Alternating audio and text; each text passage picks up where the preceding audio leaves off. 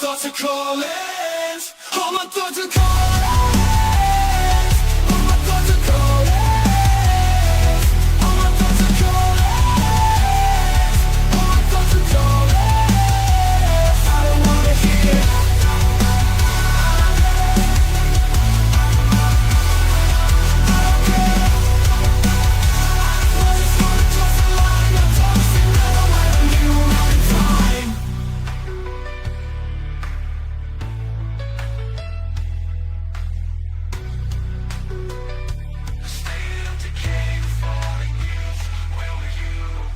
From the pain that we suffer, corruption breeds one or the other. All my thoughts are calling. All my thoughts are calling. All my thoughts are calling. All my thoughts are calling. All my thoughts are calling. All my thoughts are calling. I don't wanna hear.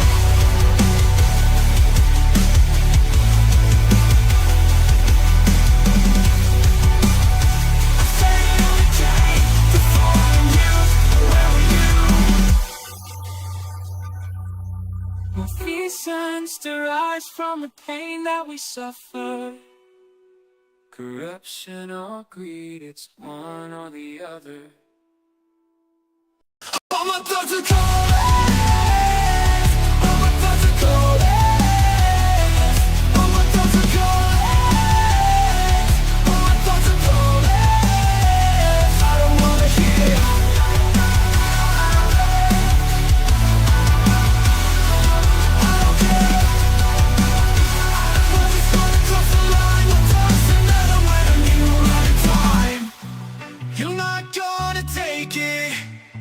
It's all mine. So many eyes, but they all lie. Love accepts it derives from the pain that we suffer. Corruption and greed, it's one or the other. All my thoughts are calling. All my thoughts are calling. All my thoughts are calling. All my thoughts are calling. All my thoughts are calling.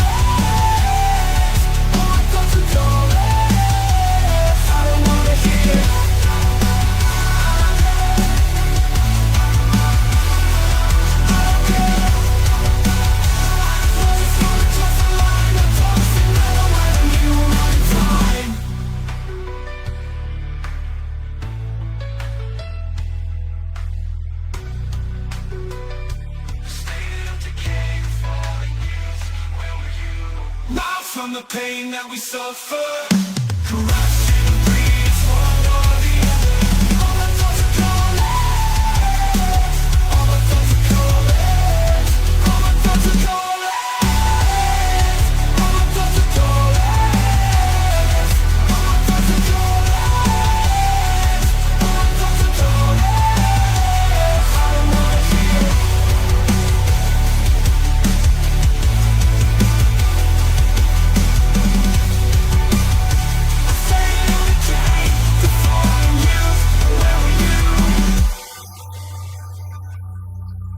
Visions to rise from the pain that we suffer. Corruption or greed, it's one or the other. All my thoughts are calling. All my thoughts are calling. All my thoughts are calling. All my thoughts are calling. I don't wanna hear.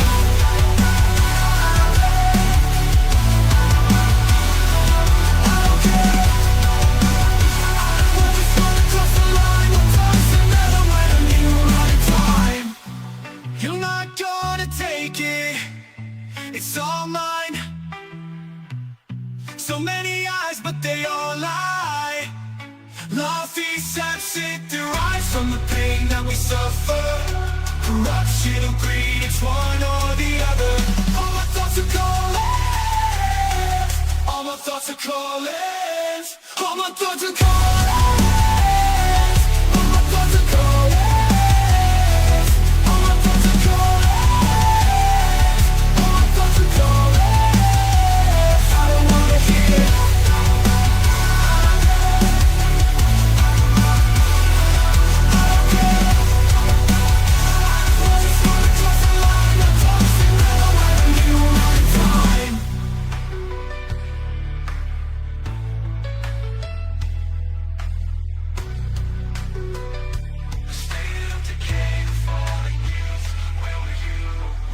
from the pain that we suffer. Corruption breeds one or the other. All my thoughts are calling. All my thoughts are calling.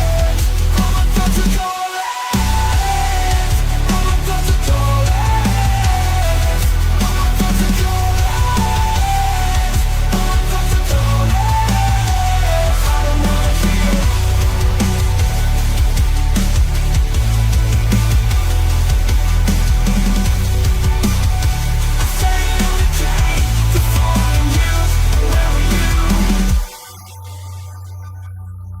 Malfeasance derives from the pain that we suffer. Corruption or greed, it's one or the other. All my thoughts are calling. All my thoughts are calling. All my thoughts are calling. All my thoughts are calling. I don't wanna hear.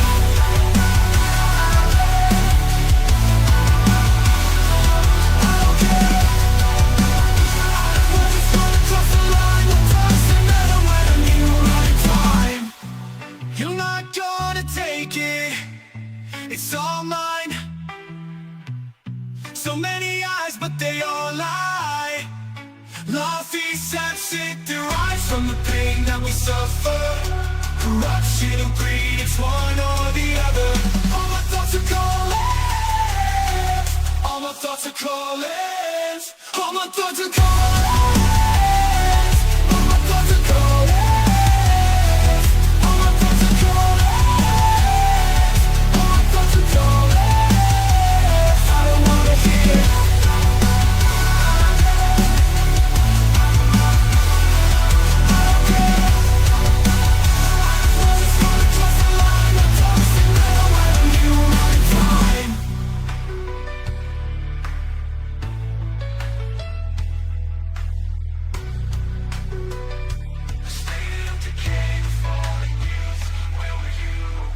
From the pain that we suffer.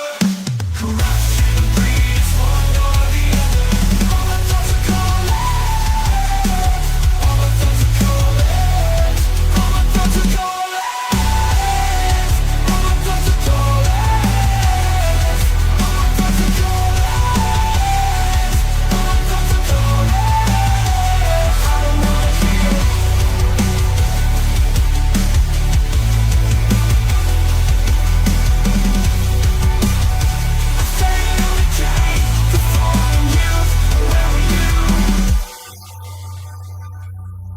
Malfeasance derives from the pain that we suffer. Corruption or greed, it's one or the other. All my thoughts are calling. All my thoughts are calling. All my thoughts are calling. All my thoughts are calling. I don't wanna hear.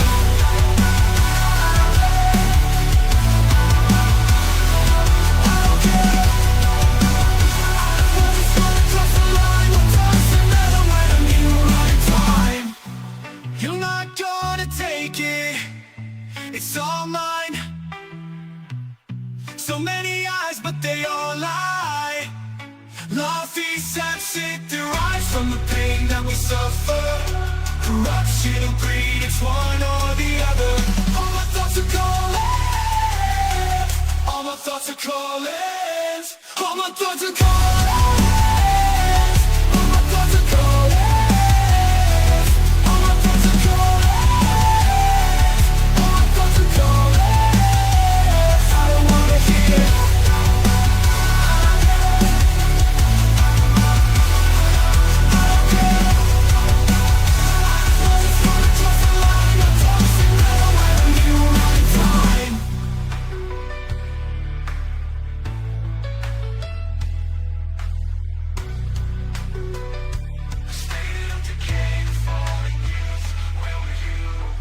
From the pain that we suffer.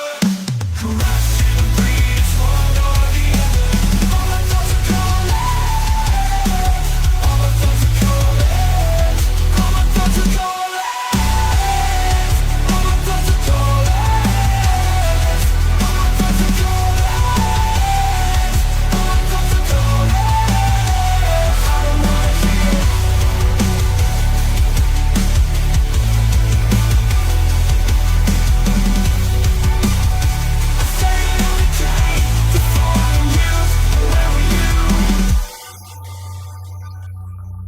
Malfeasance derives from the pain that we suffer. Corruption or greed, it's one or the other. All my thoughts are calling. All my thoughts are calling. All my thoughts are calling.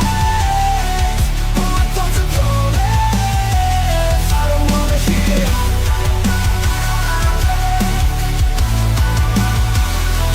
I don't care. I just wanna cross the line. My thoughts are never when I knew right time. You're not gonna take it. It's all mine. So many eyes, but they all lie. Love accepts it derives from the pain that we suffer. Corruption or greed, it's one or the other. All my thoughts are calling. All my thoughts are calling. All my thoughts are calling. All my thoughts are calling. All my thoughts are calling. All my thoughts are calling. I don't wanna hear.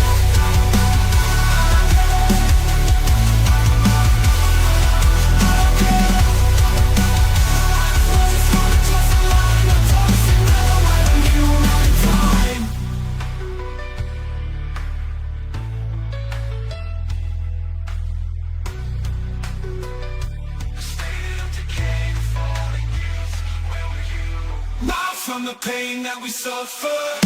Corruption and greed, it's one or the other. All my thoughts are calling. All my thoughts are calling.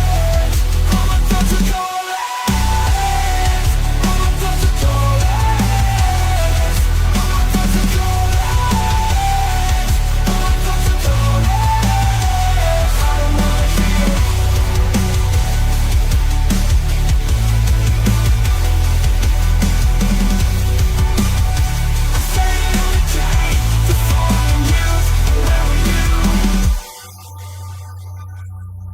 Malfeasance derives from the pain that we suffer. Corruption or greed, it's one or the other. All my thoughts are calling. All my thoughts are calling. All my thoughts are calling. All my thoughts are calling. I don't wanna hear.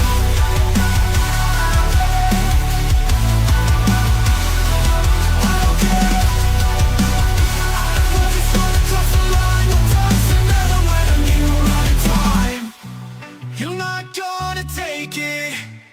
It's all mine. So many eyes, but they all lie. Love accepts it derives from the pain that we suffer. Corruption and greed, it's one or the other. All my thoughts are calling. All my thoughts are calling. All my thoughts are calling. All my thoughts are calling. All my thoughts are calling. All my thoughts are calling. I don't wanna hear.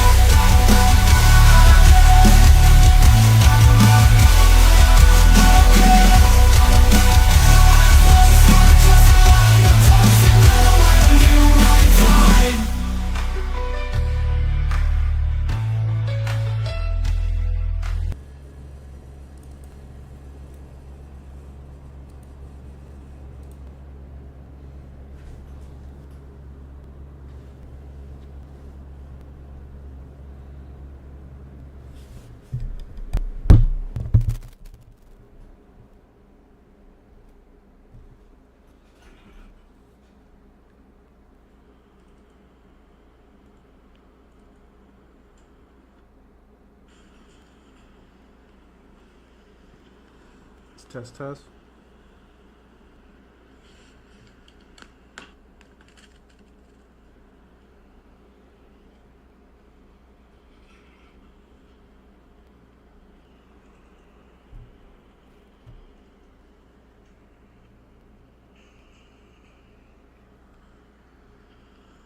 Test, test. Sounds terrible. Come back to that.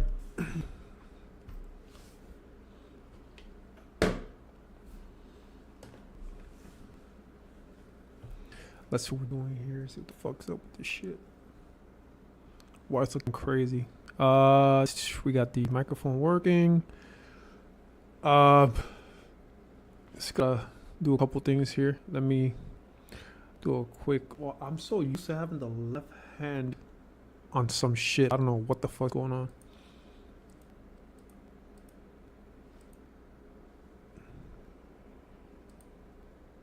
Yeah, well, let's do the quick little rundown. Nothing crazy. Okay.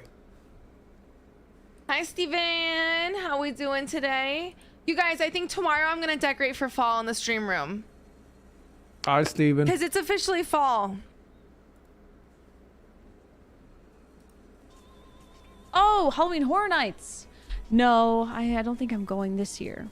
What I've the fuck is gone that? probably like 4 or 5 years straight in a row. I love Halloween Horror Nights. I go every year, but I don't think I'm going this year. Okay. Well, I don't know where we're going for Halloween, so. I'm Starting off. If you're still recording, there we go. Yeah, he's up. Kill shit. Kill shit. Soft loadouts. I'm not gonna run out of ammo with this shit too. If we do this perfectly, he is one phaseable. So we'll see. This man has been streaming for 11 hours. Holy fuck.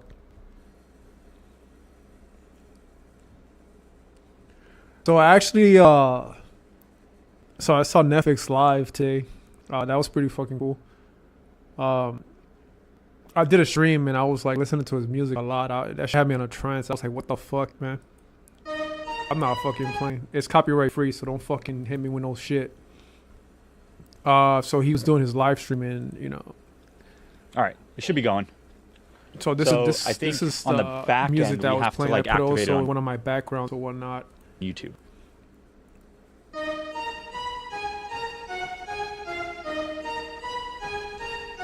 Oh, you turn that off. Hold on. Great songs. Appreciate that.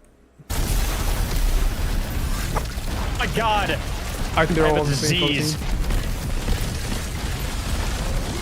Oh, I fucking wrecked me. Dude, I hate fucking going down doing this guys. still bases. It's just like, fuck! Don't fucking look at me, man. Like, oh my god, everybody's seeing the fucking skull. Fuck, live on fucking YouTube, like. I don't know what else is streaming.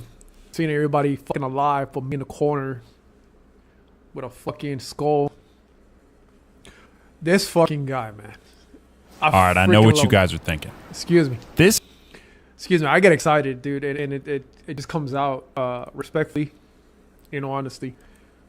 guy's definitely cheating. But I'm not. See, let's just say, hypothetically speaking, I wanted to get a high score in this mode in aim labs, 244,000. That's like more than double what I did. which I would definitely be able to do unless, hypothetically, I got an eye infection, had blurry vision. Gotta fix my eye infection, man. Now, one might go get some eye drops to cure the eye infection, except the eye drops were $250. Seems like a scam to me. I don't want to do that. I don't.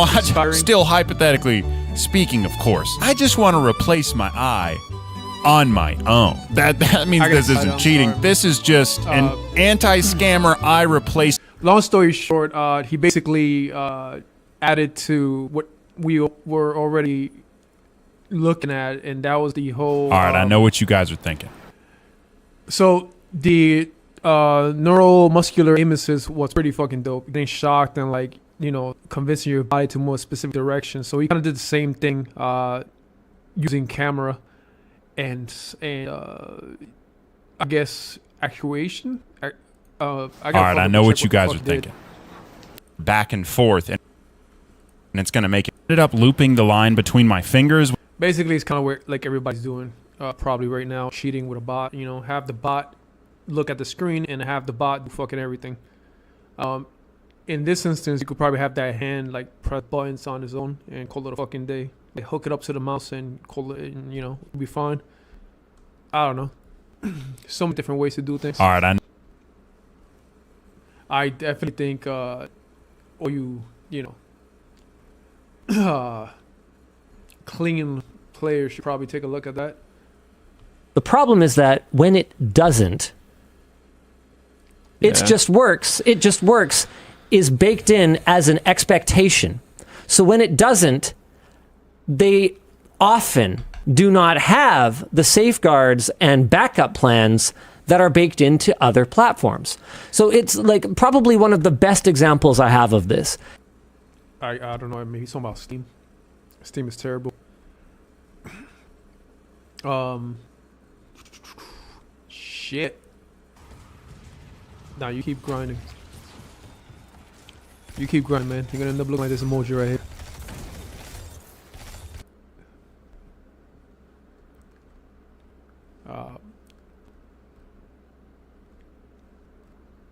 Yeah, it's I don't know what the hell's going on with Destiny. Like, it's a lot of shit, but like the grind I heard was like horrible. When I logged in, it was like resetting the whole game all over again. I said, fuck that. I got enough hours on that shit. Then they're like, oh, Destiny Rising is doing better. I'm like, how in the fuck is the game doing better? And then it's like, oh no, I mean it's doing better. You just gotta like pay for the game to be better. I'm like, fuck that. For that you pay recoveries and do the same shit all over again. I'm like, you guys are fucking stupid. Like, that's why the fuck shit happens. Let's go Sony, baby. Team Sony all the way. Fuck you said I'll wear one of these shits, man. I'll fucking get in there. What, man? Alright. Okay. Fucking crazy out here. We live on the edge, man. Okay. Alrighty. Okay. I think we're good here for now. Let me see how things are looking. Oh, give me a second.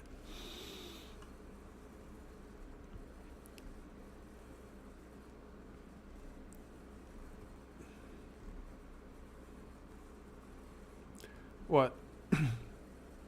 No, what do you mean? What? I mean, there's so much shit to fucking do right now. Like, you already know what the fuck we planning. We're about to just like fucking grab a couple fucking rifles, right? I mean, I'm not saying this algorithm is a lie. I'm just saying, you know what I'm saying? Like, fuck. You know, get crazy with shit. I'm just saying. Nah, you want to talk exosuits, right?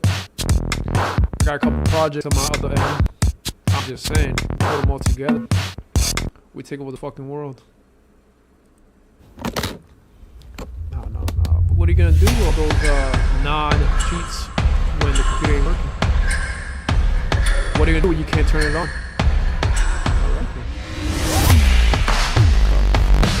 The bubble shit. Let me know when somebody makes up the bubble shit. When somebody comes out with a Titan shield, let me know. Well, they probably got Titan shields, but we need a bubble shield. There's so much things to do, so much fun things to have.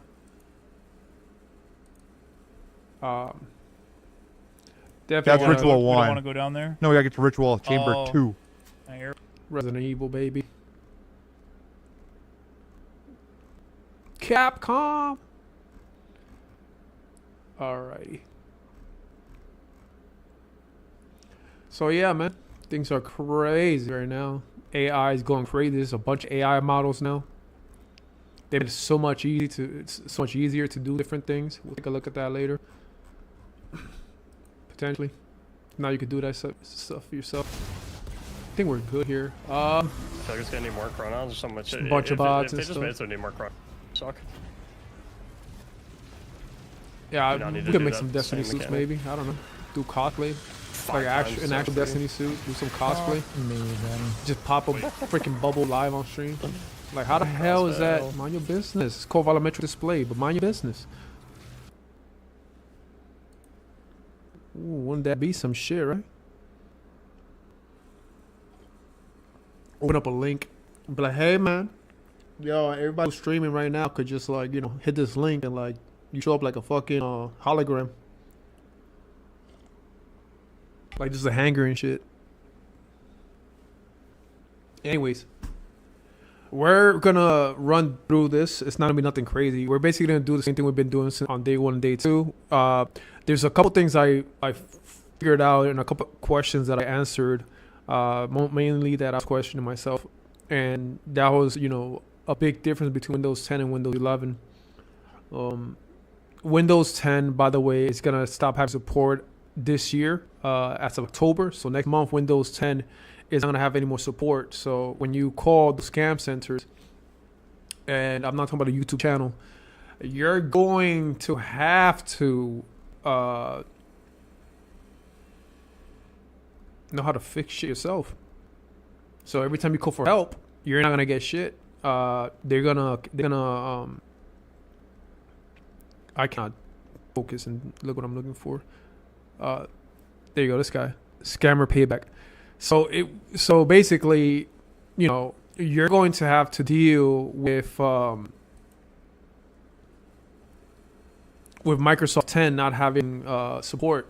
More than likely you probably get called, or you probably do call a already compromised system, seeing as, you know, our national security shit, right? Because, you know, that's just how it is now. Everybody's just a fucking super glorified hacker. So when you look at everything that's been happening around the world, from like all the thievery and stealing and robberies and mugging, people going around, you know, just closing down stores and banks shutting down all around the world.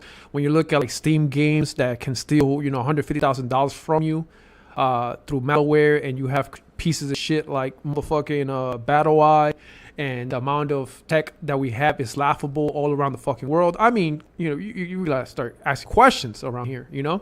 When you could be anyone and anywhere, you could beam in and give yourself the power of teleportation, you know, like jumpers. It's fucking for real. Like, this is stupid. Like, I don't know what the fuck's going on here. But when you look at a massive fucking New York City South network situation, and I know we were talking about networks before, right? Hello. We're talking about South Side. We're looking at Hepton's Law, and we're looking at South Side simulators, SS7. Looking at Mr. Yang, Hacker Lloyd on YouTube with SS7 attacks. We were talking about SIN swapping, the Stingray, how the courts didn't even know about any of these Stingray operations or cell site simulators. There's just so much. It's basically just phone hacking. Again, Edward Snowden. All of a sudden now, you know, New York Post. Thank you very much. I know.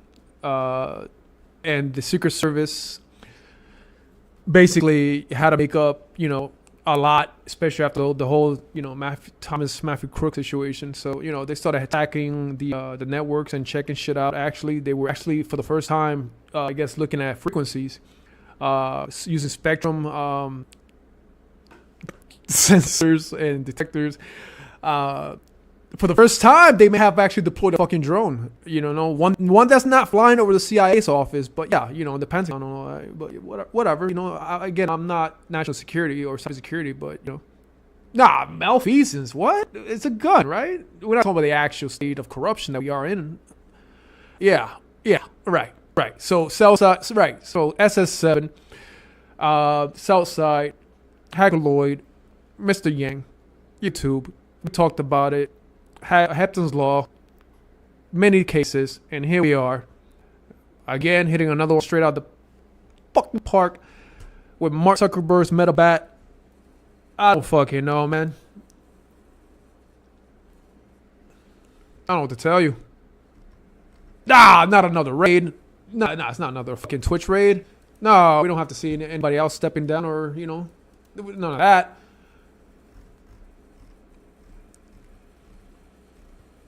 I'm just not speaking facts. I'm just, you know, laying down the law and letting you know how to fucking do your fucking job. You know what I'm saying? What the fuck I said before? Okay, then that's why right now Russia is getting full refunds. Okay, all right then. Okay then. All right. Didn't I say that you need to be careful? You know, your little $1 billion company might turn into a class action lawsuit. Okay then. Oh, this is what happened. Nobody listens to me. Oh, I told you about Fucktown. Nobody wanted to listen to me. I'm like, go ahead. Here's fucking 6 minutes of fucking rape. Jackasses. Fucking hate y'all. But I'm still gonna, you know, sit out here and see what I gotta do. You know, what you said? I'll fucking jump right through this fucking screen and slap you right across your fucking face. Say something. You got like hollow partitions doesn't exist. It's been around for years now.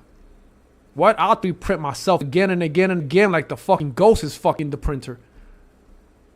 It's called digital immortality. How the fuck you know I'm not a bot? As the world continues on, clearly it would have shut me down. What if I got a couple of these? What if I'm anyone, or anywhere? Oof. Again, paradox. Where are we? We want to be, but it's not described as a place, life, creation, and yet y'all still don't understand it.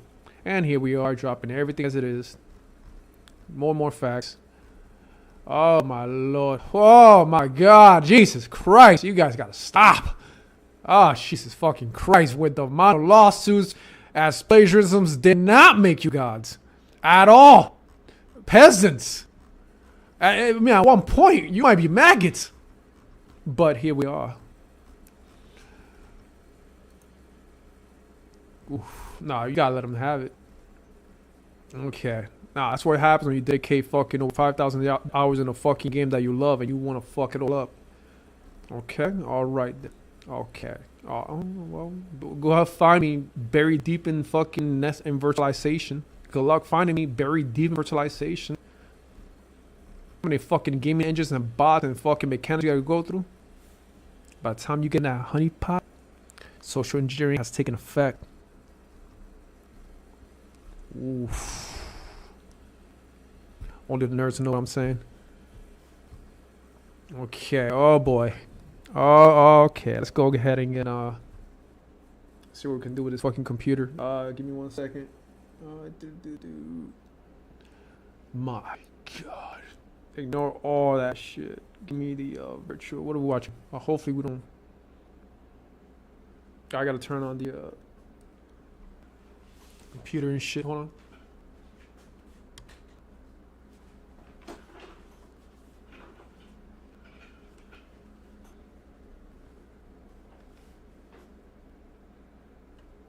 Okay. All right.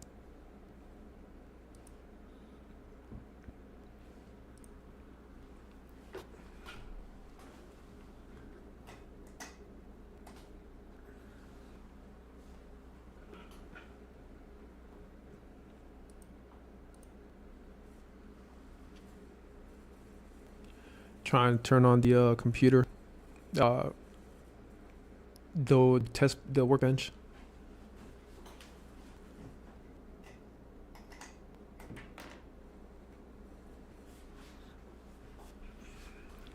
Okay. Oh, we got some issues here.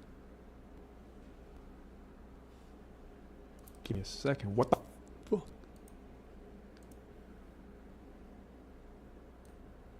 Huh. Try that again.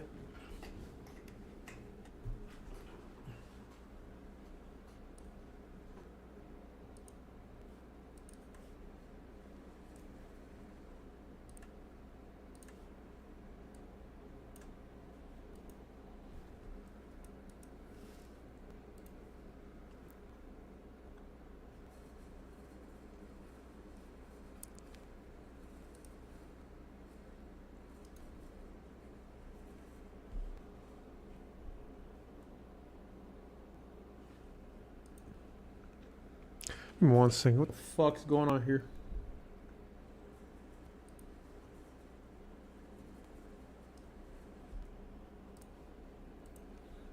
Just gotta turn this fucking piece of shit on. It's giving me mad shit right now.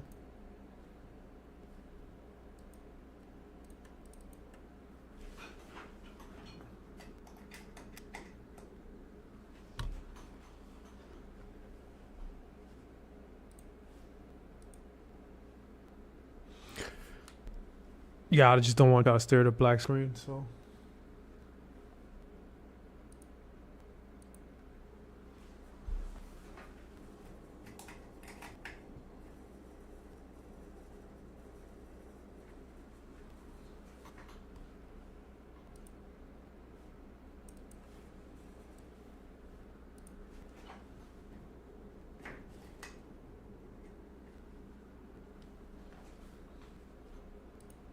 There we go. Okay. Alrighty. Let me see. We have my. Okay. Alrighty.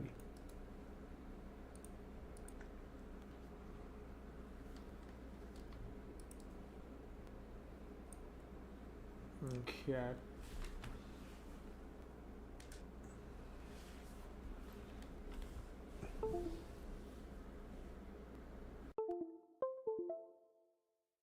Virtualization. So I'm going to go. I'm using an Asus X570.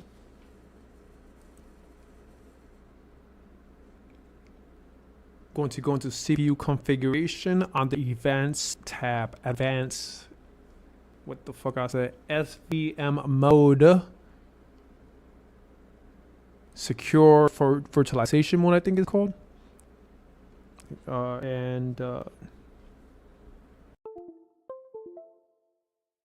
Good. Going to save that.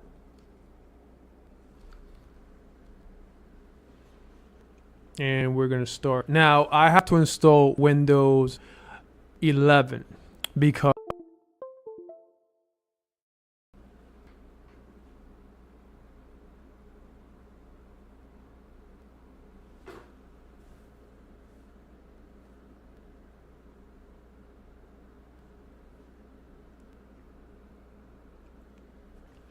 I got to install Windows 11 because Windows 10 has a problem. And we're going to talk about that problem in a second. As soon as this shit loads in.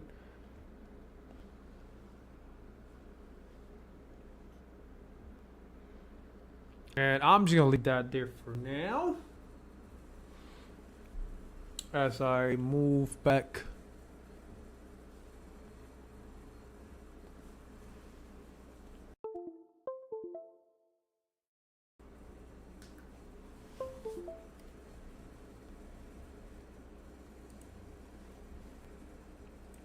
Okay.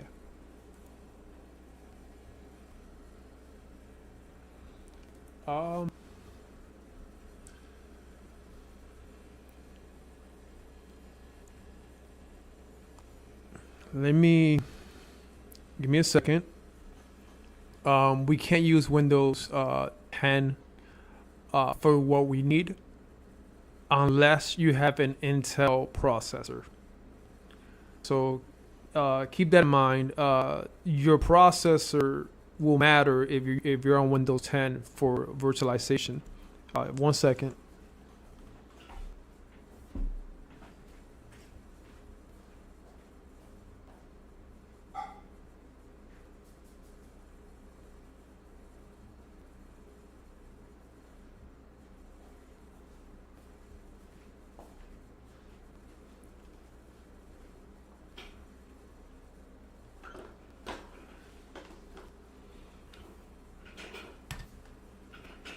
All right, this is what we need from everyone.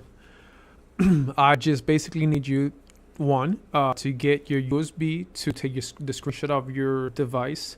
If you are using an NVMe or a M.2 SSD, then that's even better, especially if it's an enclosure. If you got your SSD that's in an enclosure and it's a M.2, one of those, NVMe hard drives, then you should be good because we can turn that hard drive into a virtual drive. So we can use it on both sides. On the virtual side, once we turn it offline, and we can also use it online when we're on the host computer or the regular operating system. Again, if you are using an AMD processor, you will not be able to complete the task that we try to do on day 2. So here's day 3, and if you have an Intel and on Windows 10, you should be okay. If you do not have an Intel processor on your motherboard, then you're gonna need Windows 11 to get nested virtualization, which is a level 3 layer of protection. So layer 1, or excuse me, level layer 0. Host machine, layer 1, virtualization, and that is a virtual machine. And nested virtualization, is a virtual machine that came from a virtual machine. So the virtual machine had a baby, and now you have a baby virtual machine. That's called nested virtualization.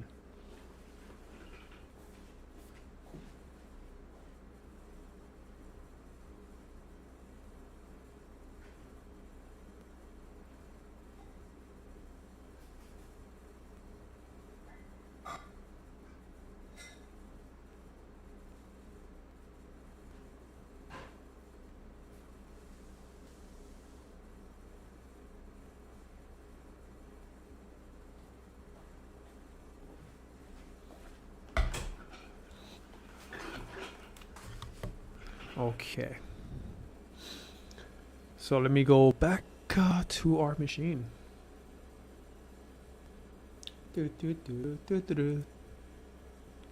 What the don't make me fight somebody, son. No, don't make me fight somebody. What the fuck is this shit? Excuse me. What in the fuck?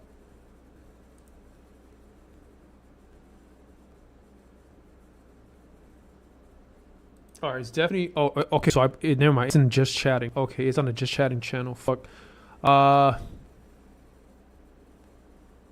That's not where I wanted it.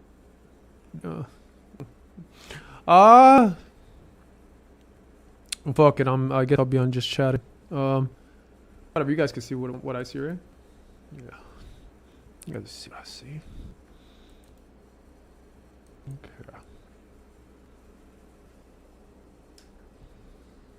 No, don't worry. The hub's not on. Yeah, no, this, okay, so this is Windows 11 as opposed to Windows 10.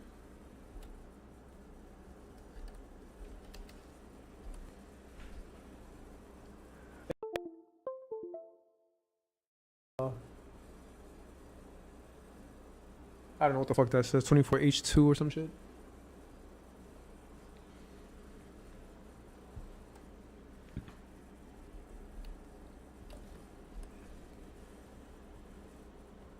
Yeah. So that's Windows 11. The reason is because I need virtualization, and I need virtualization, which means we're gonna need a virtualizer. I am a hypervisor. Excuse me. I'm using Hyper-V. Is built into the system. And this way, I don't have to download anything. It's already built into the system. It is a Type 1, so it uses the hardware.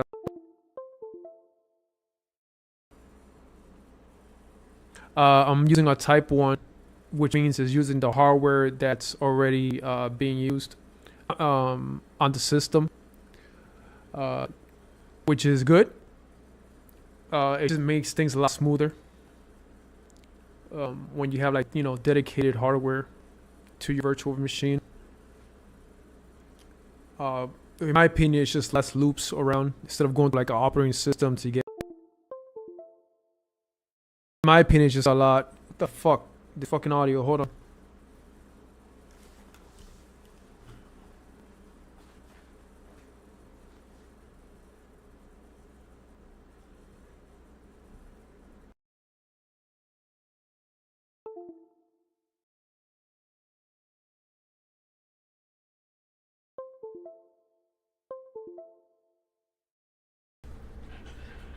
So yeah, so I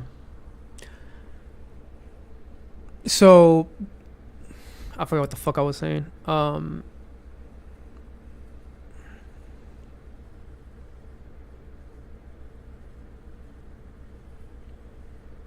the fucking microphone kept turning off. It was driving me insane. It probably will still do it again.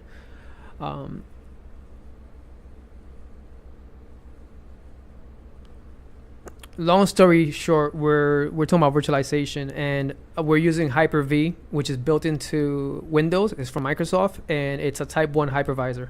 So it's just all it's saying is that it's using is dedicated hardware. Long story short, Hyper-V is built into Microsoft Windows. Even though there is an operating system, which is Windows 10 or 11, it's still a Type 1 hypervisor, which means you don't need the Windows operating system. Again, there is Hyper-V Server 2019. It's just the hypervisor, not the operating system, but it's in a terminal form. Another example would be VMware ESXi, I believe. And that's a Type 1 hypervisor where you grab the ISO, put it into a USB, and just install it directly as if it was a operating system. I believe Proxmox is another one. VirtualBox is good, but VirtualBox is a Type 2. You need an operating system in order for it to work. It's software based. The most important part about these virtualized software or these hypervisors is you want to really consider USB pass-through and GPU pass-through, because that's what's really gonna make your virtual machine be more robust. Machine to be more like an actual machine, you're gonna want to be able to use USBs, and you're gonna want to be able to use a GPU, and either play games or do some intensive task that requires some form of GPU accelerator or AI accelerator, that kind of stuff. You're gonna want to be able to share a lot of things from PCIe to your USB. So, and again, there's workaround and all that stuff. Be pass through to work. Yes, I did. I got the USB pass through to work for Hyper-V. So I was also able to turn things offline, and I was also able to install from the screenshot. So in my opinion, we're good if you're trying to create a NAS. If you're trying to create like a NAS, or like if you're trying to create like a small little database within your virtual environment to get the data,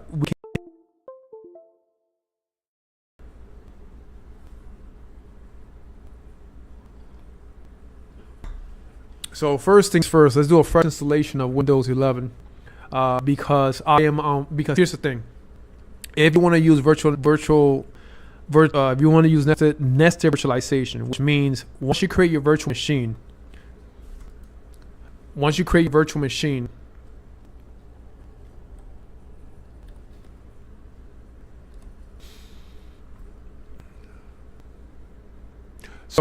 create your virtual machine, right, you're going to want to create a second virtual machine. That's called nested virtualization. You can have it as a layer of protection or whatever the case may be. I'm going to show you all this, not right now. I just want to log in. I'm going to see if I'm able to log into the machine.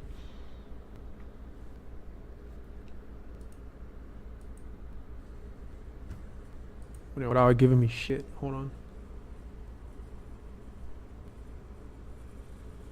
Where the fuck is... Oh, okay, there we go. Alright, so here's the... Inside this virtual machine, I'm hoping that I have another hypervisor, another Hyper-V, where I can make another machine. So here's my hypervisor, and there is another machine. There we go.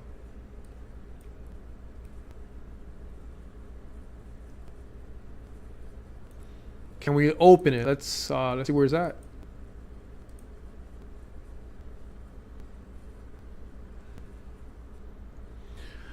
So this is Windows 11, and if you're using Windows 10,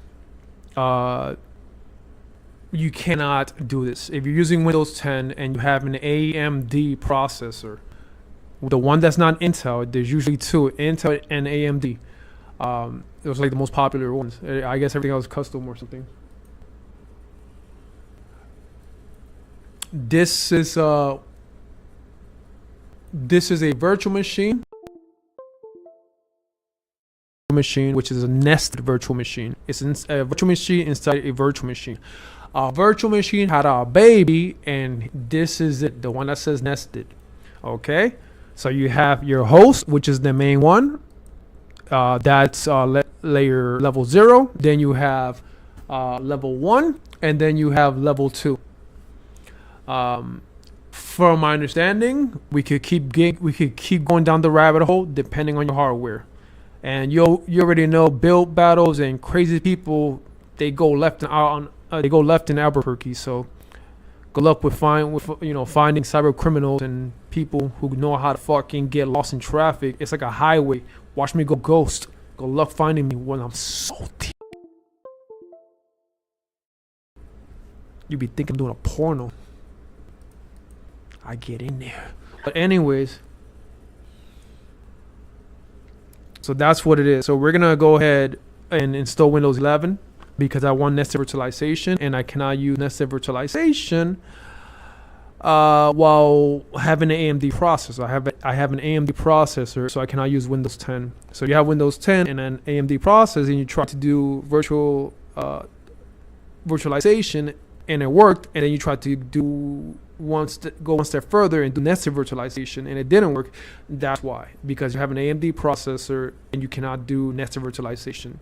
However, you can use Windows 11 as the host and then kind of downgrade to Windows 10 and get your nested virtualization that way. So if you're in love with Windows 10 and you're fully committed, you can definitely go and install Windows 10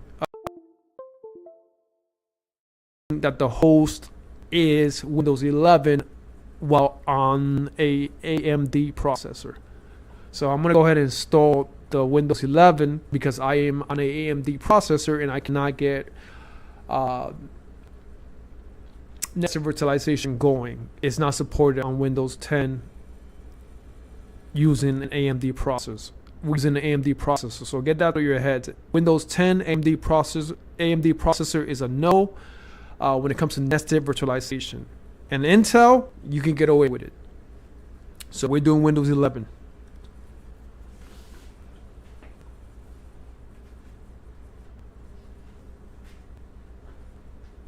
If I can find the USB boot disk, because I do not have a Windows 11 DVD drive. I don't mess with Windows 11, so I'm just testing this out. If I like it, I might just get Windows 11. Support again for Windows 10 ends on October. So next month, you're going to be getting Windows 10 support. So good luck with that one. Hyper-V 2019, Hyper-V Server 2019 is also going to start having support, I believe, in 2027 or 29. I got to double check. You could Google that.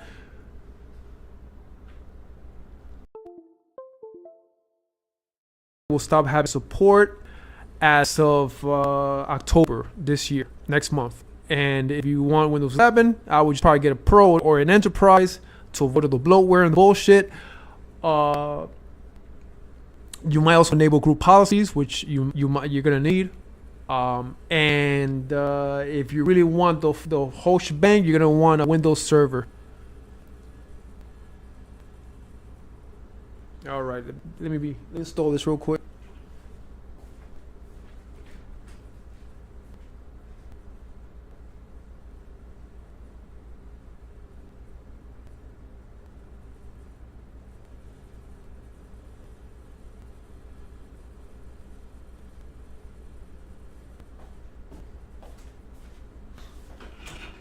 Let's go ahead and hold down shift, hit the start button, and it's not start button. What the fuck is this? Never mind.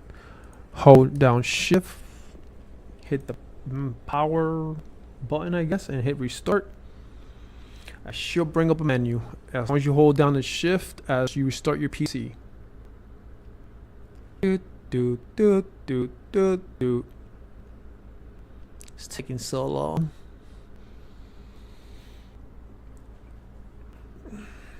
So start thinking of what you want on Windows Server. Windows Server will get you GPU virtualization or partitioning. Basically, you'll be able to share your GPU. So you have a really good virtual machine if you use Windows Server. It's not expensive as I mean I see different prices. What you got to consider is once you buy the Windows Server, you also got to buy like a product. It's not like a product key. It's called CAL, a CAL or something like that, a CAL card or some shit. Basically, it's like another product key for your machines. So you're gonna have like your Windows Server main machine, which is like the host machine, and then you're gonna have other machines that are gonna connect to the same. And those machines need licenses. If you do not, there's a chance you could get audited if you're running a company, a business. Audits, you got to figure out what the fuck you're doing. Keep an eye on who's doing what on what server. You don't want Ice Gutsy's server full of crazy shit on it.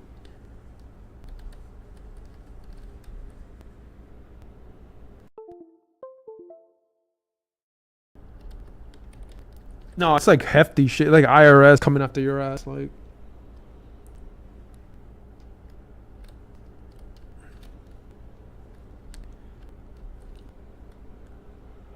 How do we want to do this? Clean all. I guess when I'm gonna put clean all on the disk 0, which is the where I'm gonna do the installation. Disk 1 is the USB installation disk. I don't really have and again, it's for practice, for demonstration purposes. More than likely, I'll probably get a Windows Server at some point. So I'm gonna go ahead and clean all, which basically is better than formatting because it cleans all partitions, hidden partitions. If you have a root kit, it'll clean that shit out too, in my opinion. Because they usually sit like on the cache and on the partitions, and I just get rid of all that shit.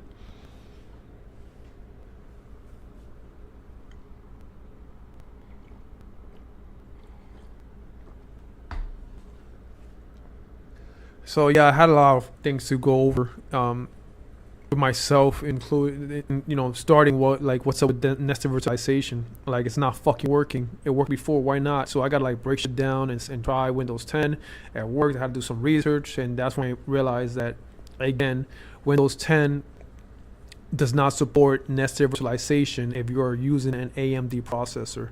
If you are using Windows 10 and are on a Intel processor, then yes, you can have nested virtualization, which is basically the baby of the virtual machine.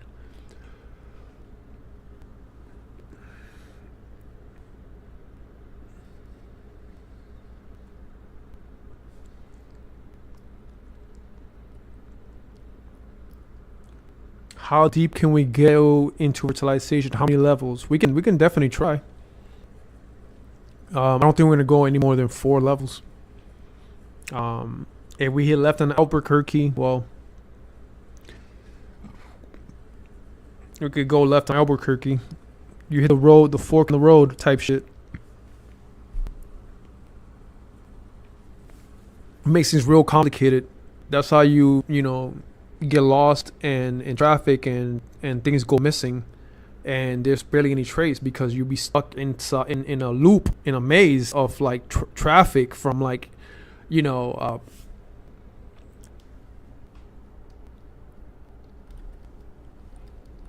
excuse me, from virtual machine to virtual machine, from physical machine to physical machine, to like gaming engines that have fucking portable virtual machines inside them, which is a thing. I mean, it's fucking crazy.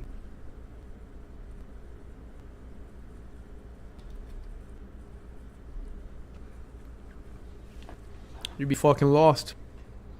Nah, I go deep in there. I go about like 10 levels, right? And then I'm like, yo, man, right here, make a left. I slap the fucking driver outside the left, motherfucker. All right, open up Unreal Engine. Okay. All right, build the house. Okay, open up a screen. Okay, open up a browser. Okay. All right, what we doing? We're gonna use fucking, remote desktop via browser. Right through Unreal Engine. So when I hide in Unreal Engine, Yeah, now what are you doing? We fucking log into another virtual machine. Don't worry about where's that. Don't worry about that. Keep it moving, son. Ah, they right after us. Come on. Let's go. Where you going? Unity, fuck that. Let's go. Come on, where you going? I don't fucking know. Fuck it. We hit the Tiger engine. Let's keep moving. Let's go. Come on. Oh, what? Whoa. What the fuck? Guess we're back here again. Or are we? What the hell is that? It's another virtual machine. What? I spoofed the fucking Max. It's not the same machine, baby. Ah, we lost them.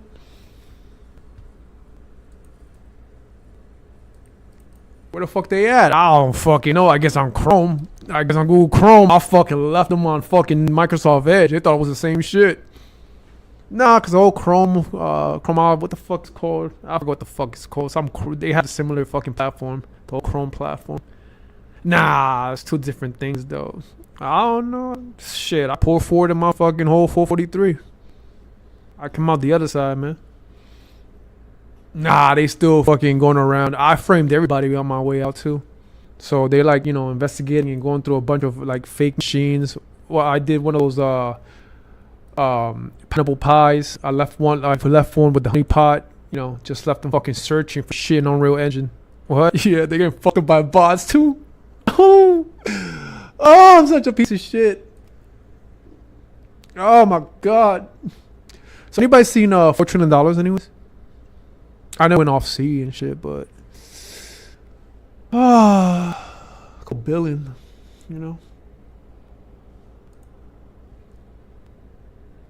And you could throw it towards this maze. I mean, I'm sure it'll find its way.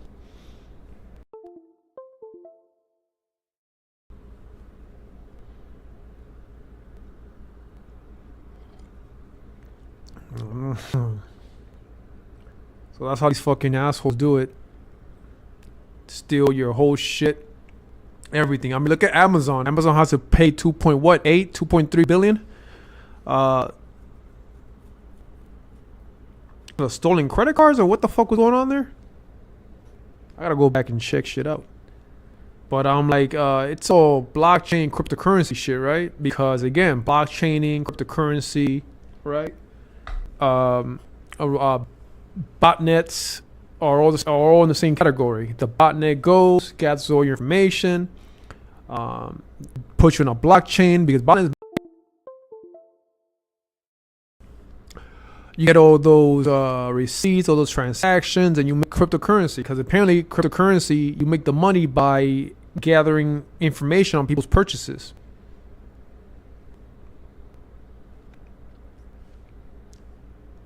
It's like how the bank does like cashback for like certain purchases and shit. So I guess like cryptocurrency scammers basically do kind of that. So instead of the bank giving you, hey, because of all your purchases, here's fucking $10 back, right? They're like, nah, you know what? They did make all those purchases. I got the proof. I'll take the $10. So then those $10 that you were supposed to get, that were supposed to go into your bank account, is basically cryptocurrency now that was made through data mining your ass. So it's kind of, if they took a bunch of Amazon information from the credit cards, I'm like, all right, and it had to do with cryptocurrency. I'm like, so what are you gonna do now? More cryptocurrency? That's the whole blockchain. It's to gather that same information that you stole. So it doesn't really make sense for me. I'm like, unless you're trying to flip it and make more fucking cryptocurrency with that. How about everything else in between? From Prime subscriptions to like EBT, game benefits thanks to Prime, all that shit matters, man. That's fucking money. That's EBT purchases, food stamps and shit. That's also crypto. That's also blockchain. Then from there you go into your Medicaid, and you also look at all expenses paid by your Medicaid. Again, that's more blockchain. That's more crypto shit. So you really gotta think about how deep these motherfuckers are going when they squeeze every drop, every penny out of you. Again, they don't give a fuck how much you're worth. Oh Lord, as the stories continue, I don't even know what the fuck they're trying to do with these cell phone towers. I'm like, what are you gonna do? Try to lock it down more than what it is? Make it more police safe than it is? Put up more fake fucking cell towers? than 100,000. What are you gonna do? Keep talking shit about Edward Snowden? What are you gonna do? My God.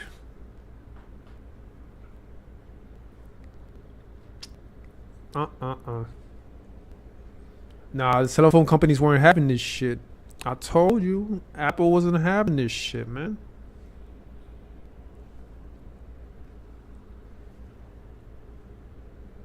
Remember we were doing the stream about mobile networks and shit? I was talking shit about Samsung. Talking about, yo, Samsung, just stick to your fucking stick to making TVs, because as much as I love the Samsung phones and the Android app and stuff, I'm like, the way things are, everybody's looking for like class action lawsuit. So they're gonna fucking want to sue the shit out of like Apple phones and any phone that's popular and shit. And yeah, like again, I wasn't really talking shit. I love Samsung. You know, I got a fucking Samsung fucking monitor right now. My fucking phone is Samsung. Shit, you know, my Hisen's brand on the Samsung, so I love Samsung. But I'm just letting you know, like, you know, if your phone and your company is involved in a scandal because one of your employees had to go fucking, you know, well, people are gonna start, you know, looking at that. People are gonna start looking at that and be like, how can we get money out of this fucking corporation that has fucking millions and billions of dollars?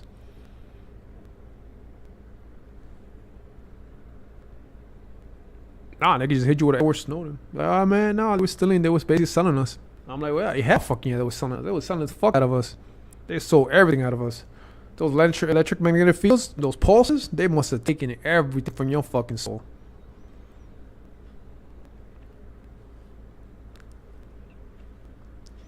So I use my motion sensor to try to get some nice sleep and use some clean electric magnetic fields waves coming in and out, just see, because we already live under a microwave with all these cell towers and cell phones and equipment in your house, Wi-Fi signal. So I decided to like see if I could like create a magnetic field that kind of cancels out everything else around you with a microwave, mini microwave, a miniature microwave sensor and shit. And you know, I had some good nice sleep and all. I think too much of it might not be good, like most things. But maybe once in a while it's good. I also saw that you could do a lot of things, like take brain scans of yourself. You could do a neurological exam on yourself, much like Cody Rawls was saying on YouTube. Dr. Cody Rawls, U.S. Navy SEAL, physician, I believe, medical doctor. I'm one or the other, and he's got into the brain computer interface, the BCIs, and it's been great. Seeing a lot of his content, but you can definitely be like a neurologist, a brain doctor in your own home, and take care of your own shit. You know. Listen, if I can't fucking speak at the fucking moment, fuck it. I'm not gonna just sit here and try to pronounce the fucking words, and you know, it's a brain doctor, cerebral. The one that gives you CAT scans and MRIs, tells you if you know you're suffering fucking brain damage right here. You need a TMS, you know, all that shit. Okay, so here we have some fucking issues. So Windows 11 requires an internet connection, and it also requires a Microsoft account. If you're broke or you don't have internet, chances are you can't install Windows 11, because again, it is required. But there is some bypassing things you can freaking do. To show you an example, if you never installed Windows 11, normally in Windows 10 we can skip a lot of shit, right? Over here is where everything gets fucked. You need the internet connection, and you need to have the internet connection work. Create an account. If not, you're stuck here. However, there are commands that you can bypass this. So you need to bring up the command prompt. and you're going to have to use a command to buy that is going to allow you to continue this initial setup while offline. Now, if I can only fucking remember it, it'll be great. Let me try.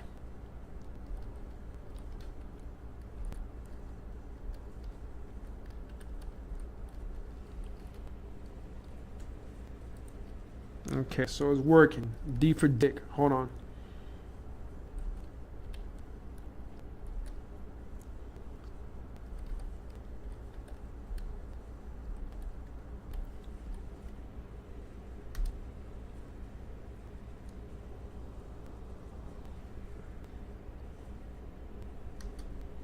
Fuck. I'm not sure if it's local only. It's not fucking doing shit for me right now.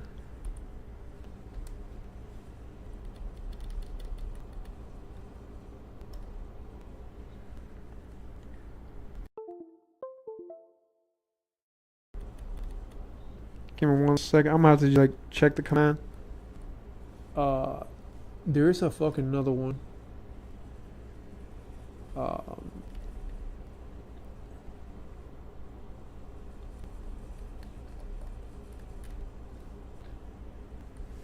I'm about to look this up real quick. Give me a second. I don't fucking remember everything.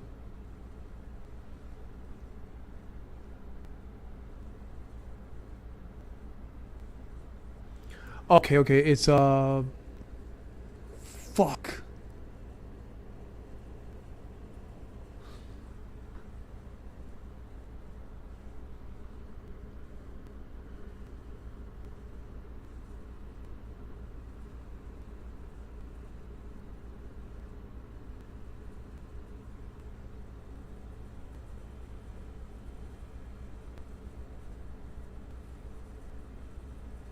Okay, no, it's not local. It's not local only. That's for the other command.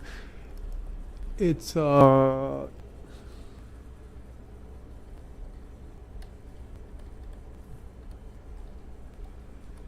right, there we go.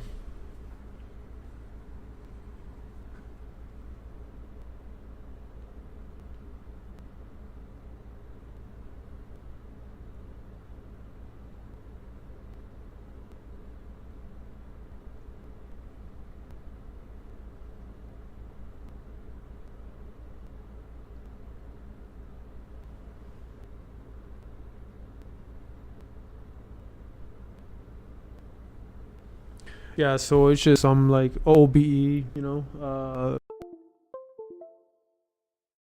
I'm just bypassing the initial setup right now, so I don't have to use internet. If not, there goes the whole fucking stream. I gotta connect this shit to the router or splitter, So here we are without internet. Again, I believe it was backward slashes.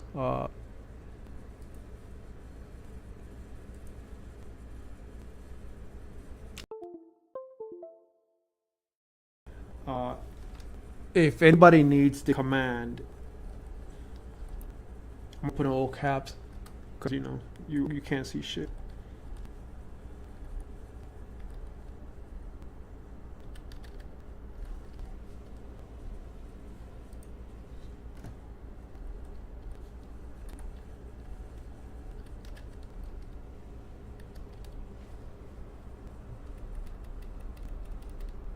So I believe if it's not these backward forward slashes, is the other way around. Again, I'm not fucking perfect. I'm just trying to get the shit done. But you definitely bypass that part, and you should reach the this section right here.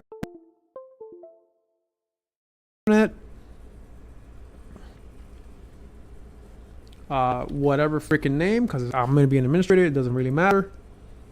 There is no password. I'm going to avoid remote desktop, even though remote desktop is basically remote connections, and you can use that. But I'm not trying to use remote desktop. I'm trying to basically just use the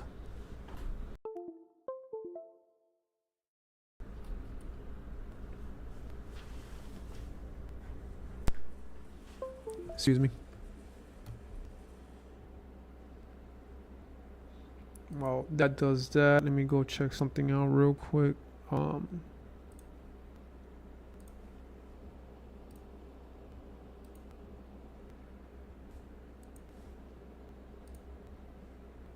right, so whoa.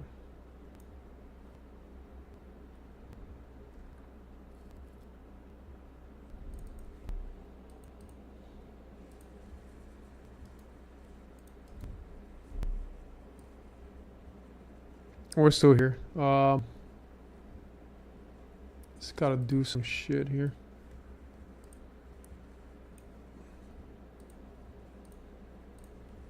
All right, so this is what the fuck we're doing, and I believe we're doing. Let me see if I'm able to get that in there.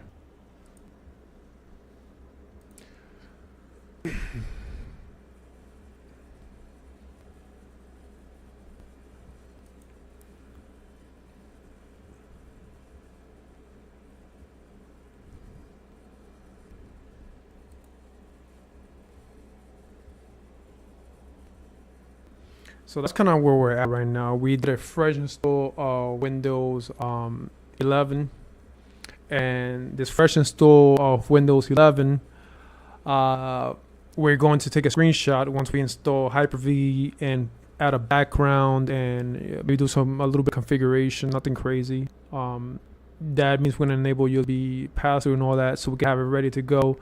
And we should be good. Then we're going to probably copy the same machine over 2 layers down, just to see what it does, you know, if we're able to get it done like that. For the meantime, what I suggest is, if you haven't installed your operating system, please do. The command again to bypass, I'm gonna leave it on there, and I'm gonna take a quick moment, but let me go ahead and help you there.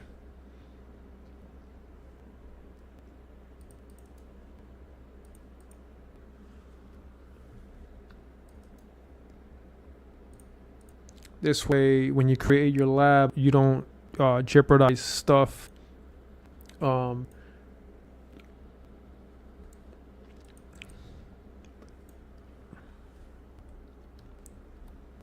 If I okay, so I gotta switch. I'm sorry, I gotta use my KVM and switch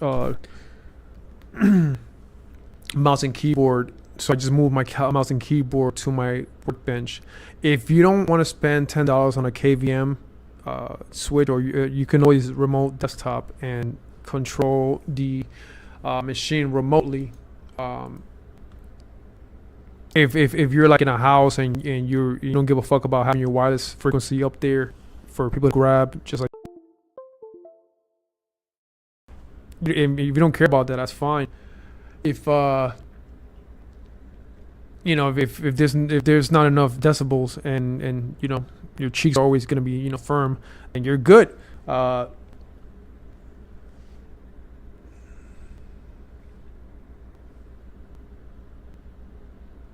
if you are going to hardwire everything for security purposes and not, you know, comfort, then you're going to want to Ethernet everything and hardwire it.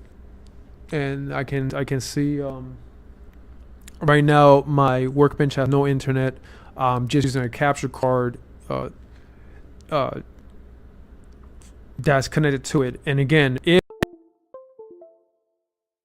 capture card, there is ways that you can use OBS and log in to your other PC remotely and have that PC show up, I believe it's an NID or NDI. I gotta double check, but it's basically wireless transmission that has basically, I'm not saying it has a video signal, but basically you're basically connecting remotely to your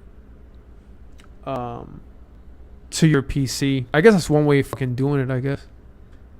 But if you're not gonna remote into your PC, you can still have your PC show up as a source, as a, you know, as an input, as a, you know, input source.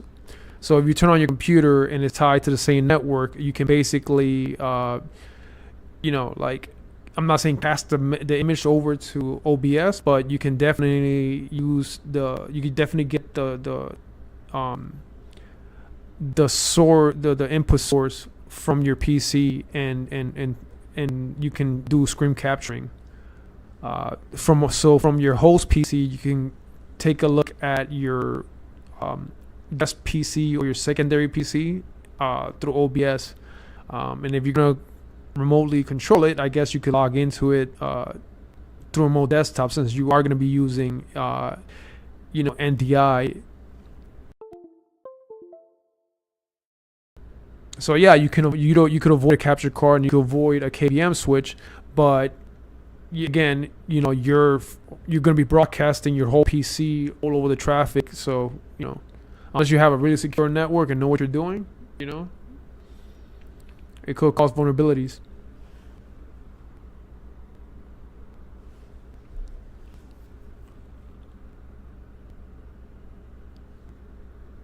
Again, Andrew Bontamonte, CIA. With comfort comes less security. Keep that in mind.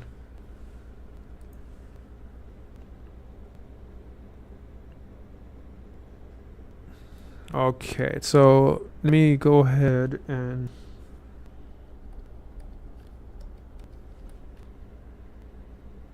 no, we're not doing remote desktop. We're not going to enable remote desktop.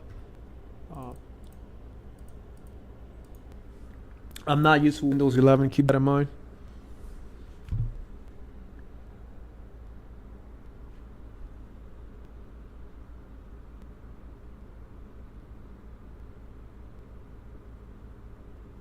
All right, so we're looking at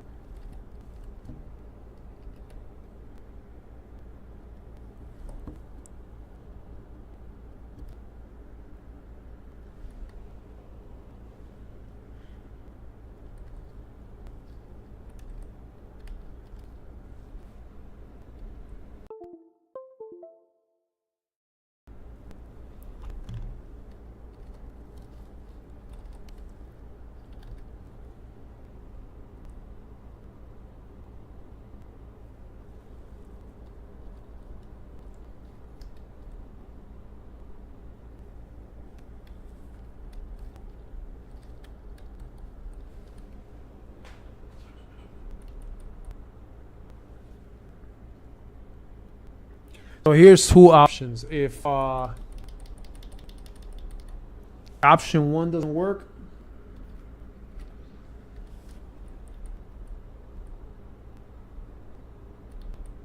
you have option two.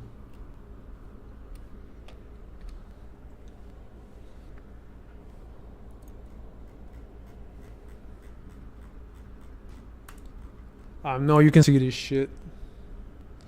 I would just go with the first one.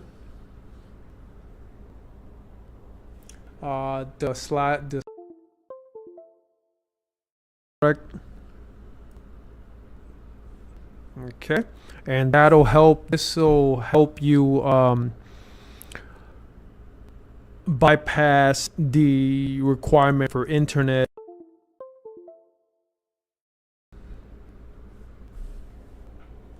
So that's what that's what this is for.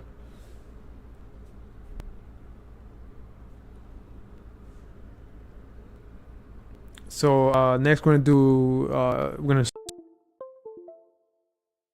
you haven't gone into the BIOS and enabled virtualization, please do so. You could go to Google, type in the model number of your motherboard, and ask how to enable virtualization, or you could put how to enable virtualization in the name or model of your motherboard, and watch a video or two. It's usually just gonna tell you to go into your BIOS, Advanced tab, enable SVM if you're on AMD, ASUS, others. There's like AMD, I think TRV, there's Intel V. I forgot what the fuck it's called. You're gonna see them. Everybody has different settings. For me, it was SVM mode. And this is just for USB I'm sorry, this is just for virtualization. This is not for PCIe pass-through or for GPU pass-through. This is only for virtualization. There is another setting that you have to enable for GPU pass-through or PCIe pass-through, where you get to share your PCIe devices. So you have like a PCIe that sits on your like a graphics card, but instead of being a graphics card, it's basically like a USB hub. It gives you more USB slots, right? For instance, those USB slots can be shared as USB pass-through with those type of settings. So you can not only can you share your graphics card, but you can also share USB hubs or any form of PCIe device that might be compatible with your hardware. So keep that in mind. So I'm assuming some of you doing your. I'm assuming some of you guys are doing your installation and bypassing the initial setup that requires internet and a Microsoft account. I'm assuming that your BIOS is being worked on right now to enable virtualization. I'm going to take a quick second, do a coffee run, and I'll be back. And we're gonna do virtualization. We're just gonna hit the virtualization, start enabling Hyper-V and shit, and installing Windows. I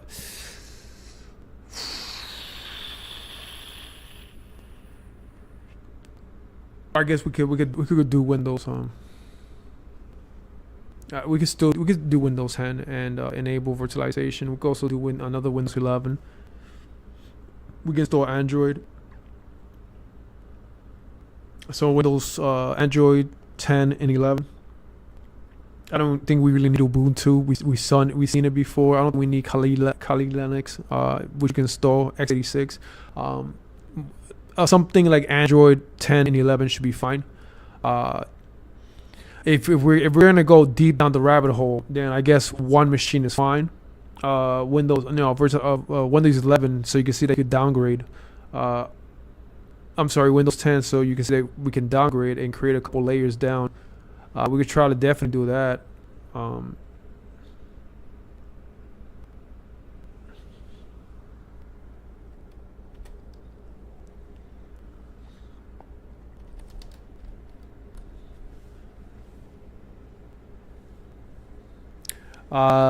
Shit, let's see. I got 16 gigs of RAM on this PC, and I don't know how many cores I have here. I got 6 cores to play with. So unless I'm giving each machine 1 core,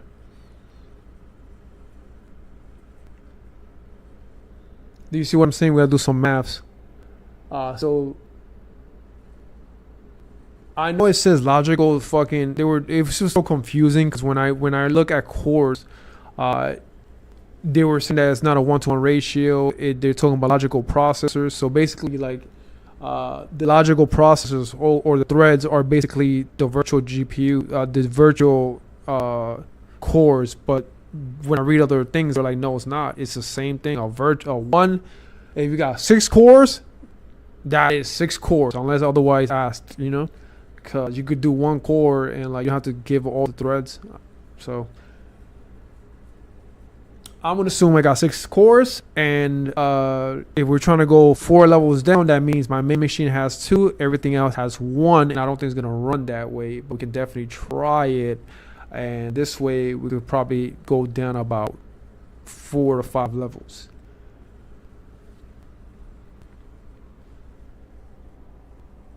We won't be able to copy the machines because we're going to be copying the same thing over and over again. It won't work that way.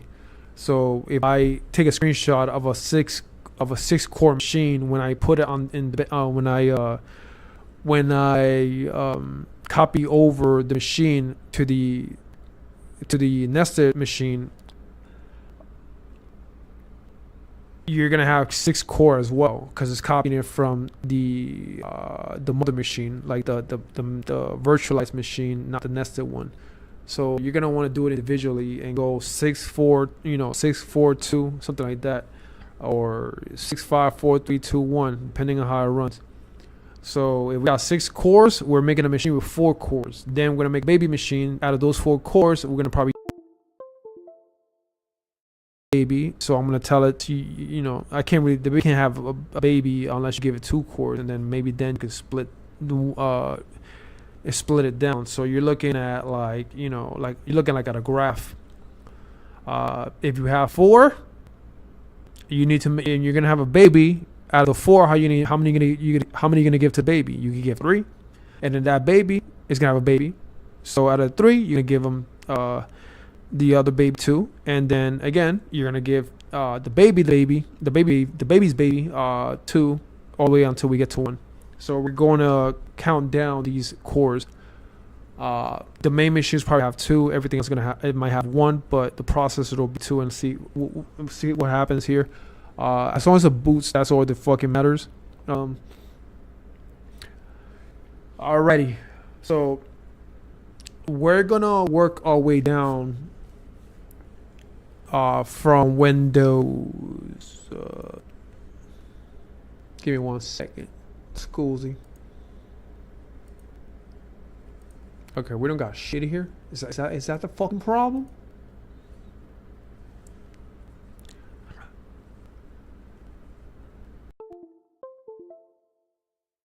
Talking about, I already installed this shit out of the Windows 11. All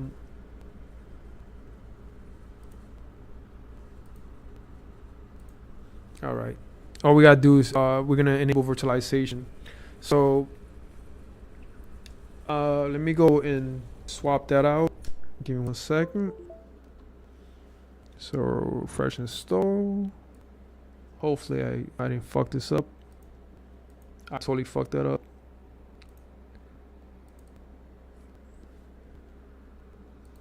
God damn it.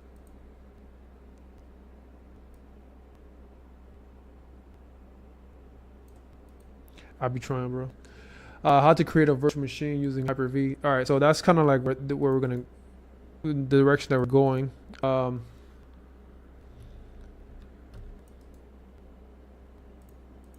After fresh install, we're gonna get that done.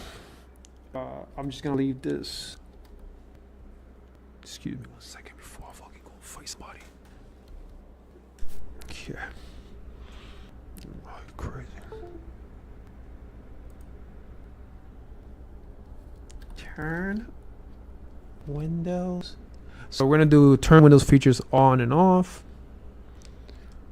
I'm gonna go ahead and open that right there, and we're gonna go ahead and type in.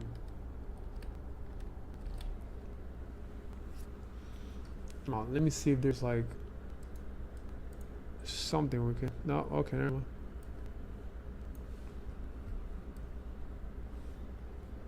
Maybe I'll move to the side. I just like having everything on screen because some people. So there you go. So turn Windows features on and off, and you have that pops out on the right, and you're gonna enable Hyper-V. Virtual platform, hypervisor platform, I believe, and I might just ask sandbox. And so there's 4 of them.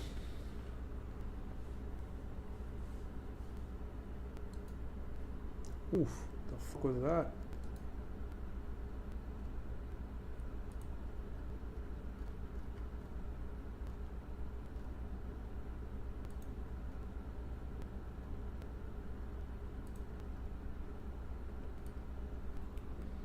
No, I really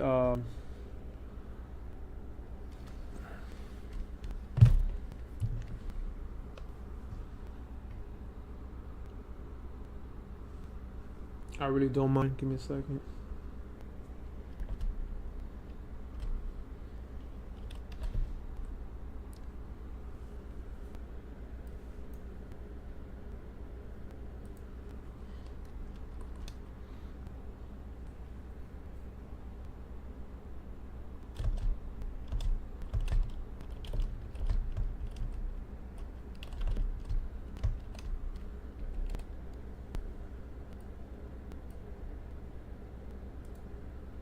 fuck is going on here? Replace font. I don't know anything about Windows 11, so I'm learning. All right, whatever. They're asking for too much shit.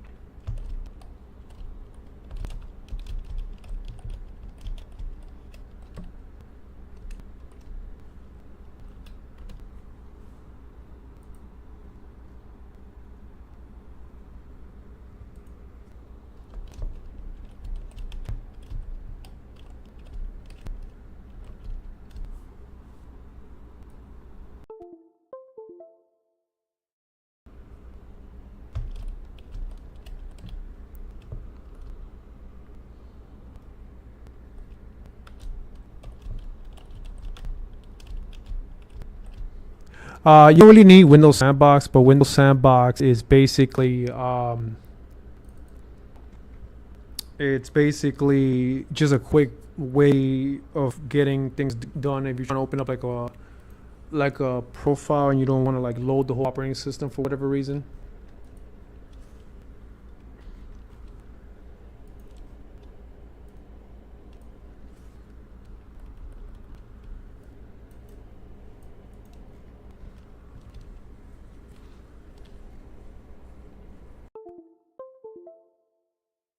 Going on here?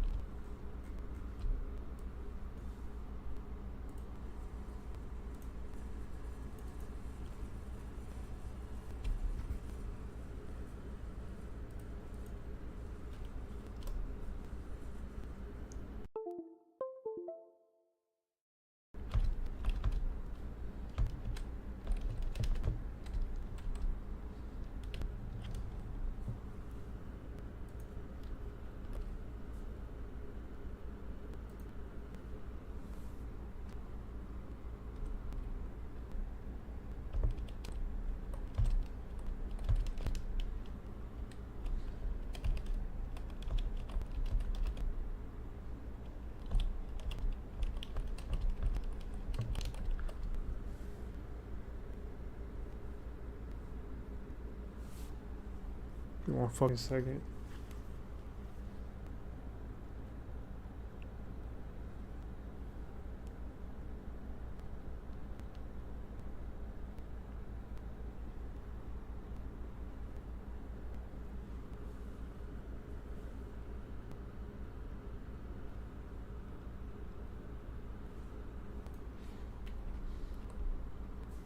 So hopefully this helps. And yeah, we'll come back in a little bit.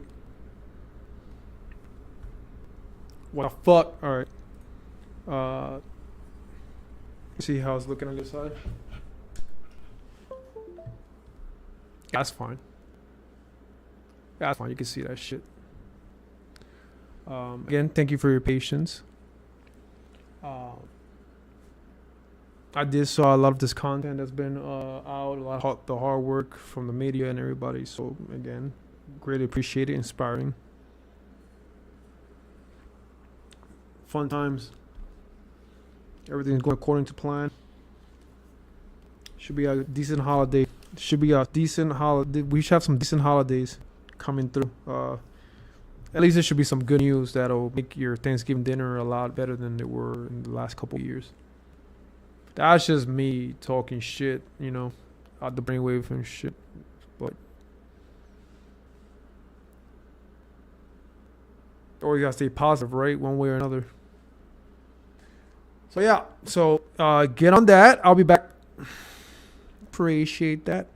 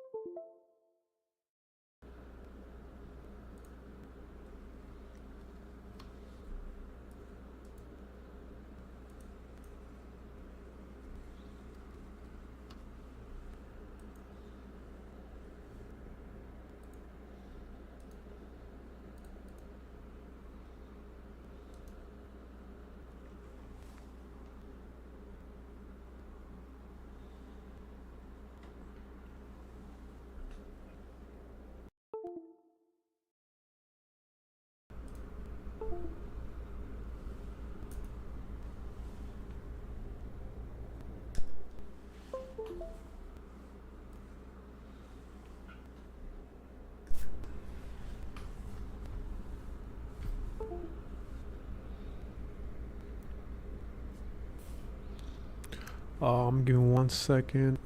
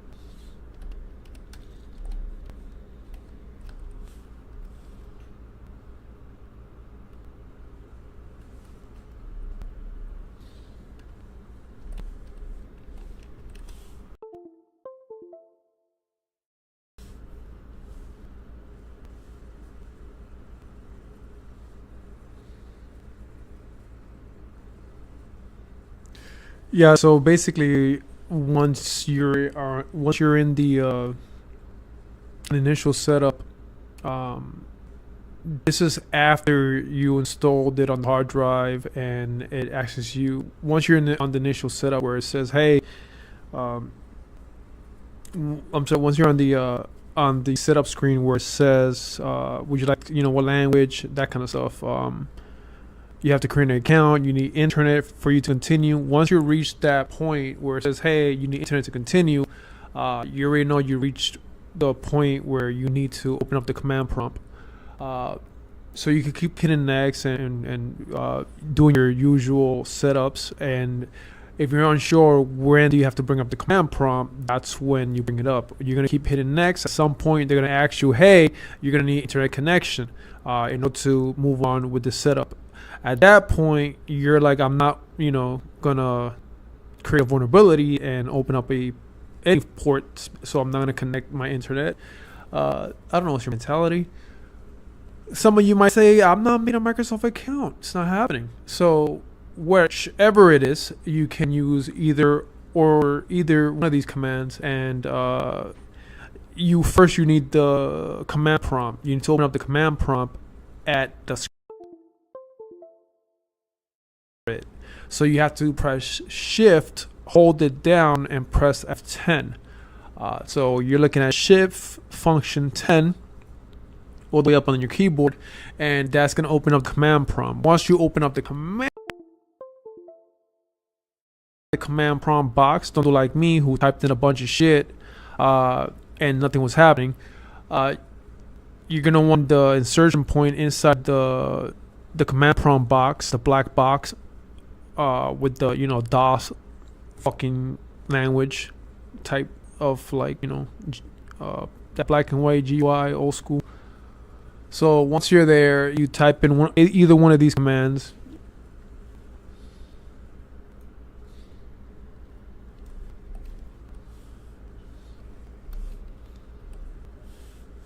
Either one of these commands, and that's gonna restart the same process. And once you're back to the internet screen, you're gonna have the option on the left that says "I don't have internet." Before, that option wasn't there.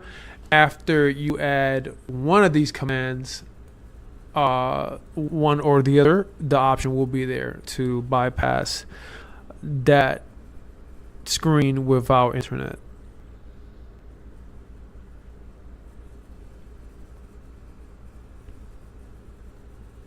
I hope I'm being clear.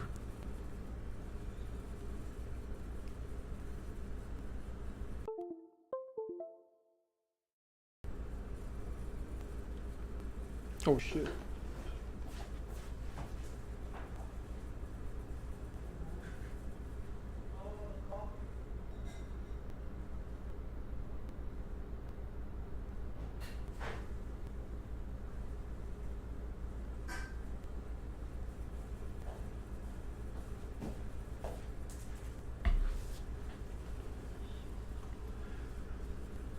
assume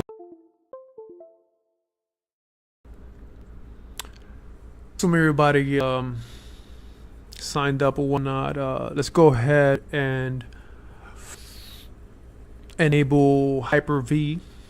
So we're gonna enable virtualization. I already went to the BIOS and enabled it.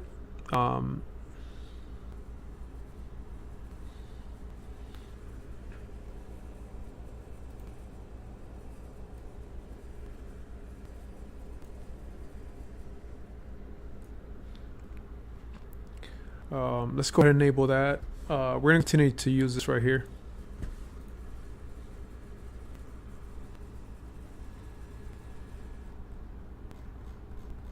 So I already I'm gonna go ahead and start it.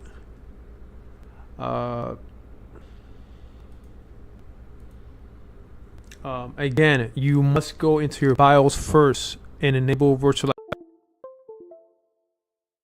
of this until you go to your BIOS.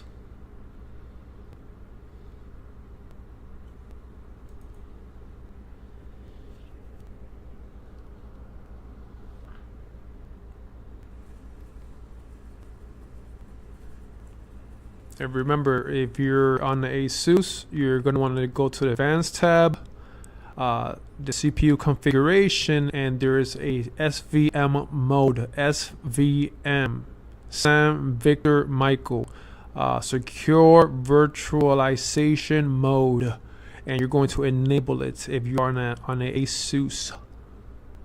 If you're on the MSI, I would just use the search button and just look for the name of the of whatever you want to call it. It might be SVM mode, but there's another mode that it has a different name. Depending on your processor, it will say something different.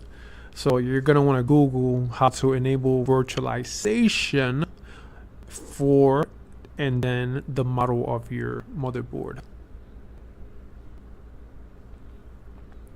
So when you Google search how to enable virtualization on Windows, make sure you get the model of your motherboard so it can properly direct you on how to do it. So you don't wonder why isn't Hyper-V working. Make sure you do not install Hyper-V beforehand. If you do, you will have to uninstall Hyper-V and reinstall it again. I will start the process all over again. I will uninstall Hyper-V, I will uninstall SVM mode, and I would enable SVM mode again, and then install Hyper-V again.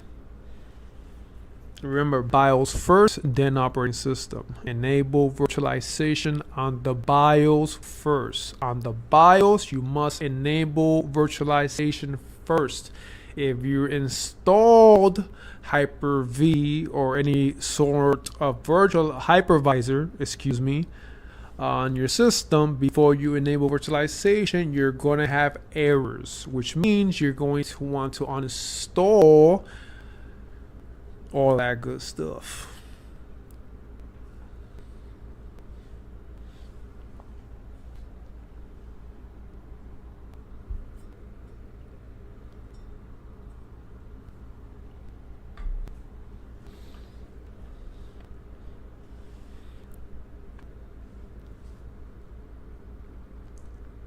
I wonder if anybody ever tried to like create a I wonder how many levels have someone ever, like what's the most someone has like done, like I'm not saying like push onto a machine, but like it's like a standard for security. It might just be 3 or 2, but is there like a standard?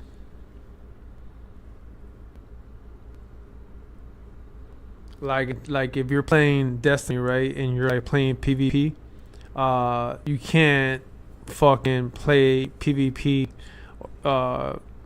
with like 9 health and shit. With my experiences, like I always gotta be at full health for fucking everything. Like if I drop to a 9, I just either get 2 tapped or like something happens. It's like they know this motherfucker has 9 health.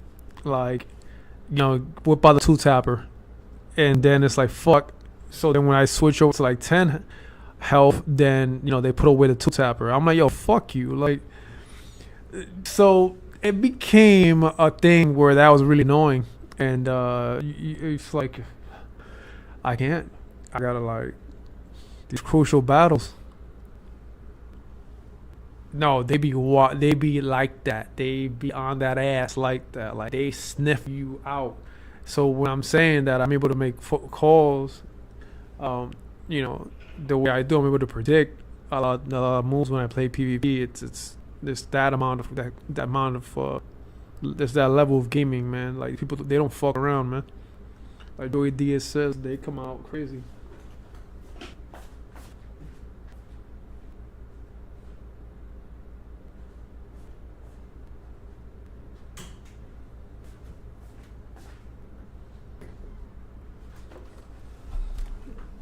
Joey Diaz says, it's Monday, right?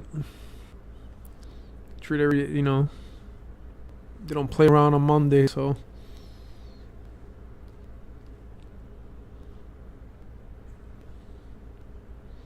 That's mentality. You gotta have that mentality. You gotta have that shark mentality.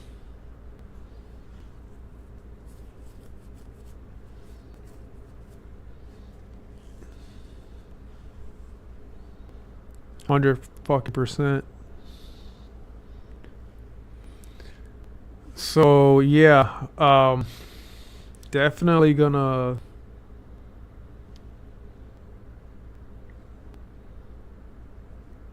go left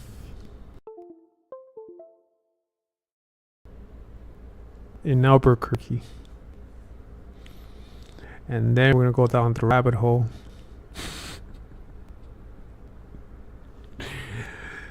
And then you just never know what's on the other side of that portal.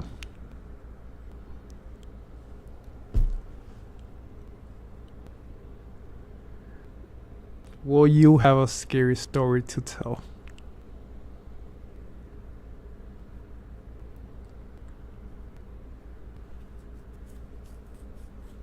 As long as you're not, argumenting using virtual reality or anything like that, you should be fine. If you're, playing a world, if you're like on a simulation, holy fuck, that's gotta be scary as fuck. You're playing a live video game, which is the future. The future is gonna be like that, Mind control's already there. We're just gonna be like, fuck, we're gonna zone out. I mean, people are like, there's claims of like people uploading their brains into robots and like, digital mortality, which is basically uploading your brain to like another version of yourself or clone. You live forever, you're conscious forever, ageless, but illness free. Well, I don't know about illness free because you still get viruses and they affect both humans and machine.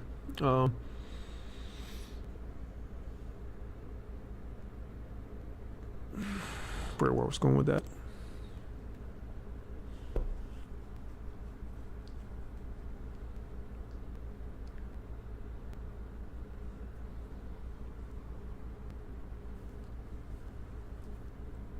It's a lot to process, man.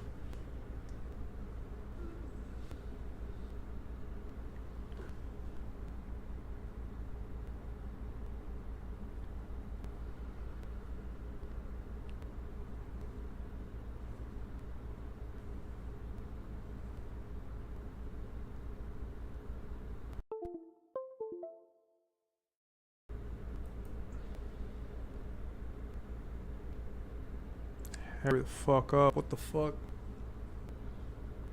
Might turn this shit off. Turn it back on. No,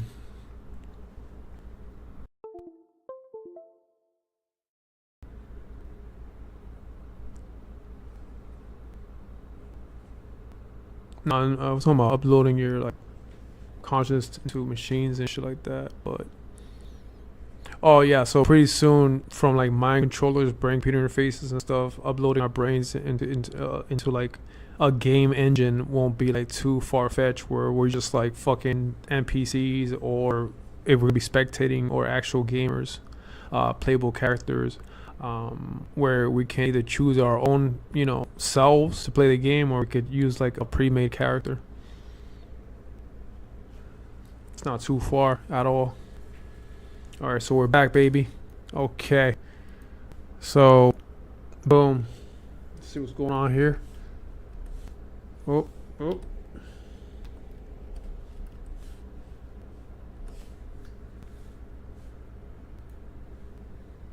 Okay. Alrighty. We're gonna create a virtual machine. So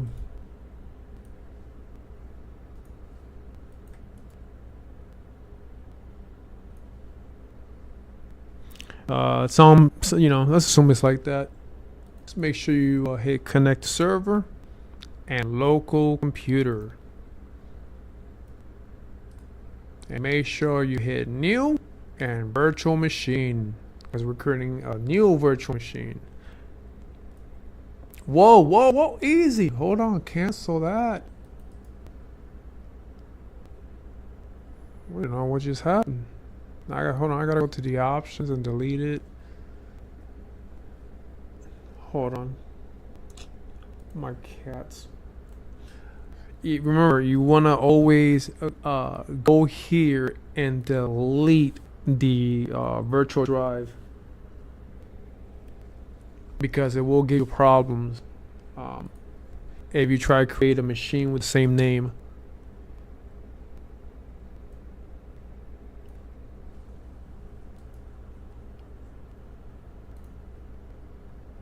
That being, you know, new virtual machine is a common name.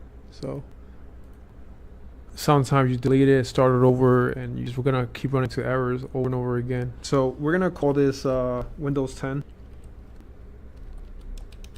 We're gonna use Windows 10, so you can see that it has this backward you know, you could go backwards. It's backward compatible.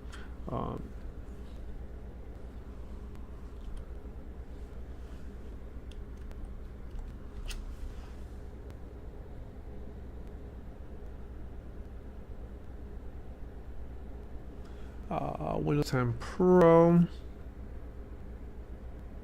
I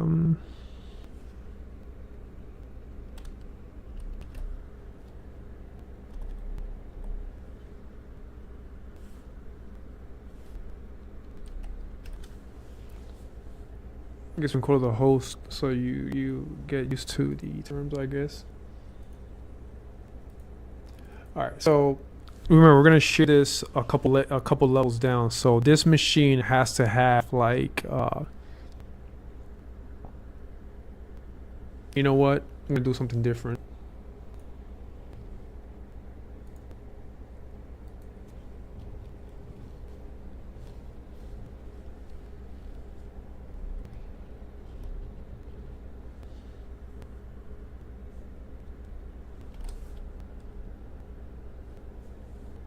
We call it L1.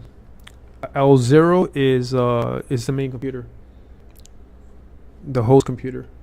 The host computer is right now Windows 11. So I should, even though that I am under an AMD processor, I still am able to use Windows 10, even though support will end October.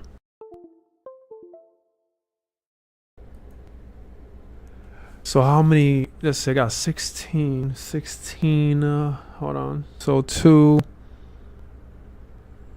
14, 10. I think about 10 should do. If I'm gonna split it,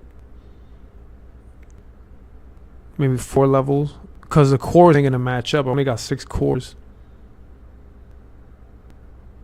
Yeah, like I think 10 is good.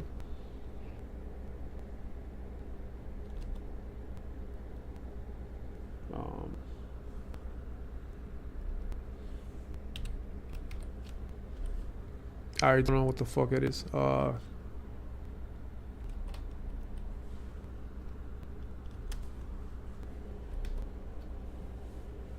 Okay.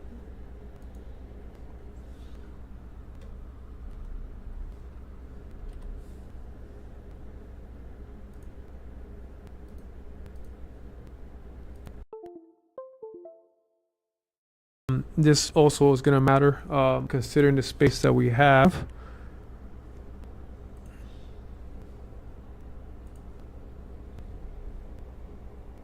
We got about 200 gigs free, over 200 gigs free. Um,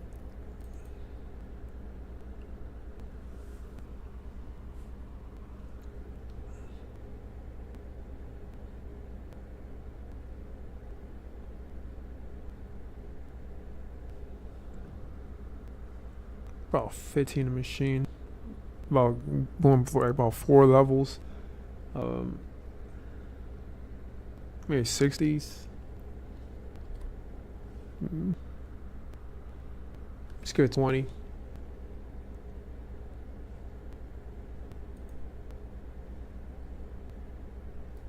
Now let me see if I find the Windows 10. I think I got it. Let me double check.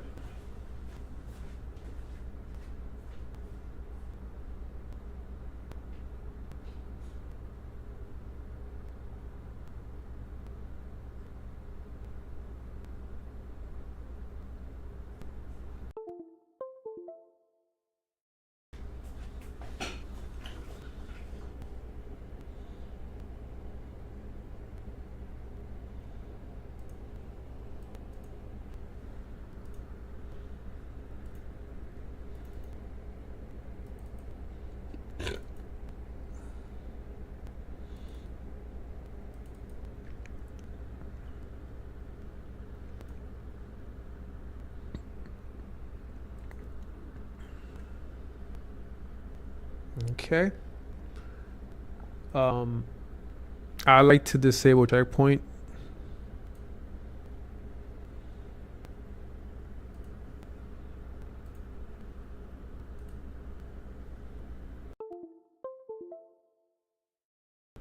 You're gonna want to keep something in mind. If you're going to install Windows 11, you have to enable TPM. So keep that in mind.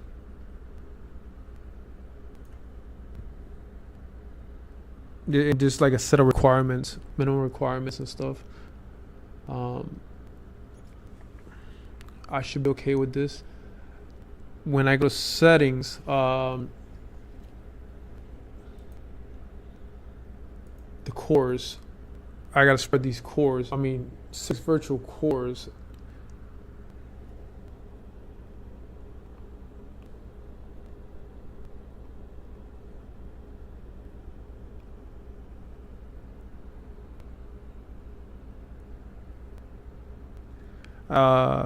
This has 6 cores.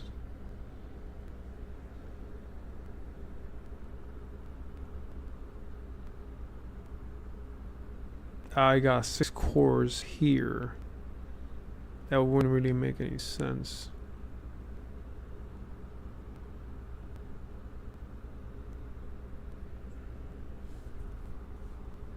That's what I check and stuff.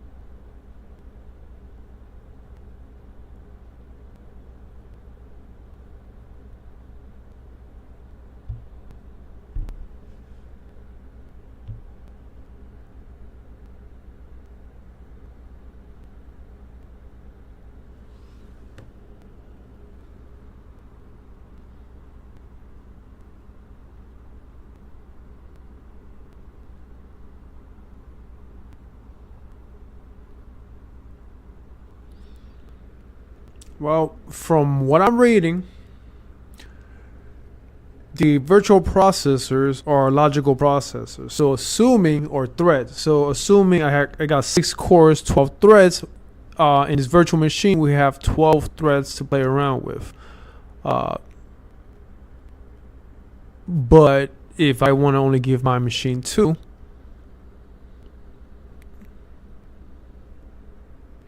I mean, if I want to leave the host machine with 2, I don't know. The way I'm looking at it is basically, this is split in half right now. So because they give you 6 cores, right? 6 cores. 6 cores. 6 virtual cores. I'm sorry, 6 virtual processors are basically threads or logical processors. So if I got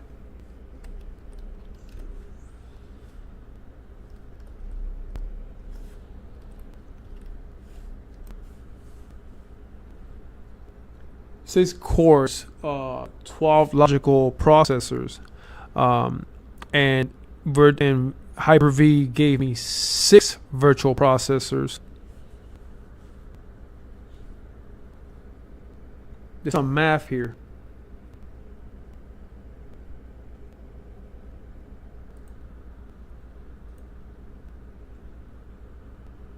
Now, I'm not feeding y'all bullshit. I make sure I know my shit before I talk.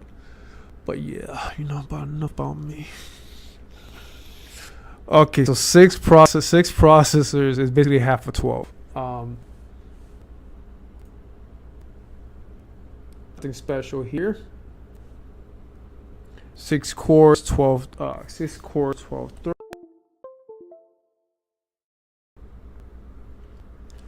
12 logical processors.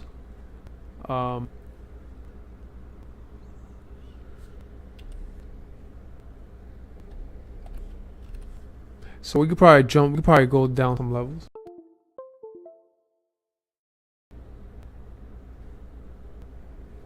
We could definitely go down some levels. I mean, I don't know how much, but we could definitely go down some levels.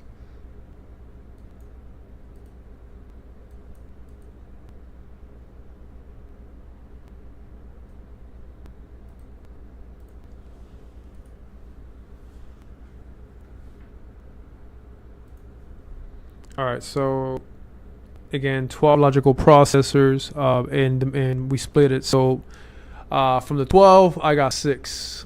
I'm thinking we can do 10. So basically, I'm assuming it basically like 6. We got like 3 cores, right? 6 cores, 12 threads. It's 2 logical processors per core. So maybe we take 5 cores. Well, let me see. How many processors am I doing? 6. I could do a lot more than 6. Maybe like 10. It's right here. Percentage of total system reserve is 50%.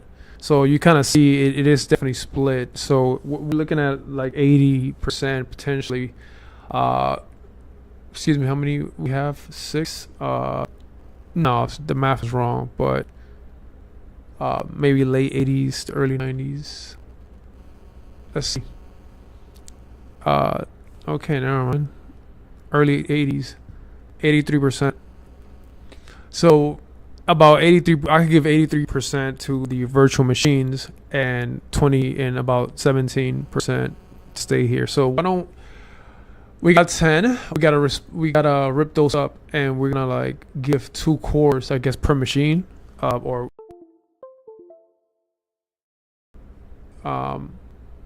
maybe 2 per machine. So this one has 10, right? We're gonna take 8, then we're gonna take 6, then 4, then 2. So 10 nested is 4. So we're talking we may hit level 5. I think that's a fair demonstration. And then we go left in Albuquerque, which again, I'm not going to demonstrate that. You do that if you want to get lost in traffic, and hit hollow portals, and the matrix and everything else that you may not want to see. And hey, you never know. You never know. I might actually see you on the other side, or maybe you'll see John Wick. I don't fucking know. Or maybe Neo. Who cares? The point is you're gonna get your ass whooped. If you're, Agent Smith, a cybernetic human virus, or some filthy human. All right.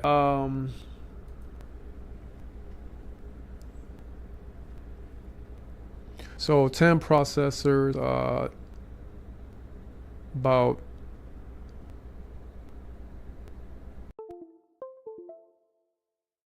10 gigs of data. I think we're good here. I'm gonna go ahead and kick and start this one off. I did disable. I believe disabled checkpoint, but again, this machine is the one that's gonna start the process of lines of defense. So when you think about stacking layers, this one is information has to have most resources, because this was the one that's going to distribute everything to the next one, and then the story continues. So started. Sometimes it acts a little, silly. What the fuck? Okay. So, there is enhanced session mode, which was gonna enable USB pass through. But let's install the system, because we don't know where the fuck. This only works on Windows operating systems. I can install Android and say, hey man, pass through, because I haven't tried it, and I believe this is only specifically for Windows. And if you do want to do something like work around that, you might want to try PCIe, one of those PCIe USB adapters, and then maybe you can pass that through. But then again, or maybe a virtual machine, VirtualBox might work.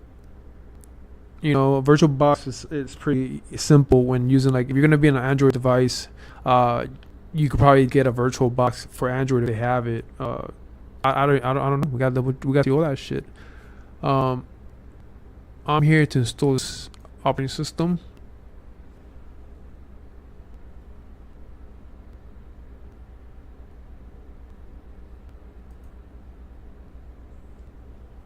This is stuff that you can experiment with your lab. Hold on, Windows 10. Alright, so 80 gigs. Okay. Alright, and I'm gonna keep splitting this. Okay. So let us do the magic. So we're installing Windows 10. It's a virtual machine. Windows 11 is a host. So we enable virtualization, and that's a given. But when it comes to nested virtualization, even though we are on a AMD processor, because we are using Windows 11 as a host, we should be able to create a virtual machine inside a virtual machine, which again is nested virtualization. So the virtual machine is going to again have a baby.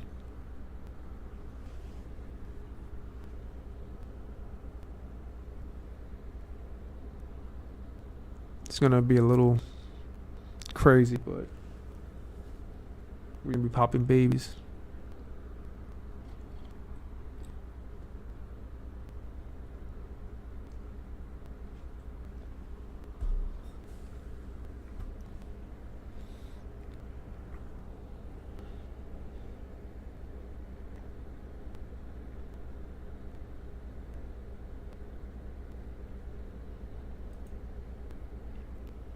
Yeah, so that argument is out the window. So again, the virtual processors are logical. Is basically the virtual processors, from my understanding, the way, because again, different hypervisors may be different. where it actually tells you, hey man, tell me the amount of cores and tell me the amount of threads you need. It might actually say that, where you can, instead of having a 1-to-2 ratio, it can be a 1-to-1 ratio. One core has one thread, as opposed to one core, 2 threads, which is what led to 6 cores, 12 threads. That's the way I'm looking at it. That's a topology, whatever the fuck you want to call it.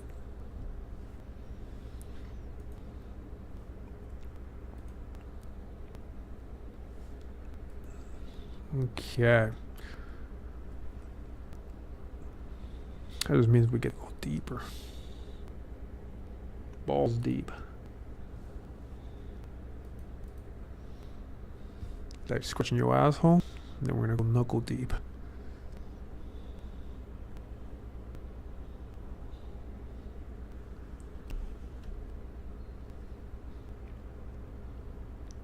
Do you understand the word deep means?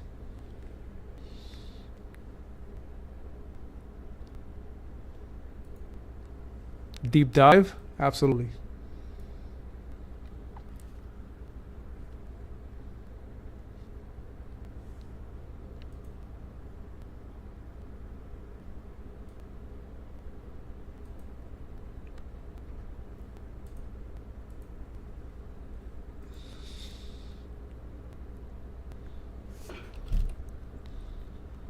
Yeah.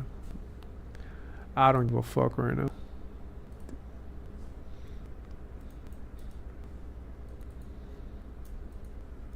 Dude, I should just hit next.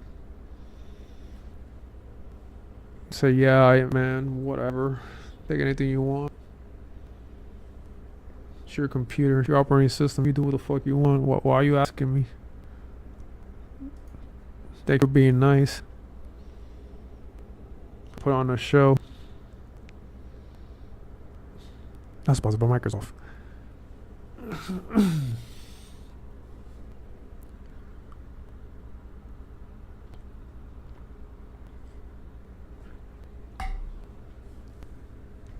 Oh my god.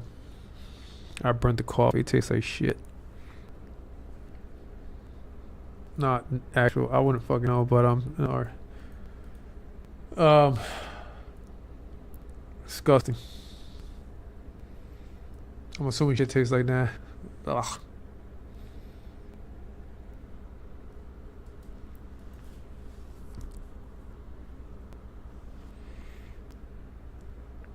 No, I'm terrible when making coffee. Like, I forget about that shit. I walk away. Burns the fucking roast.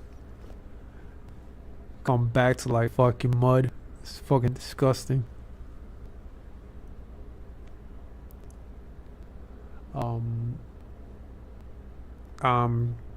Yeah, I guess I'm alright, whatever. Alrighty. Okay. So we have our virtual machine up.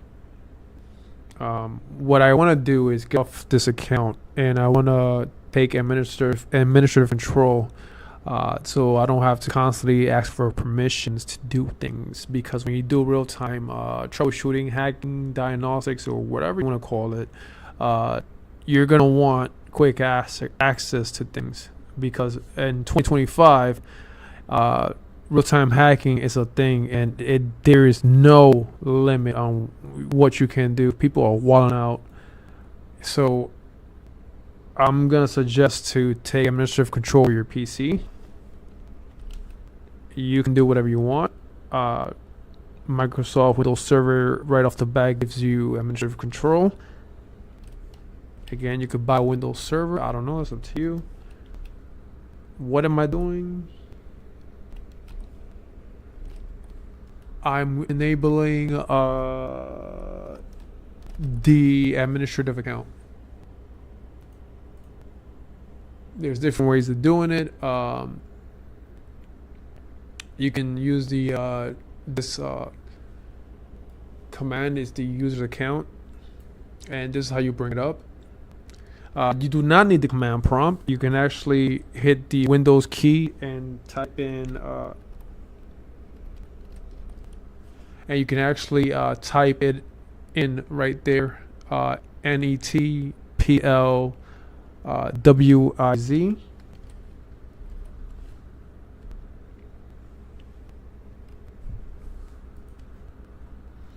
If you have your command prompt already out, you can just, you can just type it. If you don't, you can just hit the Windows key, type it, and it'll be right there.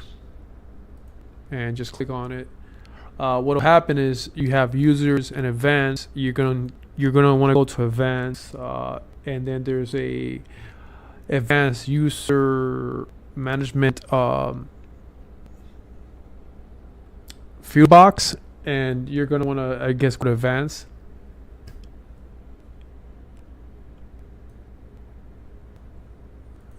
I think it's a field box, not 100% sure what it's called, and just find through use,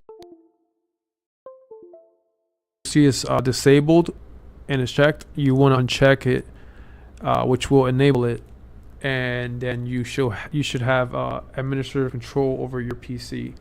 So you're taking control. You can always enable a level of protection. I'm going to sign out of this account.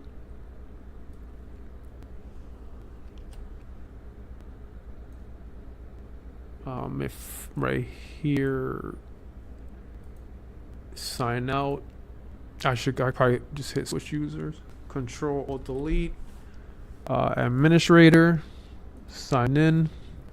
It's gonna welcome me to the screen as a new user, and we're gonna basically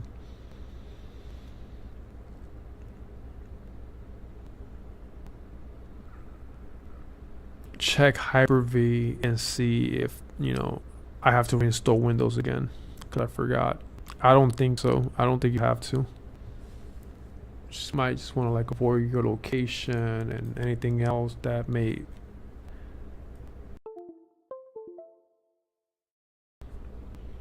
the less back and forth traffic you get, the better.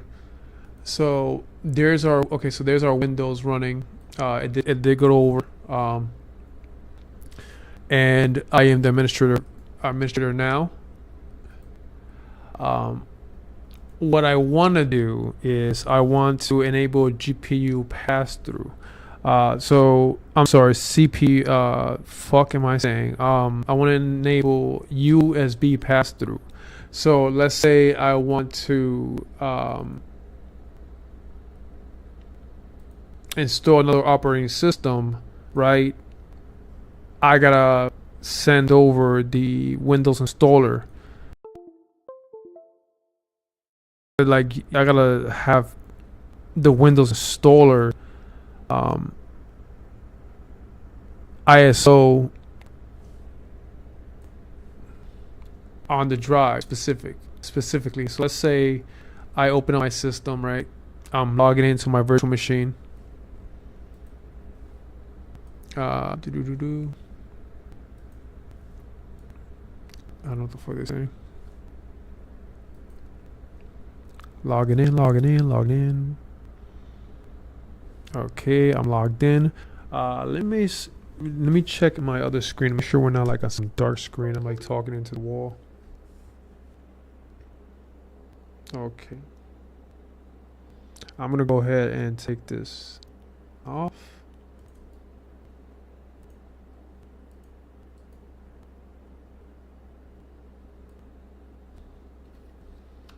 Scales, man.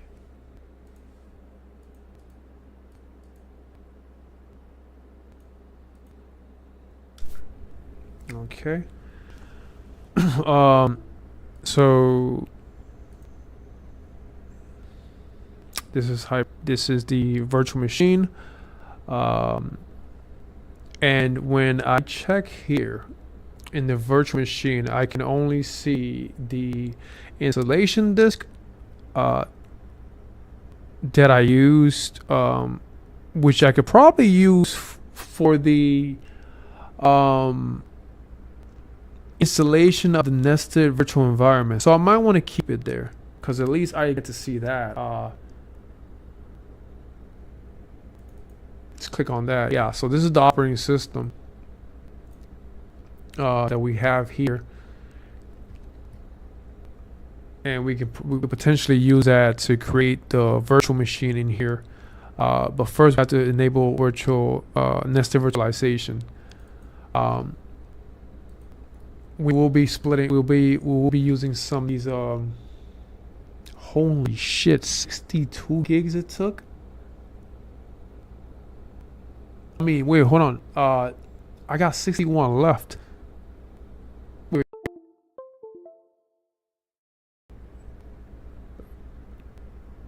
Shit. Okay. A little hungry operating system, aren't you? I'm just saying, when the fuck does it ever take 20 gigs? But yeah, all right. So we're not installing that right here. Okay, so this is Hyper-V. Do we want to install the USB pass-through now? Maybe not. Let's not do it just now. Let's not do it yet.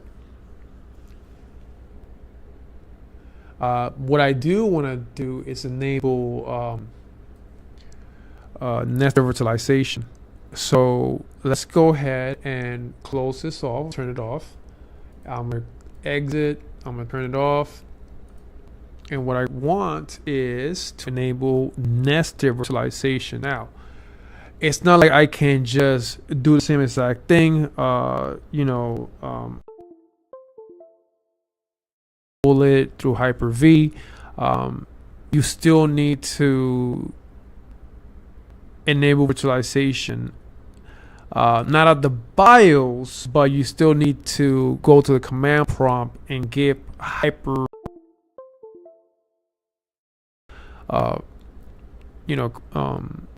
enable virtualization. So basically you're kind of like enabling virtualization all over again, but instead of going to the BIOS, you're actually just like running a command, like you're a script that's just gonna enable it. So it's kind of like you're doing it like in the virtual world. You're going to like the virtual BIOS and enabling it with a command prompt. So here's my, and I need to enable virtualization, but nested virtualization, not regular virtualization, nested within. If I were to install Hyper-V in my virtual machine, I will have to uninstall it because I again have to enable nested virtualization. I didn't go into the features and enabled it like I did on the host, which is again the main machine. This one.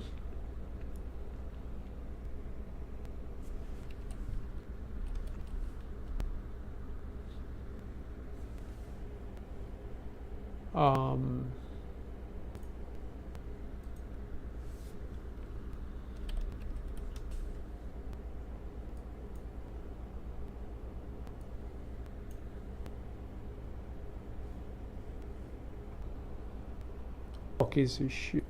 Listen.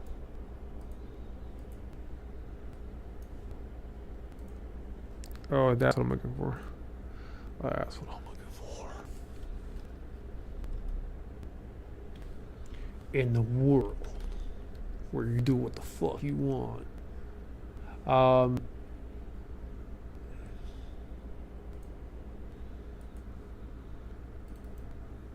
Okay, any second now.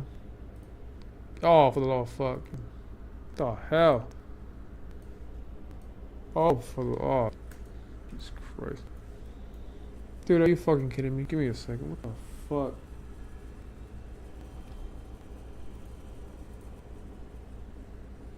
Don't save shit. Okay, I see it. All right.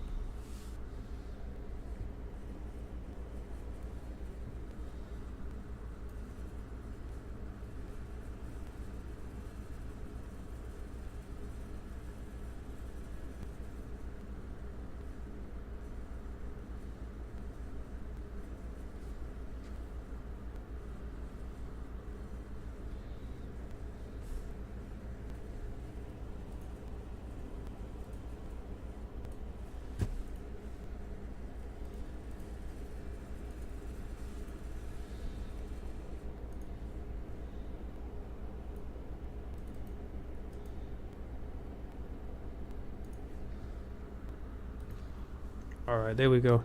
So that's us. That's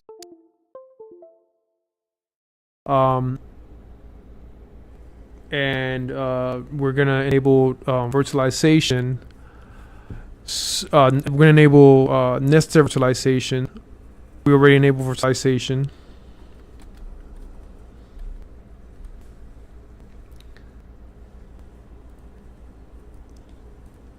So this is virtualization, also known as level 1 or L1.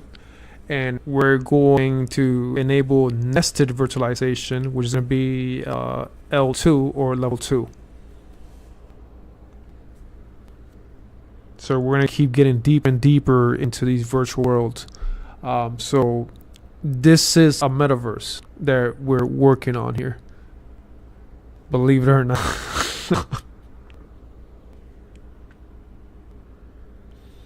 We're not going to install Google Maps in Unreal Engine and be granted the power teleportation throughout all this, and use it with holoportation and become gods, and beat up every cyber criminal that decides to become a virus in the afterlife and send them right back to the hell that they belong. We're not gonna do none of that. We're not gonna become bounty hunters and fucking knock out every fucking dirty hacker that decides to try to cripple your servers. No, we're not gonna do that. For your charge, of course. We're not doing none of that. But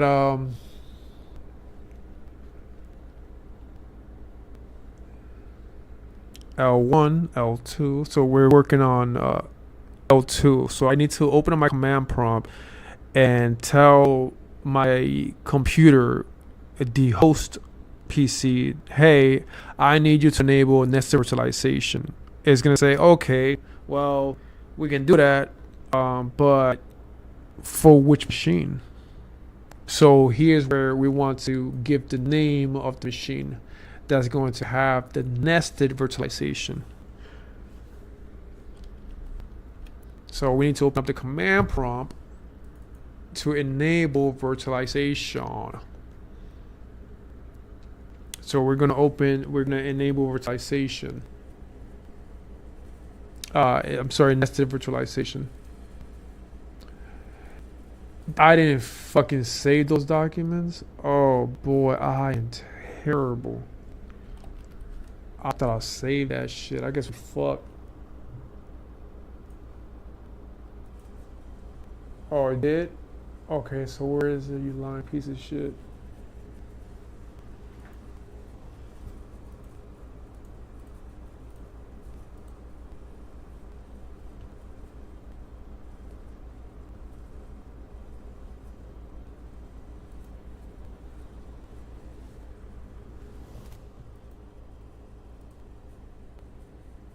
They didn't say dick.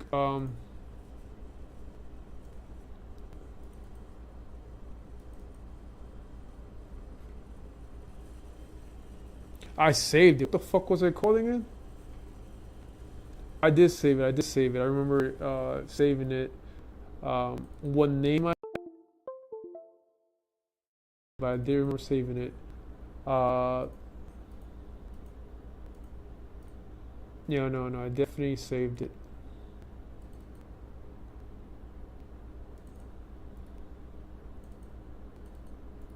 There we go. It's on the other account. Okay, I found it. Okay, so I'm an administrator now, and here it is. And we're gonna go ahead and open that, and we're gonna do the same thing that we did here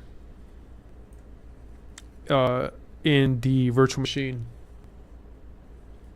We are installing Windows 10.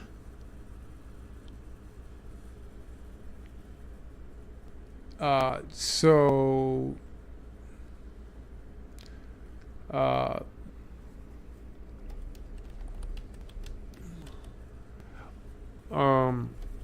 we're installing Windows 10, so we don't need to do this. Windows 10 doesn't require you to do all that.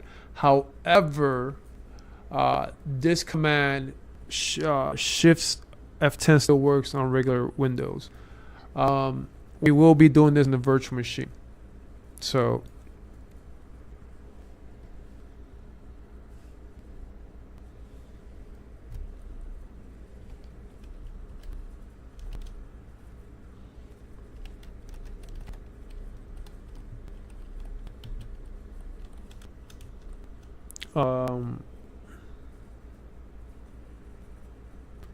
let me see, and let me see, I remember the damn command off the top of my head. Fuck.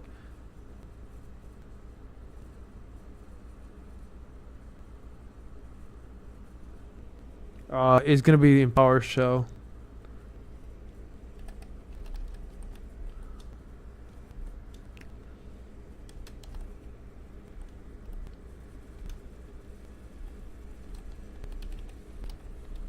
I think it's set VM processor.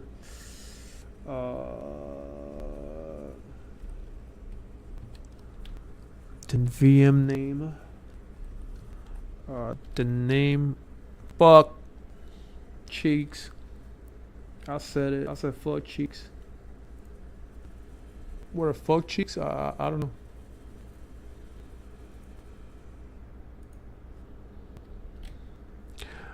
Set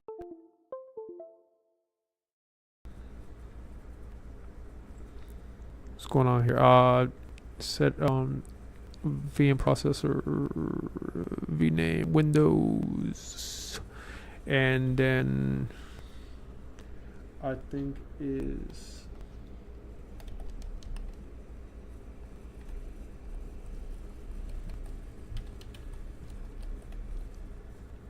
suppose visualization. But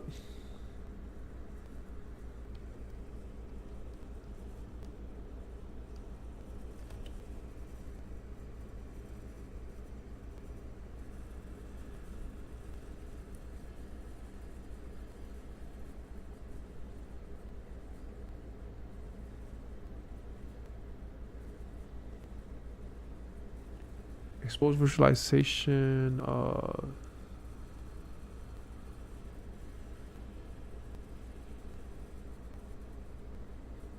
It's not experiment. What the fuck is it?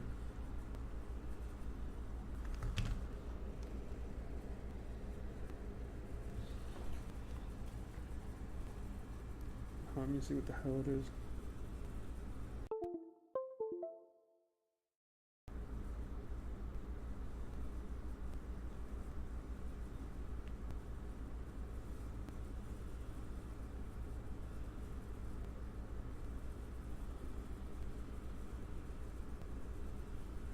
Oh, extensions. There we go.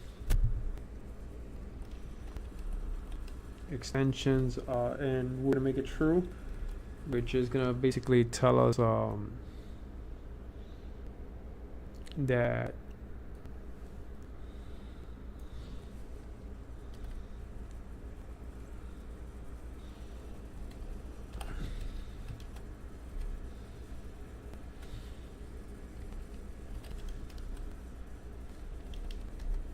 oh my god.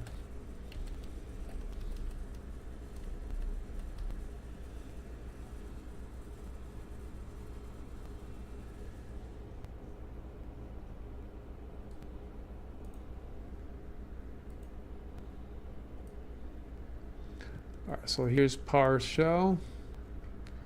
and we're gonna enter the command, and that's your command, set VM processor. I hope I got it right. I'm gonna hit enter,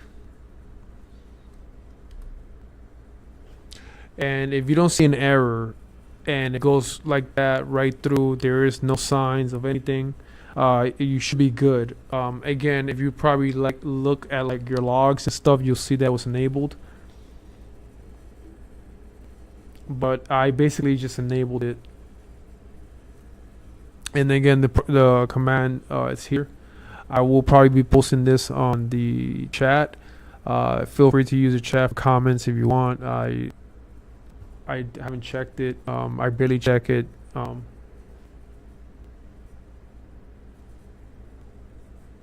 don't know what goes on, you know.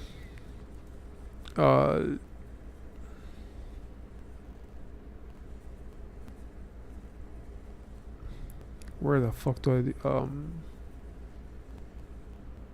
don't know, you know, the shit that people gotta be talking on that crap. I don't know what makes it to me.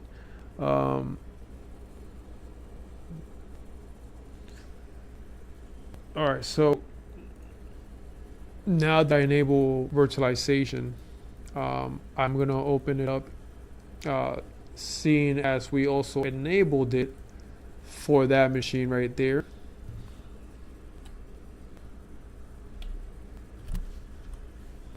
So that's the machine, Windows 10 Pro L1. That is the VM name, Windows 10 Pro L1, and we enable virtualization for this virtual machine right here, which we're going to connect to using the enhance session that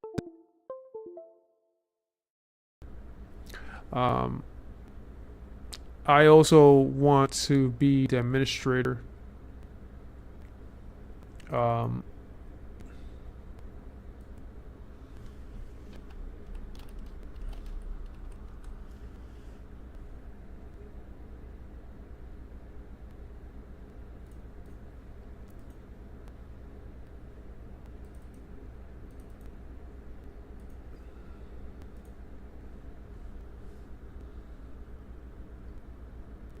For the virtual machine.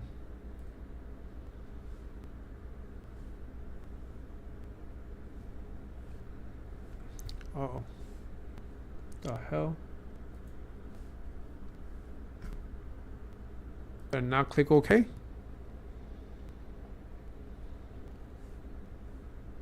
I guess I forgot to click OK or something. You can enable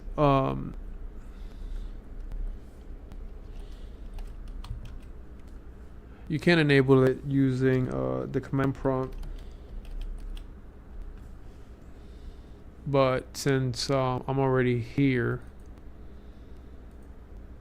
okay, so I guess I don't know what the fuck happened there, but for some reason now it shows up. Okay, here we go. Boom, click the administrator. Boom. Okay.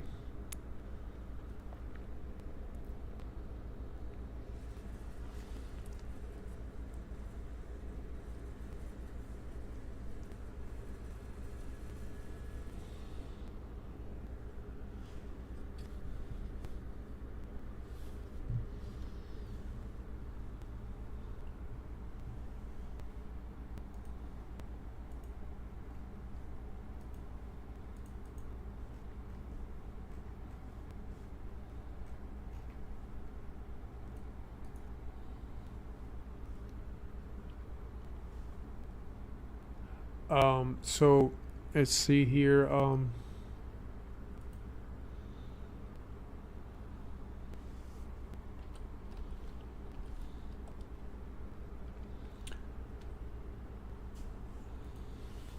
We gotta turn on the features.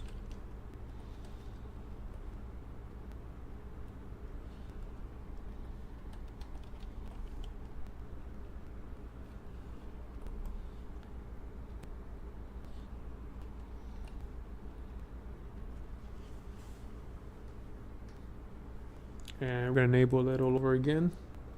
Hyper-V.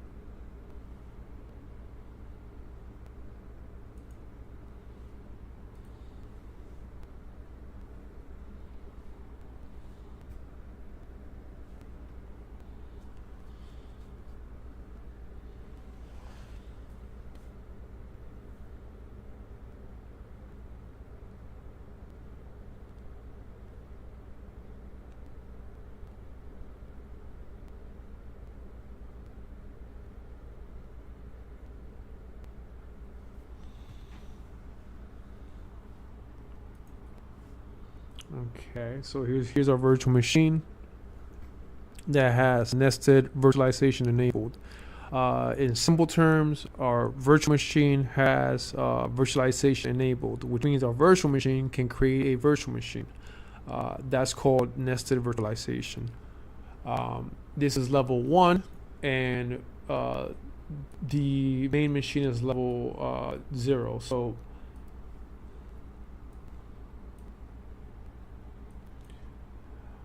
the host machine is Windows 11, which is the main machine. It's the physical machine. It's the one you put to added your good graphics card in it with lots of memories. The one that you're going to be sharing all your resources or your components with. I'm sorry. It's the one that you can be sharing all your components from, I guess, because you're taking everything from the host, the main machine, PC1 or PC0, whatever you want to call it.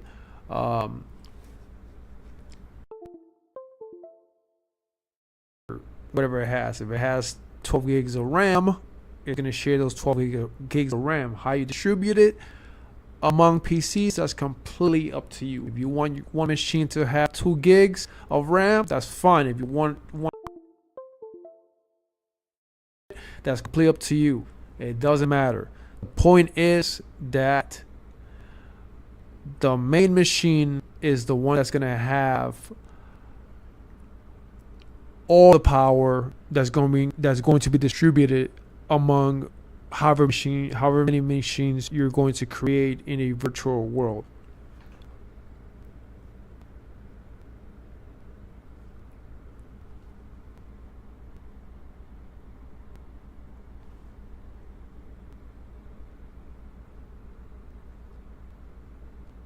I am running Windows 11, and Windows 11 needs to have virtualization enabled in order for me to create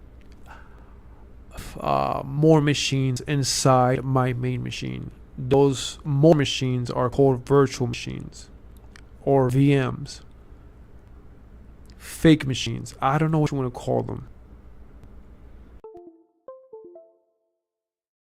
They just call them virtual machines. Everybody calls them virtual machines or VMs. So in order for you to create a VM or a virtual machine inside your machine, you're going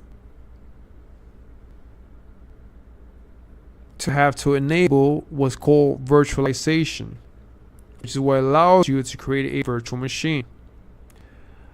You have to go into your BIOS and enable virtualization first before you do anything. Whether it be a type 1 hypervisor that you are installing or working with, or a type 2 hypervisor. You still need to go into your BIOS and enable virtualization. Don't worry about nested virtualization. You just have to enable virtualization. At the end of the day, it's all virtualization. So you enable virtualization at your BIOS, and then you go on and install program that's gonna install a virtual machine for you, or you use the built-in program, also known as a hypervisor, that's going to create a virtual machine for you. Hypervisor or program that creates virtual machines is called Hyper-V, and is by Microsoft.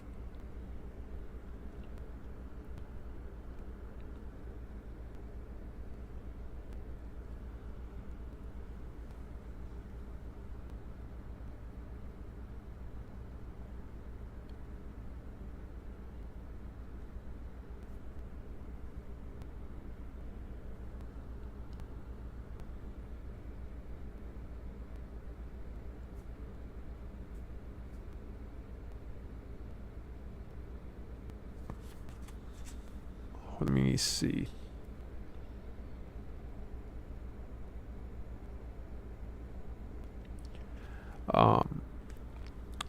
The process of creating a virtual machine is the same exact thing as you would a regular machine from scratch. You build a PC or you buy one, and you have to go through the Windows installation, right? Next. Yeah. Create an account. Put the name of your account. Next. Finish. Then you see the high fucking screen, right? So basically, you have to do that all over again. You need to get the installation disk or the USB or the ISO file or image file or whatever it is. The cool part about it is that hypervisors don't need you to install another exact copy of your operating system. So if you're using Windows 11, you don't need to use the same disk and create a virtual machine that's Windows 11. You can go and borrow your friend's disk that has Windows 10. You can go and download the Android operating system, so you don't have to get an emulator, or if you want to take all your information from your phone and transfer over to your computer, but you want it to be in an Android operating system, you can do that. You can install Android on a hypervisor, so you have multiple machines, multiple operating systems within your main machine. So your host is going to be busy. So you make sure it has lots of juice to work with, you know. I installed Windows 10 because I like Windows 10, even though it's going to stop having support as of next month, October 2025. I still like it. For demonstration purposes, I installed it as a virtual machine. Here it is as a virtual machine. This is Windows 10.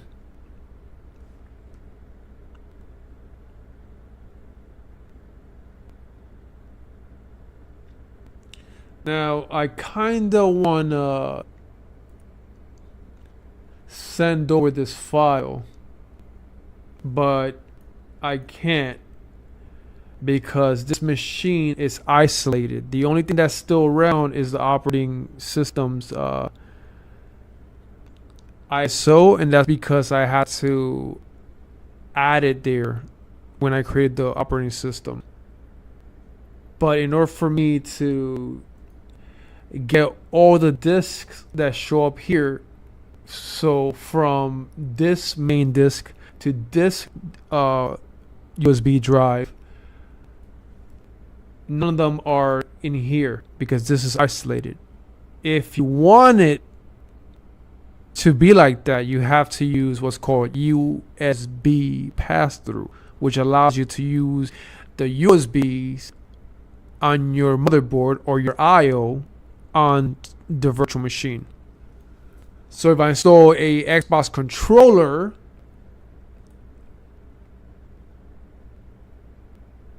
and it's not showing up in the virtual machine, is because you do not have USB pass-through. You need USB pass-through in order to see your controller or your Arduino.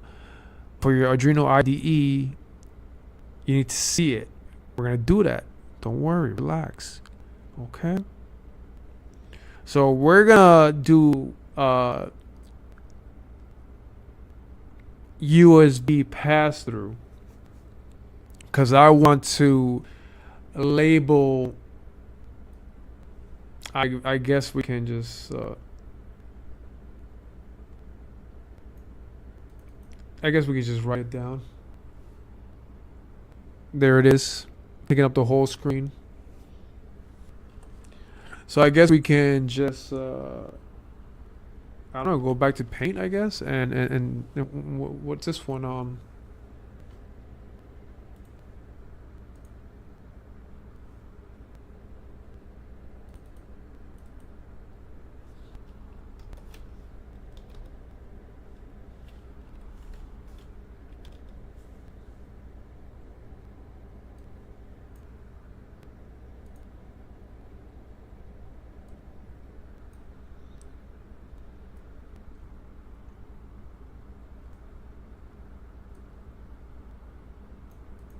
This is a VM, right? So we're gonna call it VM.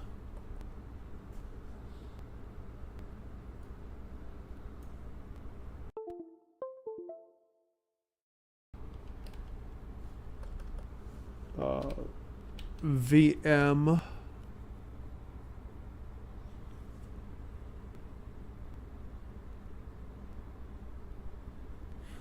Is this a VM host?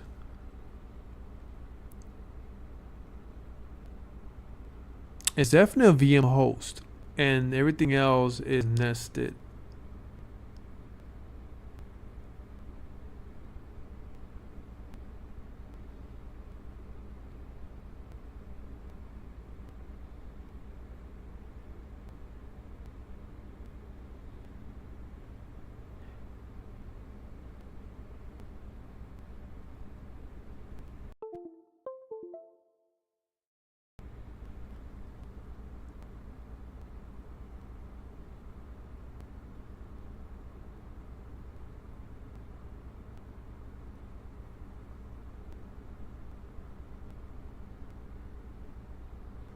I guess I'm gonna call a VM host.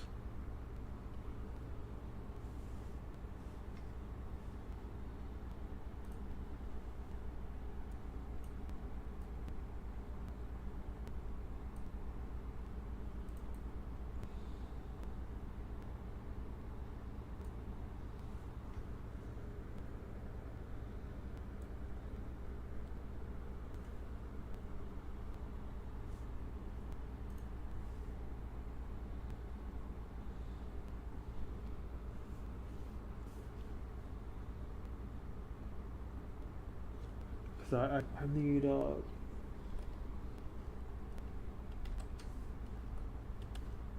I need a level 1, but I'm not sure if I want to put a host.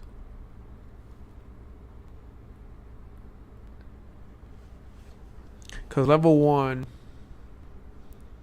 like I guess level 1 is identified as being the host. Everything level 2 it will be like nested. I'm wondering if we can like put something directly on here where we can identify it as being like the first VM, aside from being level 1, but like letting it know like, hey, nearly all the resources came from here.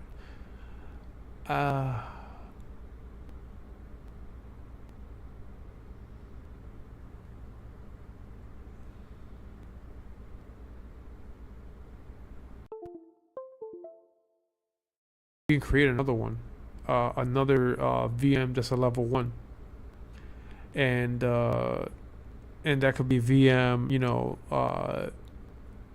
host 1, host 2, host 3, host 4.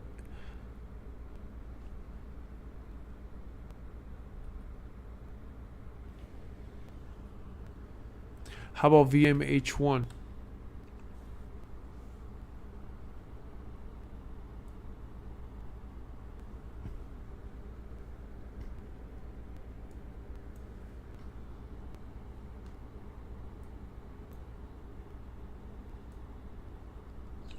Here.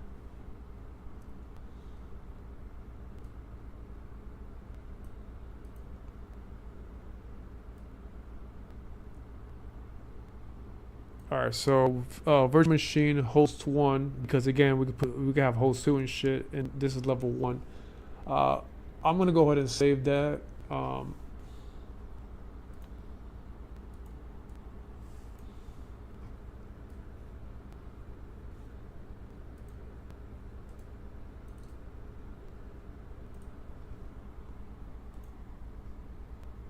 Whoa, what the fuck? Hold on, don't fuck it up. Give me 1 second, man. What is oh my god, I'm gonna kill somebody. Man, we're not gonna fish. Give me a second here before I have to fight somebody.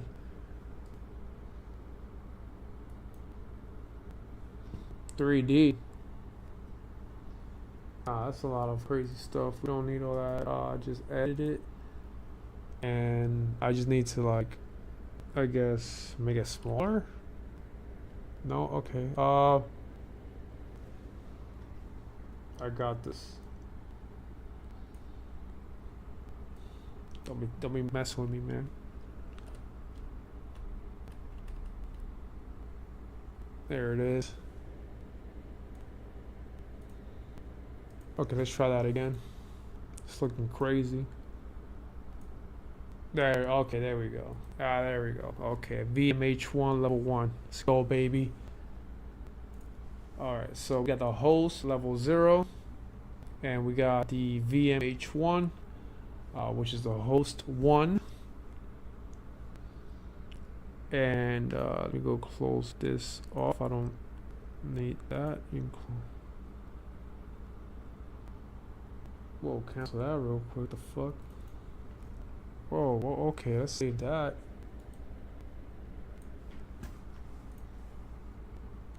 Alright, so again, so here's the virtual machine host 1, right? At level 1. And the reason we labeled it the way it is because it is a virtual machine. So that's why we have VM. It is a virtual machine. It is a host because it's going to have more virtual machines. This virtual machine is going to start popping babies. So this virtual machine is going to make more baby computers. That's called nested virtualization. There is only one here. If I were to make another one, which I can make another virtual machine, and then maybe that machine can still also keep popping babies. But I'm not doing that. So I would call that baby's host. So I'm gonna call him H.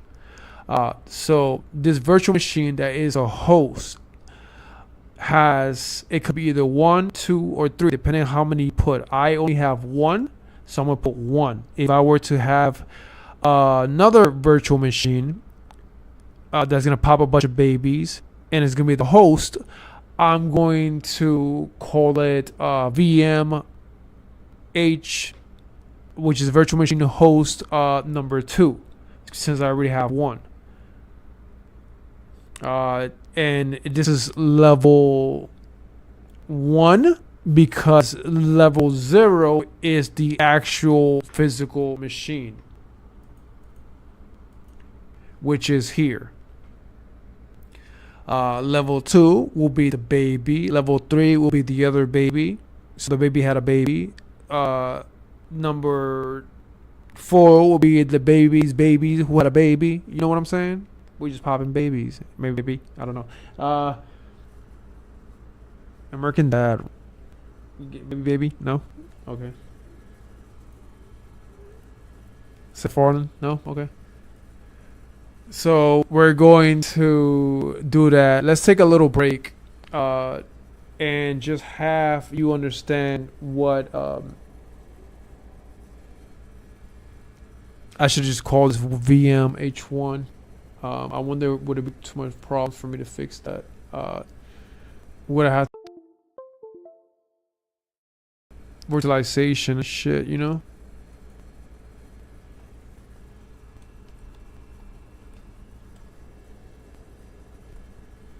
No. Shh.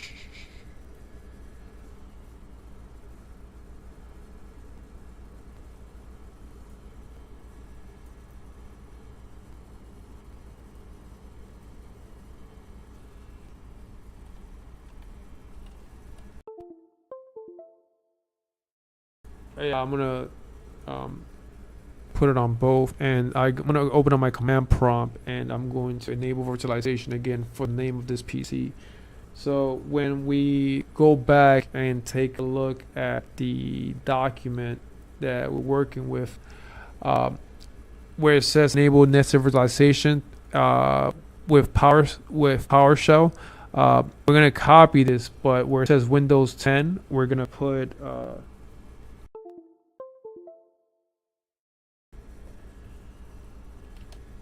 V8 VMH1, and we're gonna enable it.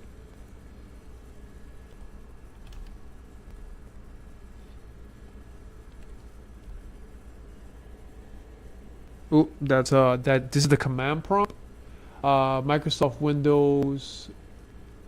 It says right there, and we're looking for PowerShell. It's two different things. Command prompt, Windows PowerShell. It's two different things. So it is enabled for VMH1. I'm going to disable it for the Windows 10 because we don't know if there's something floating that can be manipulated in the future. So and then they can hide in a nested environment. I'd rather them have to work for it. So this way my alerts revert back to, hey man, someone enabled nested virtualization probably to create a fucking machine. The way right through. You don't trust them, man. Well, fuck it. I guess the virtual machine is not able to be found, so it's gone. It is what it is, man. It's probably disabled. It doesn't count, but whatever. I'm gonna open this up and see if it works.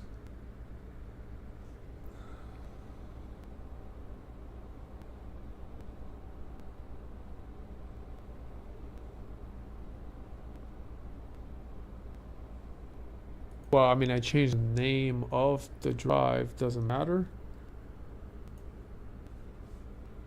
I thought that would matter.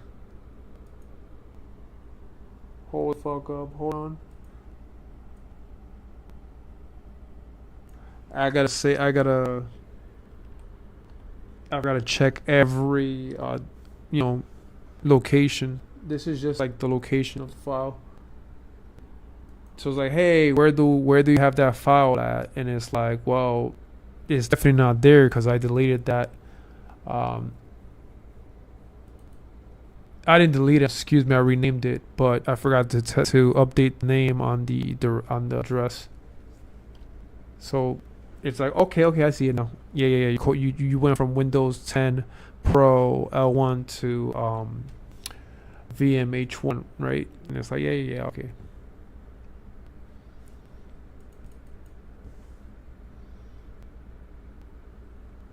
So just make things a lot more easier to understand.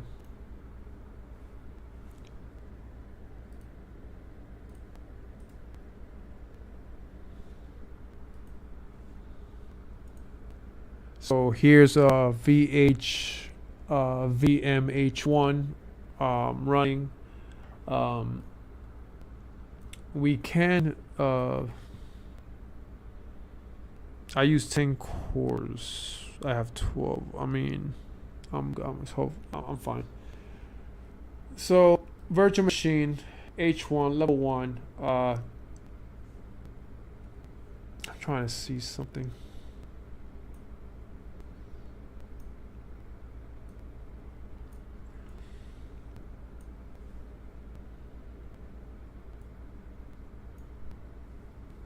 What in the fuck is this shit? This PC's be acting dirty. Ooh.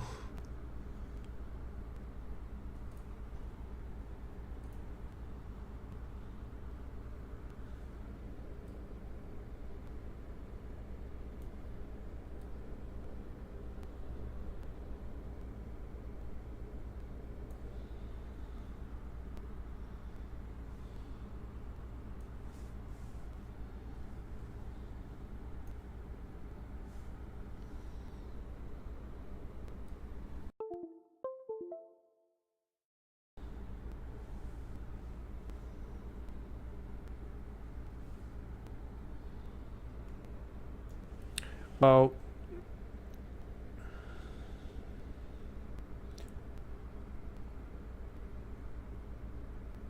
so we should probably just name this host then, right? Instead of we should call this instead of desktop. Let's go ahead and rename it. Rename your PC. We're gonna rename it. I don't know if we can name it host. I don't know if it's gonna fuck everything up. It might. I'm gonna blame you.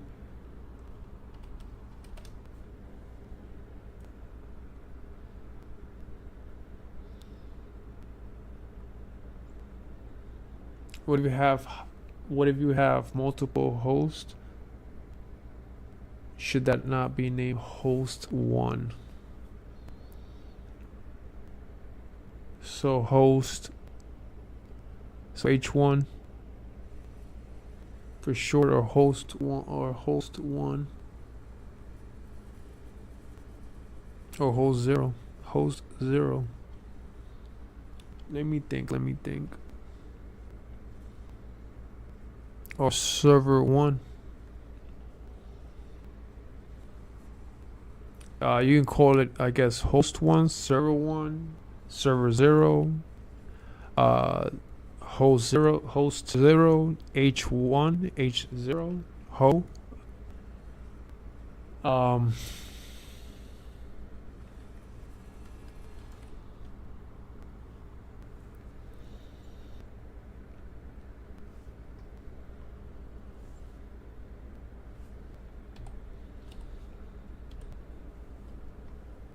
Alright, cool. So the name changed as well. So we got host. Hold on. We want to, because we can have, it is true. You can, you can add more machines, and you know, you could, if you're gonna add some form of failover or some form of disaster plan, you're gonna need another machine that's gonna be running also Hyper-V, and then you can, you know, connect both machines to have some form of failover cluster using Hyper-V. So I'm assuming if like one Hyper-V goes down or some form of instance, the other one backed it up. So there's some level of failover, but it might not be seamless. It's manual, and I'm sure there is. I believe it's called replication.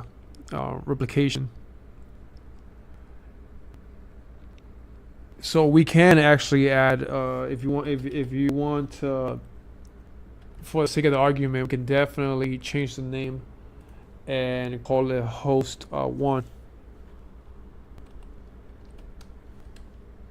Since we might have a host 2 for some home labs. So yeah, for sure. Let's call host 1. Since we are using virtual machine host 1, and it makes more sense. Fuck, I should put 0.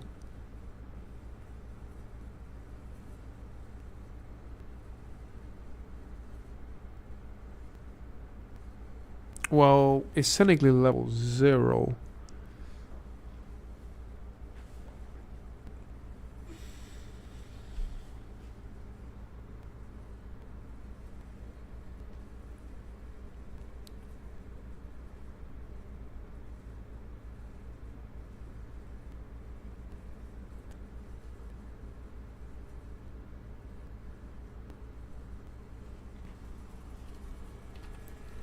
I'm trying to think. It's a host. I got host level 0.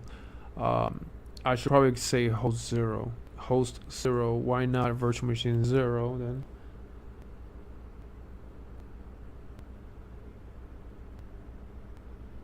Because those could be the name. I guess those are. It's.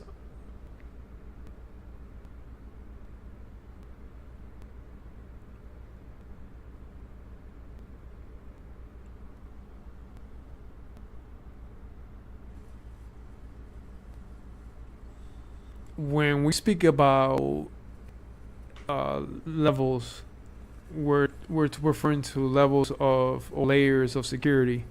So at layer 1 you have the host. At layer layer 0 you have the host. At layer 1, you have the virtual machine. So let's double check that. So we have host 1. Host 1, if you want to call it host 1 or host 0, that's up to you. But host 1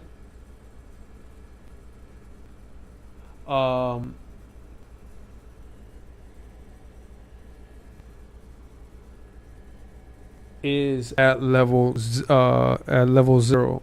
There is no host 0, but I guess we can add host 0 using this virtual machine. Let me see what I wrote on the.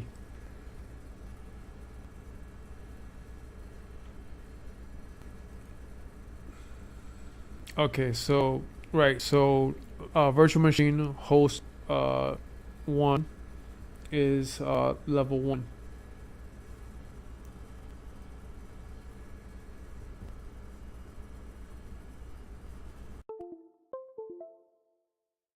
Okay, so when it comes to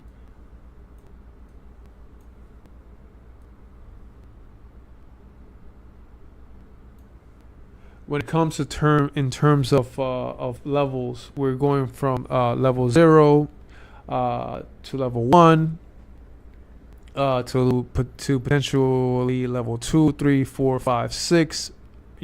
For instance. Those are layers that you stack on of protection. When I say virtual machine H1, I'm referring to the virtual machine that is the host for the nested virtualization. They could be another machine, and that machine I will call it virtual machine host 2, because that virtual machine that's also going to be a host is the second one. That second machine has to be named host 2, being the second machine that's going to host nested virtualization. So as I created two machines, PC1 and PC2, or machine 1 or machine 2, in this instance, it is a virtual machine.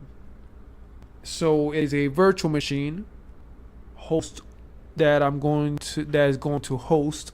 So I'm going to call it virtual machine host 1, and the other machine is also a virtual machine that's also going to 2. Now, both of these virtual machines that are going to be hosting nested virtualizations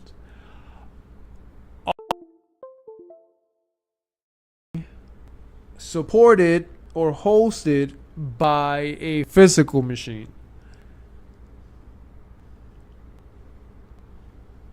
That physical machine that's supporting these virtual machines is running a program or a hypervisor called Hyper-V. So the supporting machine, the machine that has the hardware that's going to support the virtual machines with a hypervisor called Hyper-V,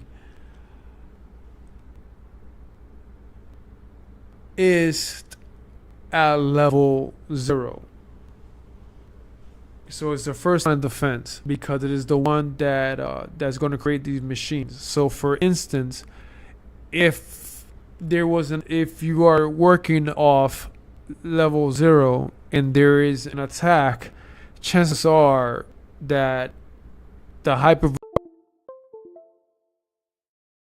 So you're going to want to work deep within your nested virtualization. So if there is a point of entry due to daily tasks that somehow create a vulnerability, which may not be your fault, may or may not, you want that point of entry to be at the deepest roots of your infrastructure. So there could be honeypots, filters, forks, many obstacles in the way before it reaches the next level or penetrates any layer that has been stacked on.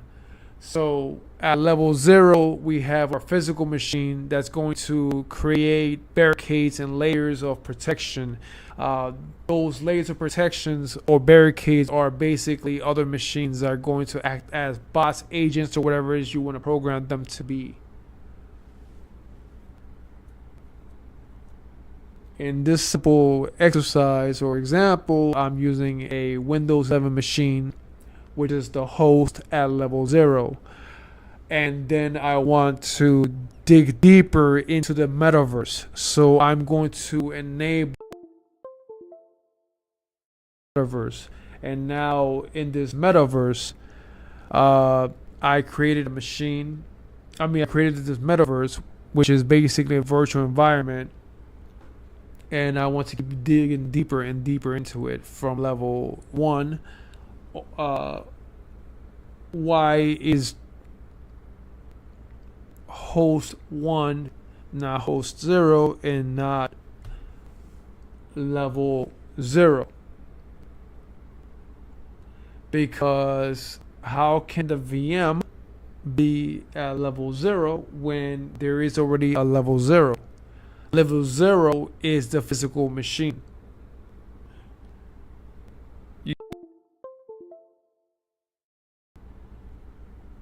Even if you create another virtual machine, even if you create another host, that host 2 is still going to be at level 0.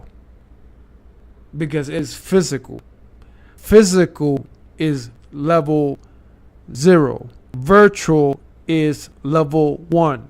I'm not saying binary 0 and 1s, but I'm saying 0 is physical, 1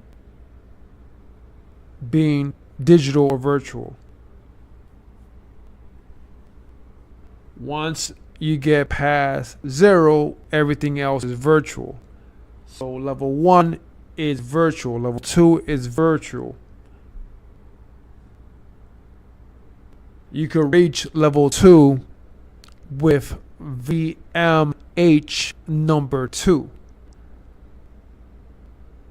You could reach level 2 with VMH 1. Excuse me.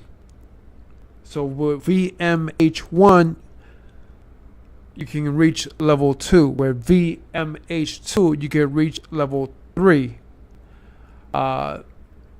With VMH1, you can still reach level 3. If you create the machine inside the machine, you keep making more machines. You keep popping babies. What matters is what you put into that first machine. So what you put into level 0 will carry over into level 1. What you put into level 1 will carry over into level 2. What you put in level 2, you could put into level 3. That's a movement, right? But again, there's lateral movements. So at level 1, you can create VMH1. You can have VMH2, VMH3, and they will just keep popping babies. So you have like a line. You have like you have a host virtual machine that has a bunch of guest machines or a bunch of babies, and you know that from VMH1. So if VMH1 is being used to attack you, and you understand that even though VMH1 is buried 50 levels deep, if you understand that VMH1 is the unknown device that's attacking you at level 50 deep, you can still bypass every level from 50 all the way down to 2 and keep searching, and then you say, hey, VMH1 seems to be the one that's knuckle deep. Let's fucking DDoS that shit, turn it off, send some wake packets. I need that shit to get hit with EMP. Watch all 50 level of devices fall like a domino effect.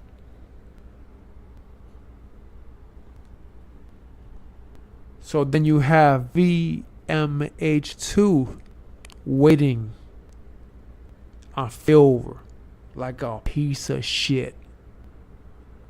So you just drop 50 level machines. You swear you the shit because you just fucking drop VMH1 and all 50 of his psyops.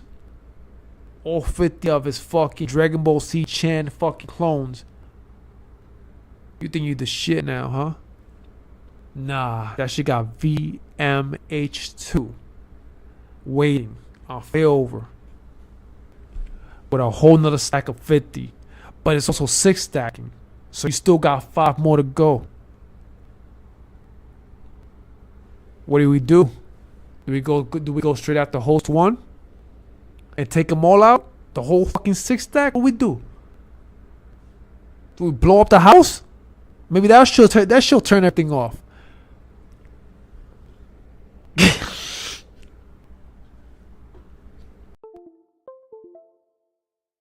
Will get them mad enough, they will blow up your PSU, motherfuckers. Get them mad enough, they'll do whatever they need to do.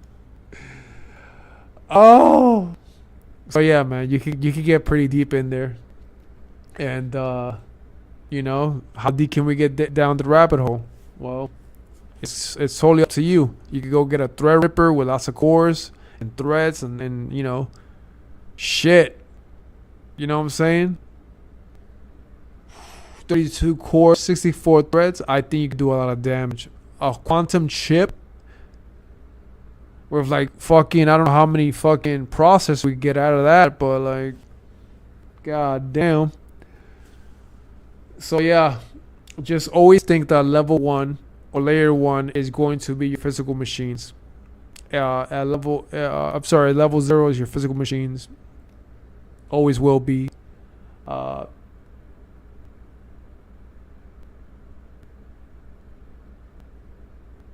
Level 1 is your first line of defense. At least that's my way of doing things. You can do it however you want. It's whatever works for you. It's whatever helps you get organized. But for the time being, the way we're doing it is level 0 is the physical machine, the host, the one that is going to deploy a bunch of other machines. So we're not talking about Activision botnets here that are going to do an Amazon scandal and cryptocurrency based on all your purchases as I run through EBT and do another story of betrayal and basically steal more fucking money from the nation and have it go missing and talk about how it's millions when we are talking about billions and trillions have gone missing and unknown. But I wonder where the money went. It had to be 50 deep.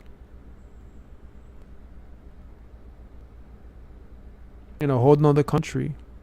And he left in Albuquerque, slid down a hollow portation. The real-time bot must have flipped over 60 fucking different characters. Pirated server, undetectable, fucking strand their way into the fucking web browser, said remote desktop me to another country.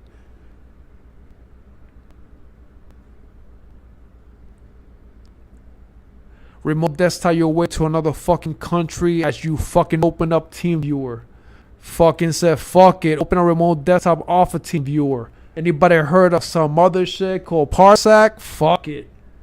Right back into a fucking sandbox. Get the fuck out of here. From a sandbox right out there, bitch, to another physical machine. And the story continues. Which one did you get? I don't fucking know. I fucked up all the MAC addresses. Good luck finding me. Ghost technique.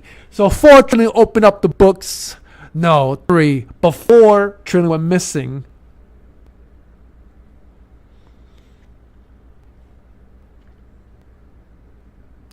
How come it took you 20 years to find a 6-year-old who stole $1 million? They asked the FBI. I'm like, well, I don't fucking know. Maybe you should fucking do this. President James Carey. Sorry. Wait, nah. What's the guy former? I believe I fucked up butcher's name. Not the comedian. Nah. Not the superstar. I said James Carey, now Jim Carrey. Okay, there we go. I'm confused. The 7-foot guy, right? The Mr. Impossible. I forgot who did a bit like that. I think it was Bill Burr that was some of that shit. That shit was crazy. Look, the whole point is I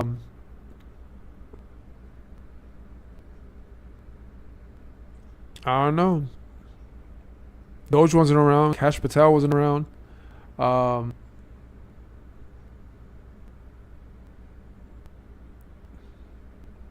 Is it gonna take the FBI another 20 years to figure out what's going on here? How many people are gonna get fucked online and digitally? How many people could get neurologically trafficked where you find them?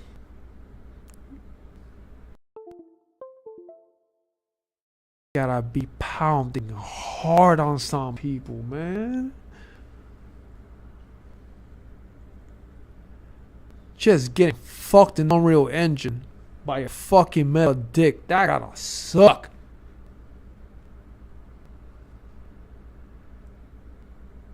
Just getting gang banged by a bunch of bots inside a fucking sex dungeon that they created. A fucking group of like sick fucks just using fucking haptic fucking gloves and all that as they, oh my fucking man. Woo! Shit! Get your fucking virtualization unit. That's it going and man, put fucking some layers between your asshole and those fucking digital.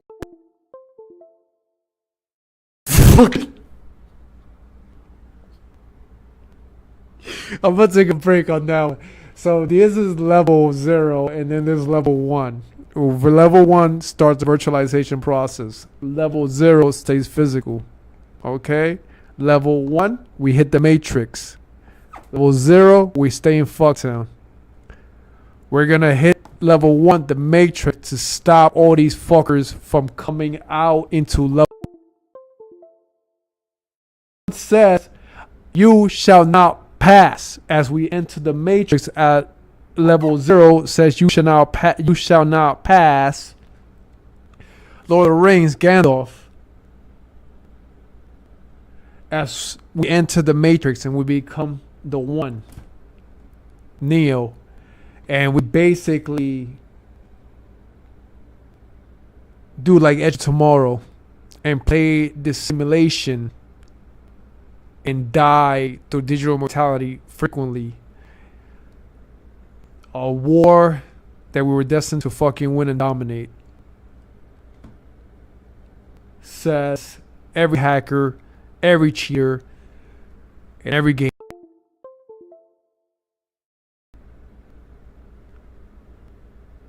that does not fear death and is willing to die for their freedom.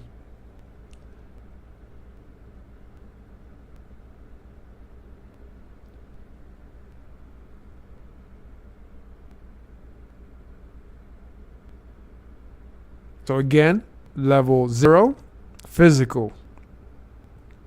L1, level 1, virtual, digital, cyber, matrix, the other side.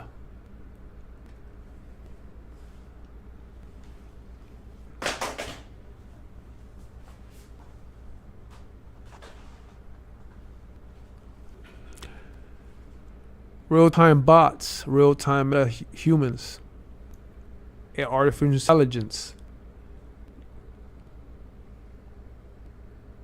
transcendence from one to the other, holoportation, the singularity, the beginning and potentially the world, the beginning and potentially the end of what you once saw as a normal world. You can't sit here and say that life will ever be the same when the singularity has taken place and artificial intelligence has really made a change in our world. And I understand people literally, jumping heels over AI, but artificial intelligence has some serious benefits behind it. And if properly adapted, could definitely create breakthrough technology and innovate what we have now further. We're talking about Jetsons, futuristic type of things, and so much more. Will our greed and our pride mess everything up? Absolutely. That's why there's a little bit of corruption, waste, and malfeasance. But some people will probably survive. Maybe some of those who built, utopias, worlds on water, underwater, Elysiums all around the world, and there's something you can really do about that. Those are facts. Are they in level 1 or level 0? It's a question. Well, I'm not a meta human. I'm not a bot, so I'm at level 0.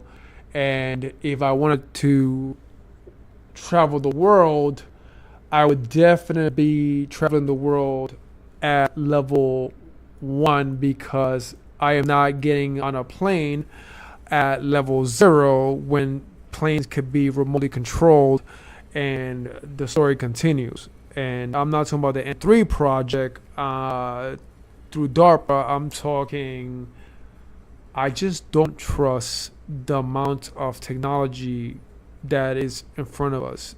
And when I said be careful, I would take a boat over a plane. Ever since then, planes have been dropping.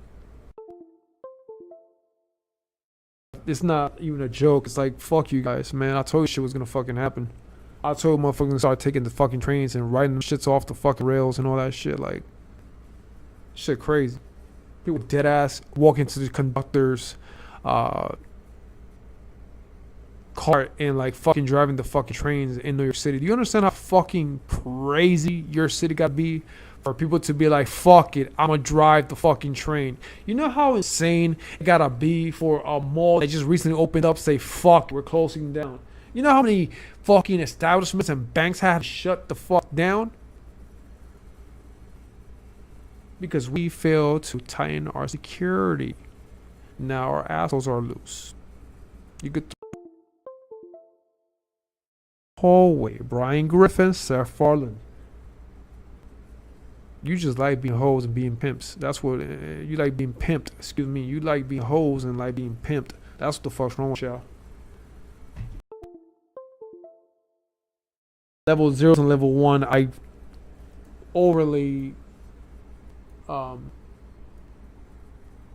explain this shit, but that's what fucking helps. Having a proper understanding of what the fuck's going on here. We have a physical machine that's gonna make lots of virtual machines. The physical machine is the host, and it sits on the very first level. The very first level starts at 0. Because level 1 switches over to virtualization, you can't really have a level 1 physical host.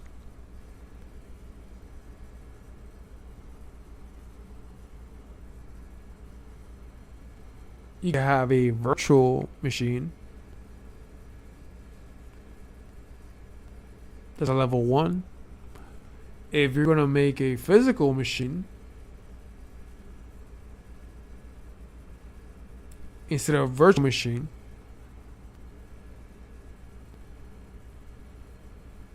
how are you gonna put a physical machine inside a physical machine?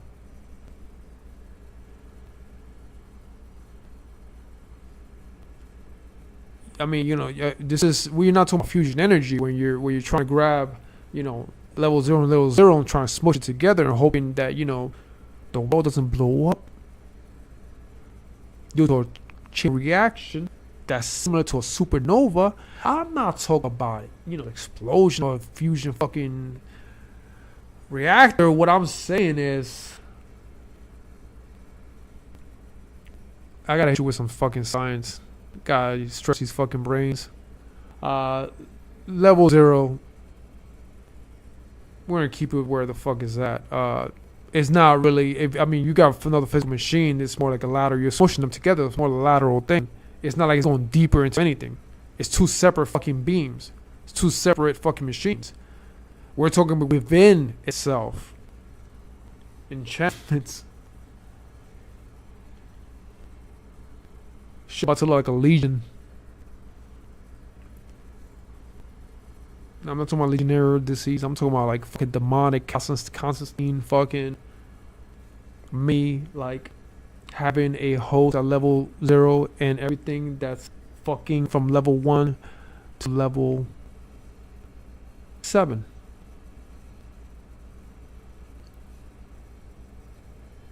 Becomes something different. So Jesus, or was it God, created 7 Leviathans. He slayed 6 and left 1.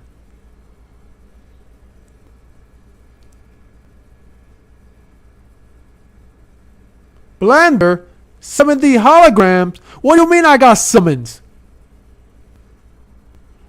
Alright, so I'm gonna let you think about that one. And I'm not Cloud. I'm not Sephiroth. We're not playing a game. It's not simulation. You're not an NPC. Creation. Quantum living. What are we talking about here? Keep eye on that. We're going to make another machine. And I'm going to take a little break. I suggest you get some water and bring that brain right back here. Okay. Alrighty.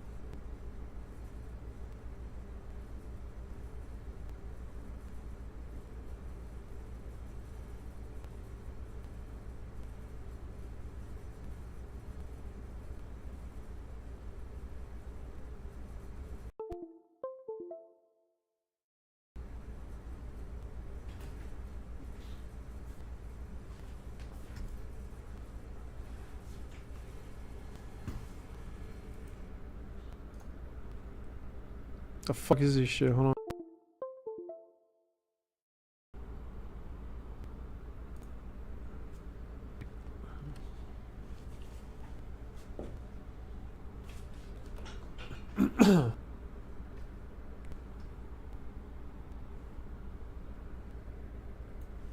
Where the fuck? Where am I going? Is that the right bell? That's an Albuquerque.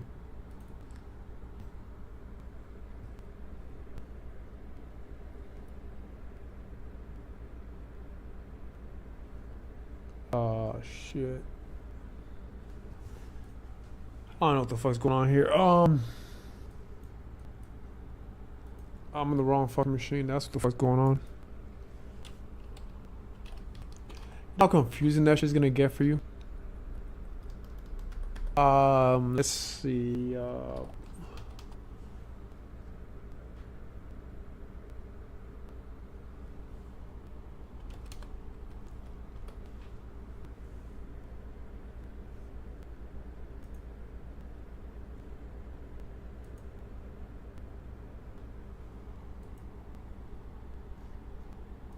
Alright, so I totally fucked that up. I was doing that on the other machine, I guess. Or maybe after the factory reset. Anyways.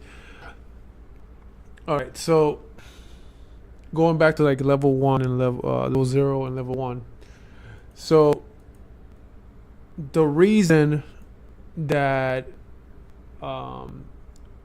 this virtual machine VM is host 1 is because it is in fact a host. Is going to have lots of guests. So that host machine, lots of babies. These babies are hosts. These babies are coming out the host. So that PC, that virtual machine is going to deploy more machines from inside it. So it's exactly that. It's a host and it's going to have guests, lots of guests.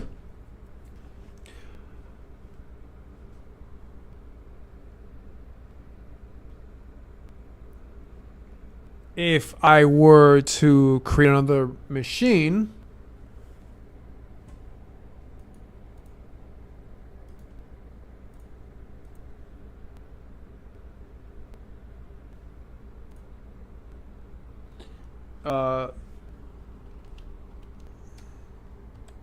and I call it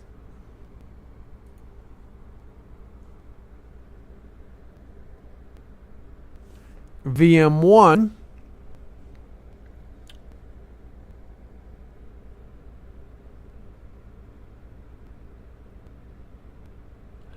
it is a virtual machine. Give me a second. It's like quality check right all over again. It's a virtual machine at level 1, but it is not a host, which is why I left the H out. It is not going to deploy more machines out of it. So that number 1 could be Android, or anything else in between,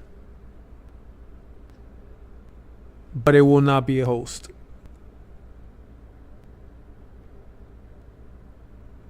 At least that one won't. That one's tied to a specific task. As far as the VMH1 goes, that's host. One of my first.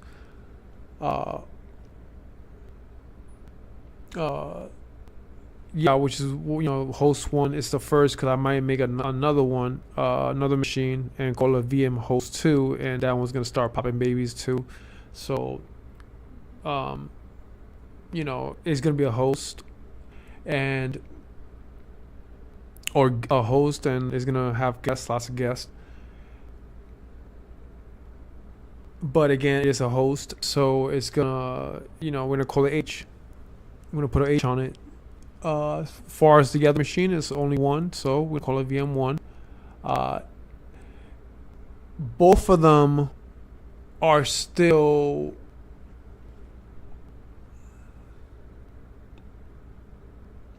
level 1 because they are in a hypervisor. So level 0 is a physical machine, and then I have an option to choose a hypervisor, whether it be type 1 or type 2. You could use VirtualBox, VMware.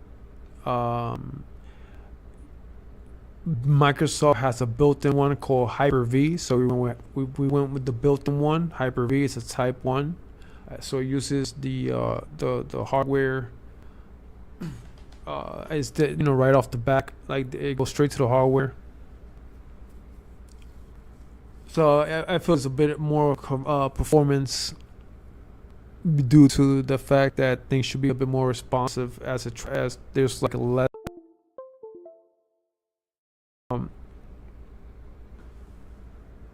So basically, let me see here.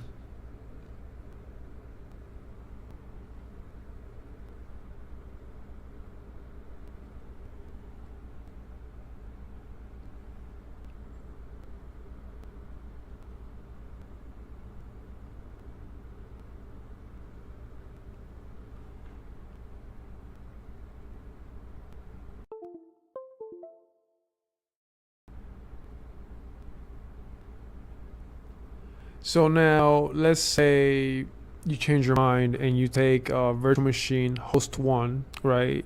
And you're like, hey, fuck it. I need to create, I need another machine. Like, assuming you got the right amount of resources and you're able to make another machine, then you're nested virtualization. Assuming it's a different operating system, they don't have Hyper-V or it's not available. Let's say you go VirtualBox and you install a machine on it. Even though that machine may be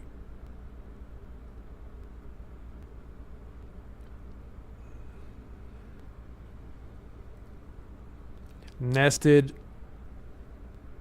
VM1, that nested machine is still level 2 because it's exactly that. It is nested.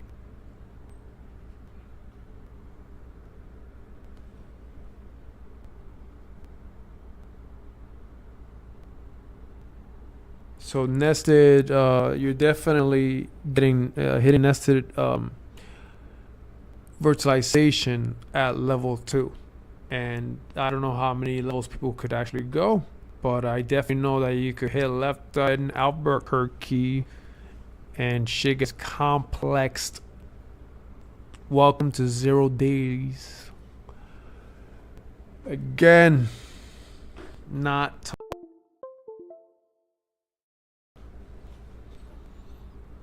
but man, oh man, things are way out of control everywhere you look.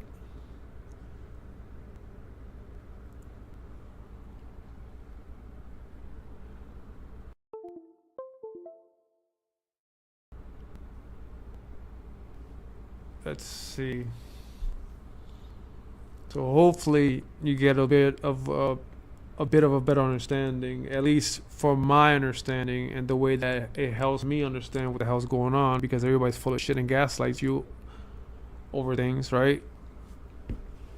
Is that level 0 is your physical machines, level 1 is your virtualization, and once you start popping babies from virtualization, then you're at level 2, right? So we're gonna go Super Saiyan level 1, Super Saiyan level 2, and then I guess everybody is fucking unknown. We don't know if you maxed out as Super Saiyan level 3. We don't know if you hit 4. We don't know if you enter in transmission. What the fuck, Ultra Instinct? We don't know you get when God mode. I don't fucking know shit. I'm just saying, well, how many fucking levels can Goku fucking go? Okay, so you always find some shit, right? So I don't know. I don't know. How is that related?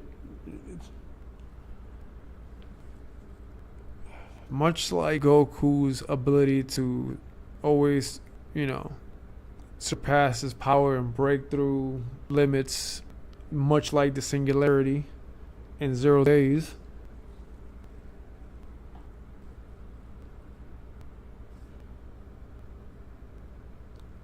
Absolute positioning.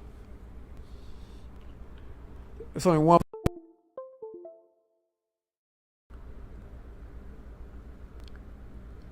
Oh, for the love of God. Okay, that one got me. That.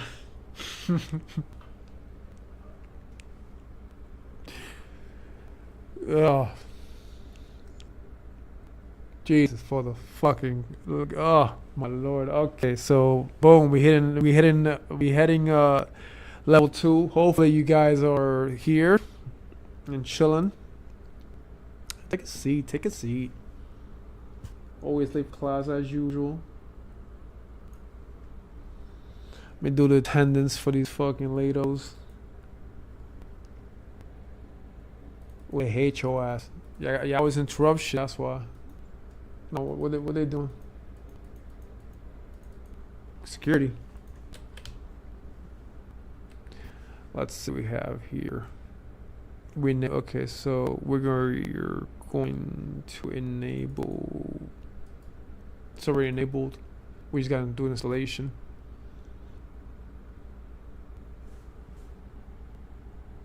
Okay, so we already enabled it. I'm gonna delete this right here.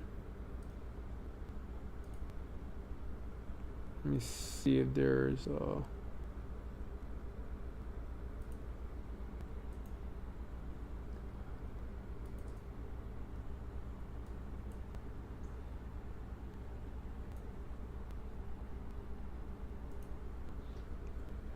okay, so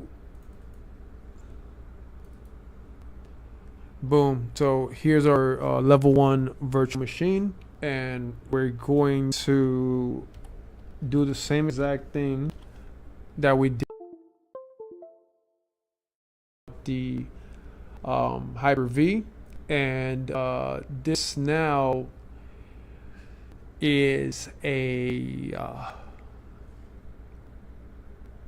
desktop. Okay, so this is the name of this computer. Okay, so this is a host, so we need to call this we need to name this shit.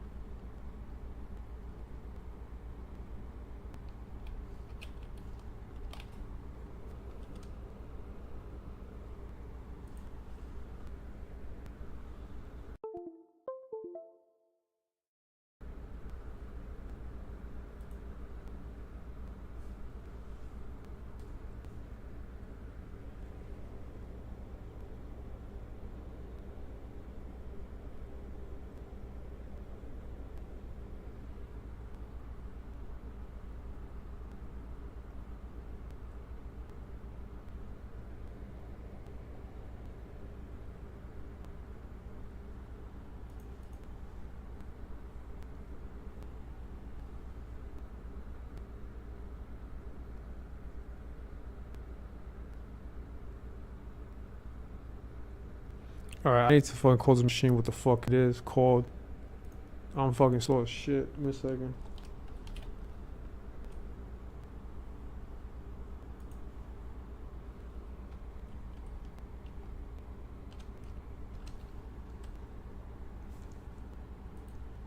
That's what happens when you fucking show up late, right? Like, you know, you throw me off, and then, you know, I look incompetent and shit in front of the rest of the class. You need to stop. You need to stop coming in all late. I'm gonna start locking down the fucking doors, and that's it. And if you're late, that's it. You stay out of class. I don't know what to tell you, man. You can't be coming in here with all these fucking hacks. The fuck is all that?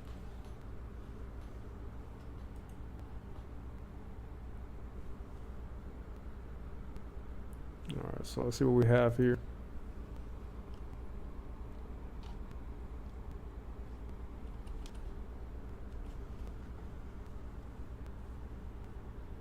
Okay, yeah, alright, so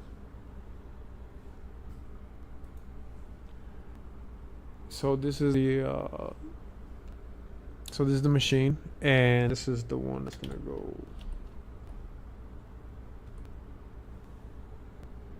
Okay, there we go. Okay, see that's making more sense now.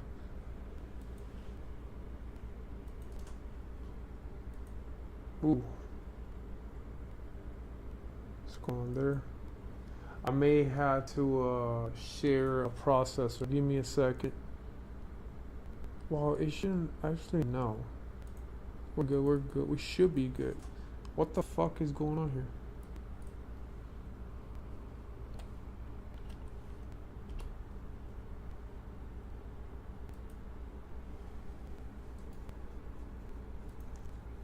New virtual machine, and now here's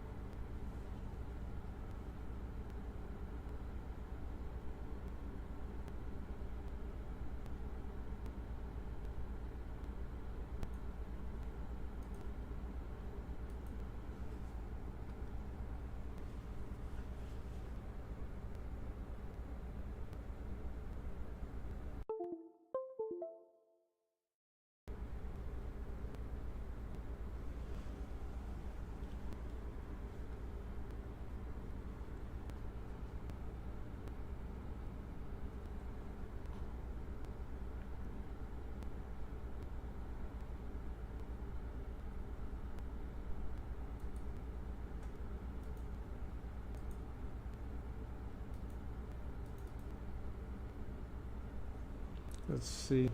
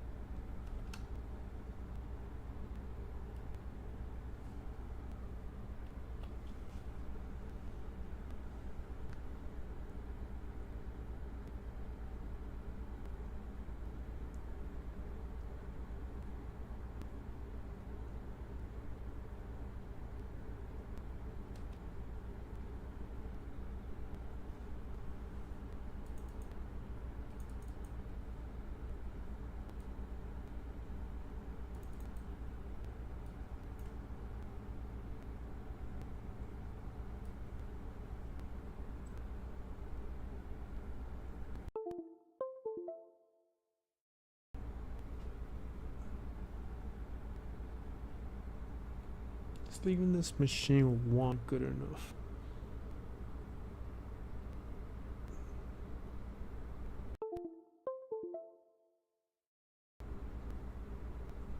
I guess two gigs RAM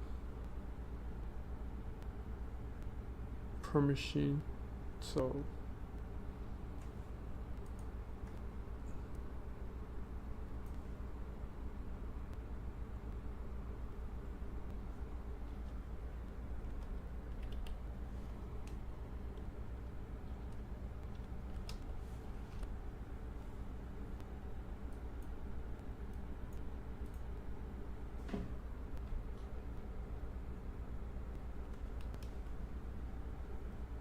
now that should be 8 gigs.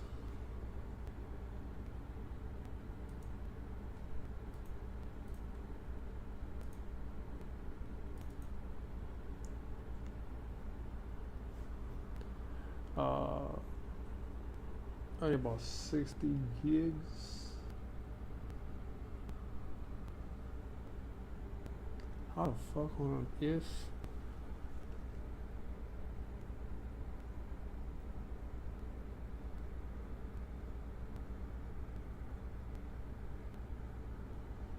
yeah, shit. I need more. Storage seems to do a lot because I'm thinking right now 60 gigs free, and I'm like, all right, I'm gonna take all 60. With the other machine and be like, I need something to store.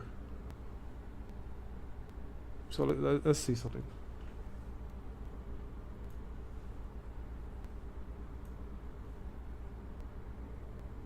So we got 60 gigs of free space, right? Can we straight up give all 60?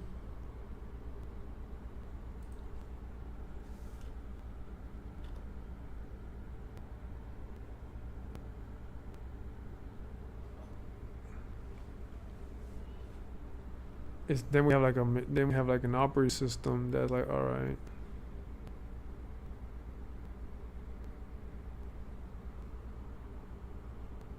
I feel I need to like. I wonder how many.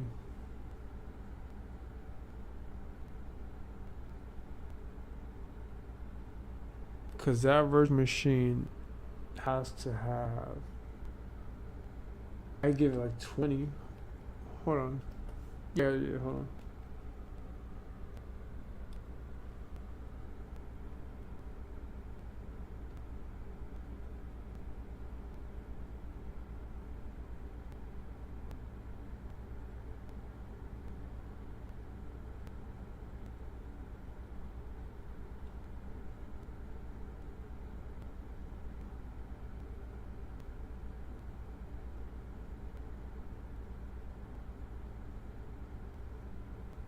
If I get 20 gigs and then I try doing nested shit, still a problem. If I get 30, then I'm going to go one level down.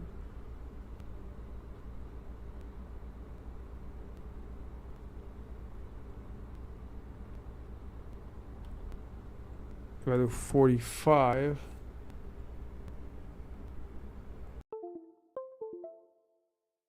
for I guess to hold. It wouldn't make any sense. This system has to have enough to hold at least half this shit. Hold on, how the fuck does this work?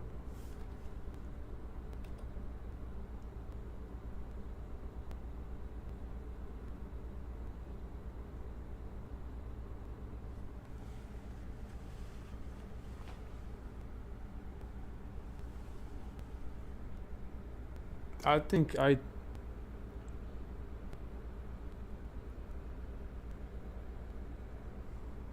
I think I'm gonna have to go with 30 because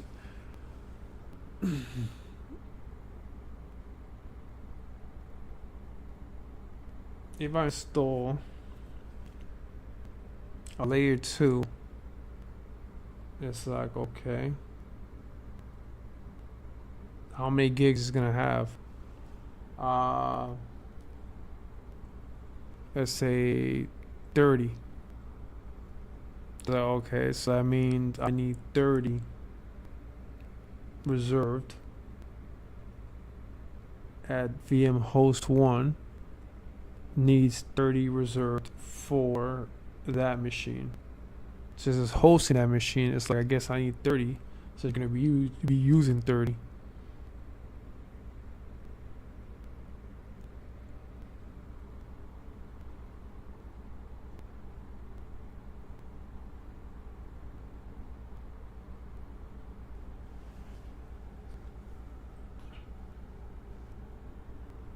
I should add a way more fucking space.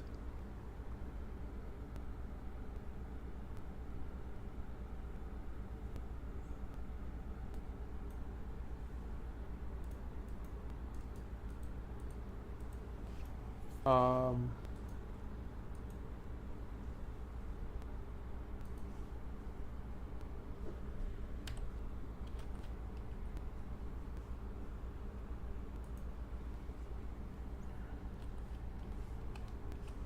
I feel like I'm gonna run short when it comes to like going down the layers. Where the fuck are we going? I gotta close. I gotta shut this shit down.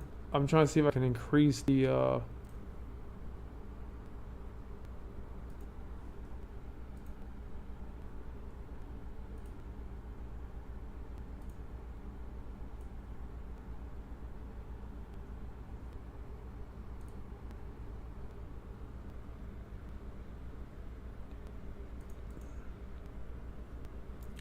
how much space we have free? Let's see.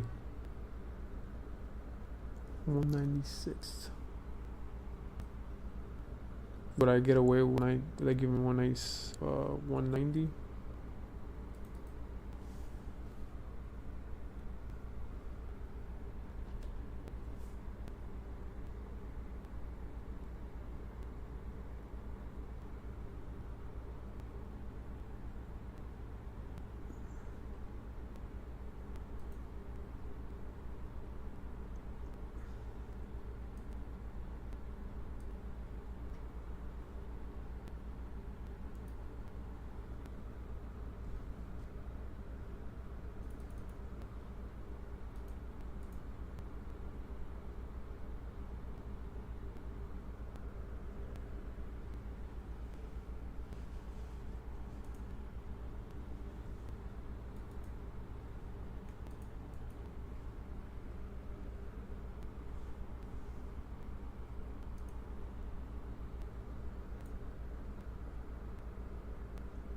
Yeah, see what the fuck happens. Like, it still doesn't like record it for some reason.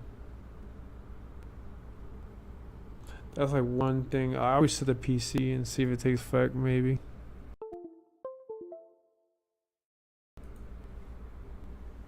But if not, like, I will have to uninstall it and say, hey, fuck it, 200 off the back.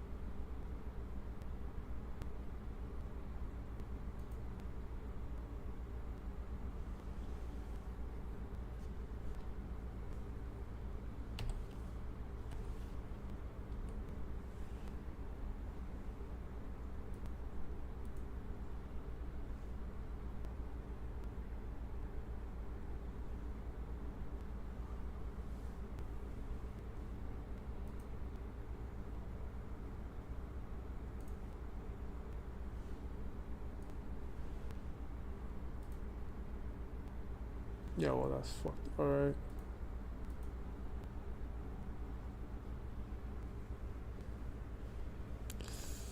Oof.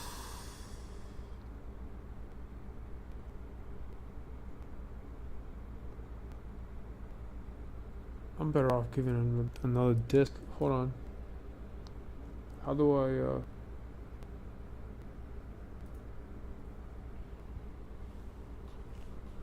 probably safer too.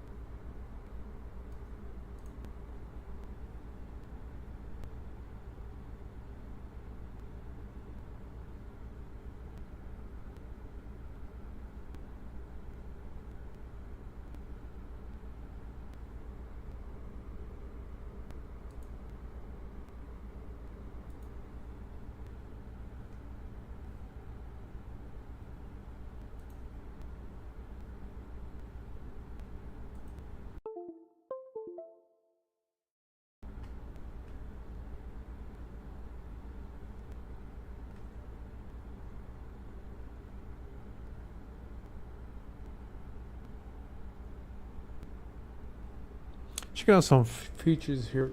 Trying to see if there's something.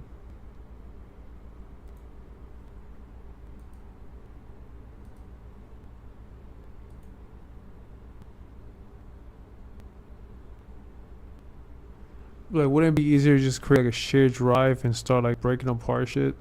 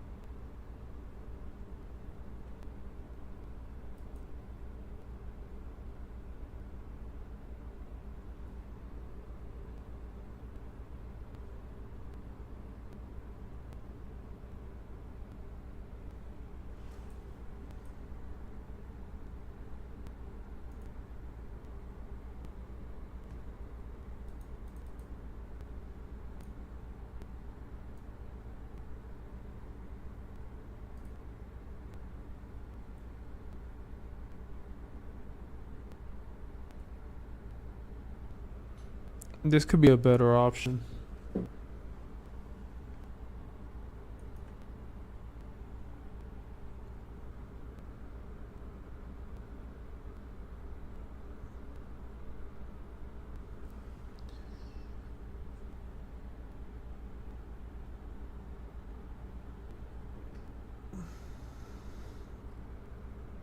But I'm not gonna play with that right now.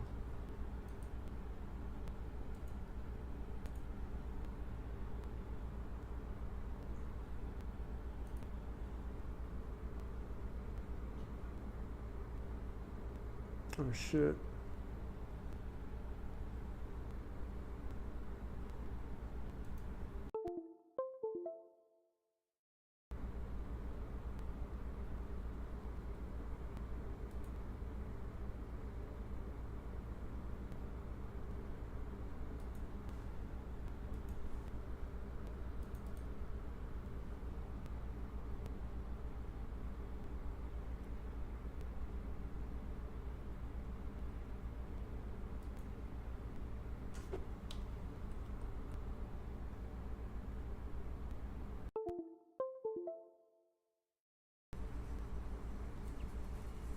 Yeah, well, let me see if I'm able to at least go to like a level 3.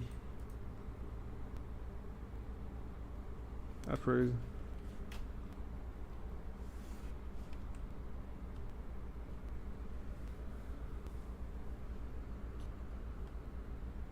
Alright,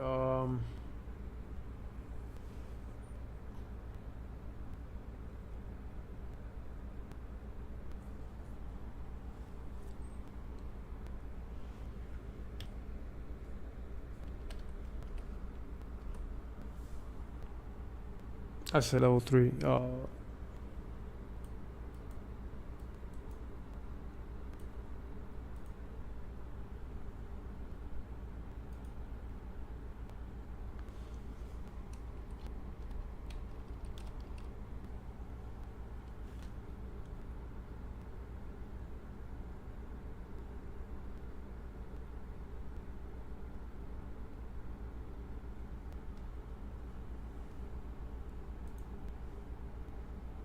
What's the first nasty?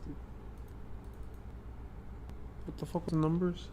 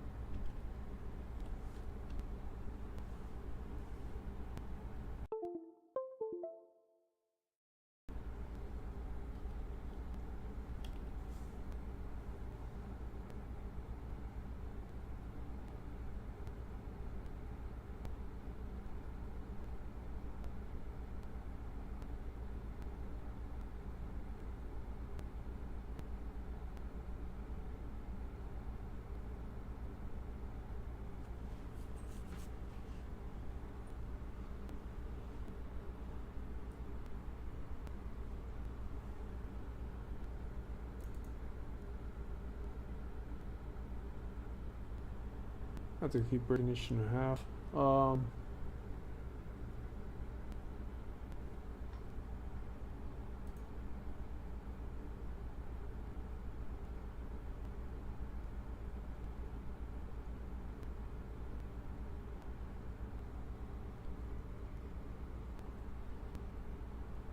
I mean, oh, I am sending it through a hypervisor.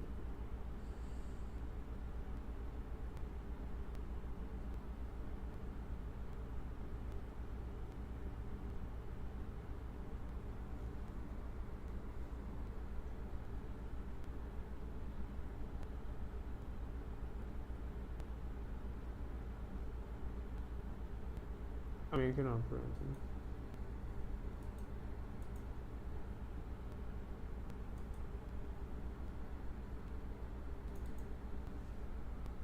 This is different. Alright, so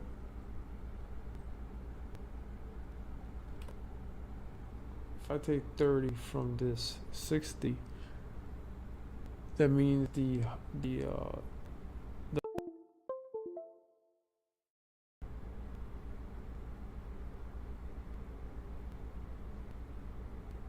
left with 30, but doesn't need it to hold down. It needs it to hold down the VMware, the Hyper-V, or if you, I guess if you have one. I'm gonna go with this one, 30.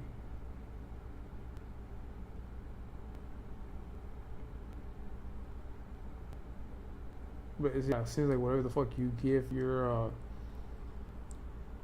drive is what the fuck you need to have, so it can hold it down.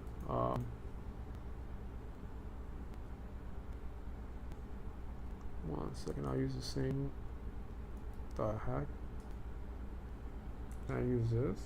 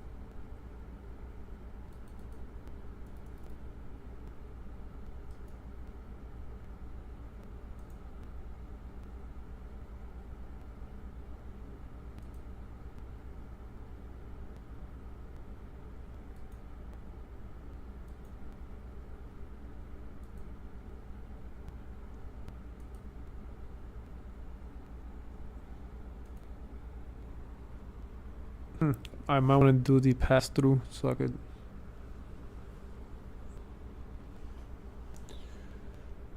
Damn it.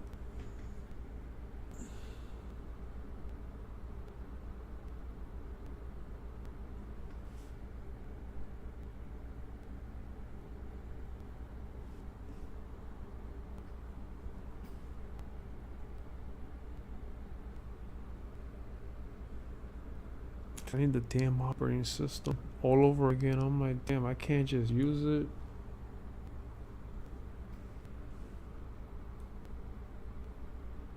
Alright, so we gotta.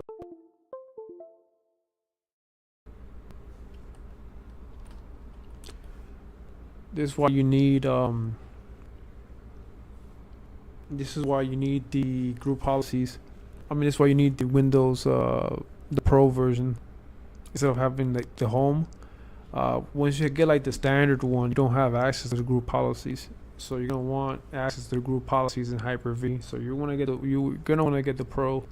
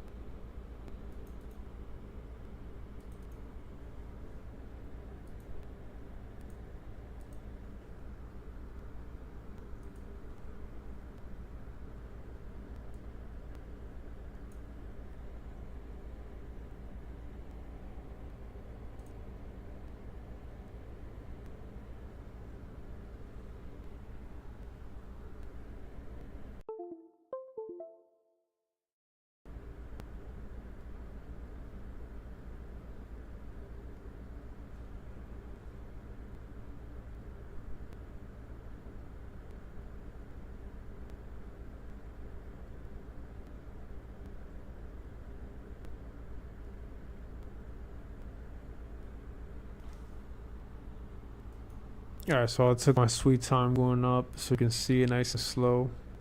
I'm about to type all that shit up. Out right now.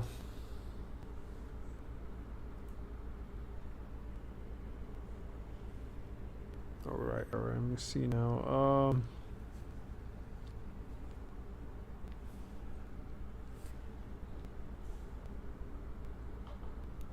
Let's see if we make it.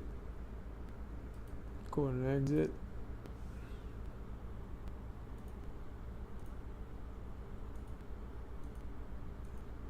Oh, damn it. See if it works. And session, I'm just waiting for it to kick in.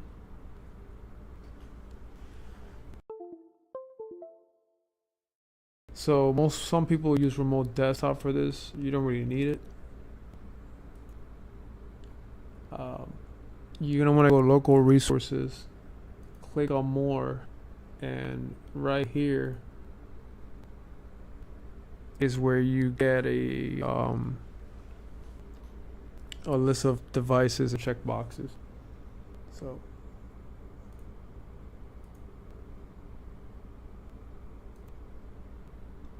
I'm gonna see if it went through.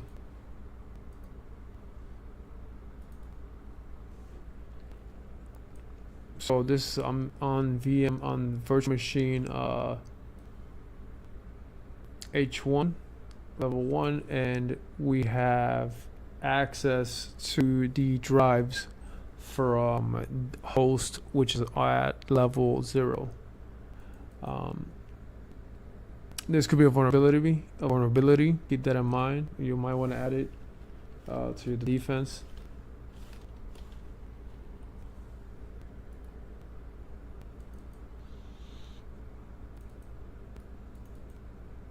And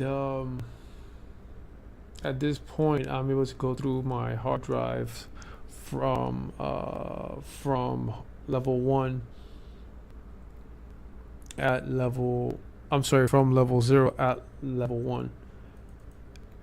So from the virtual world or the virtual side, I'm able to go and get the files over. And right now, what I'm really just looking for is the Windows installation, and I'm going to pass it over.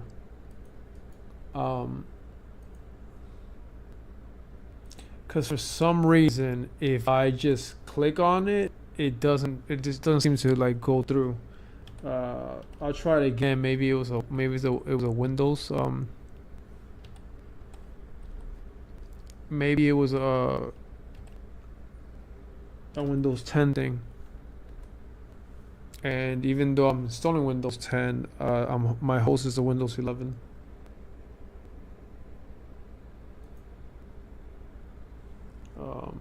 Here's a necessary and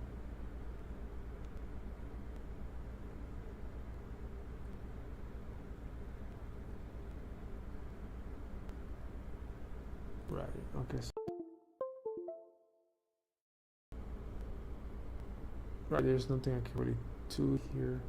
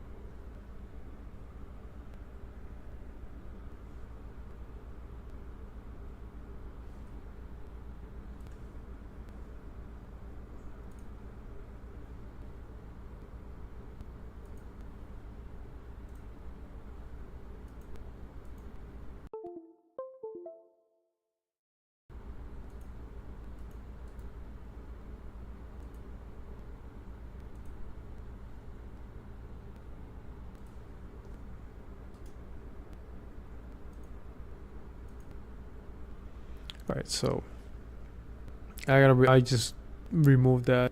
Things was getting a bit weird because I didn't have the pass through, so I was messing around with it before. All right, so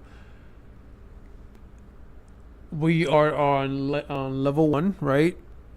Which is basically the start of virtualization, and we basically enabled USB pass through. So now I have access to the USBs that are on my physical machine, which is at level 0. So at level 1, which enables virtualization,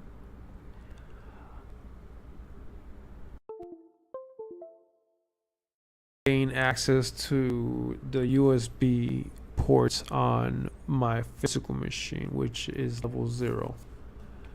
So I want to copy over a specific file.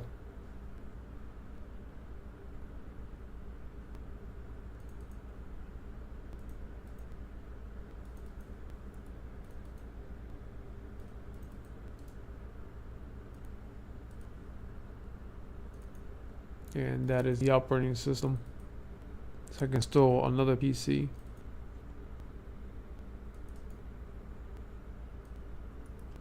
And that's going to be level 2.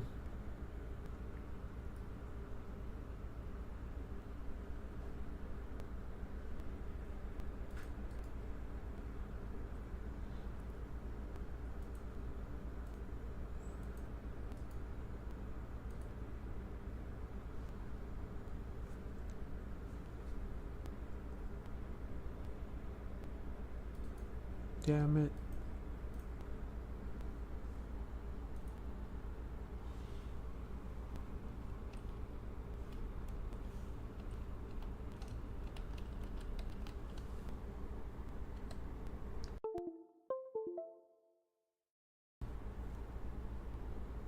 device, and I want it to be known that it is nested. Nested virtualization starts at level 2.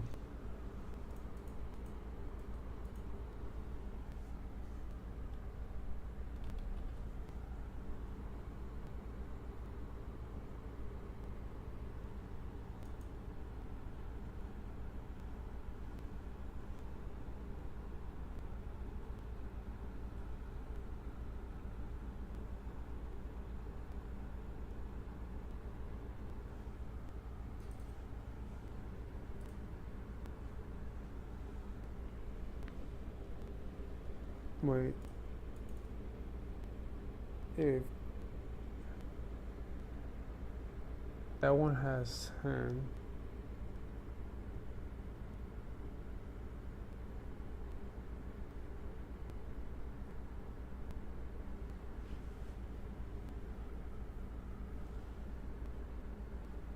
I don't understand why is this the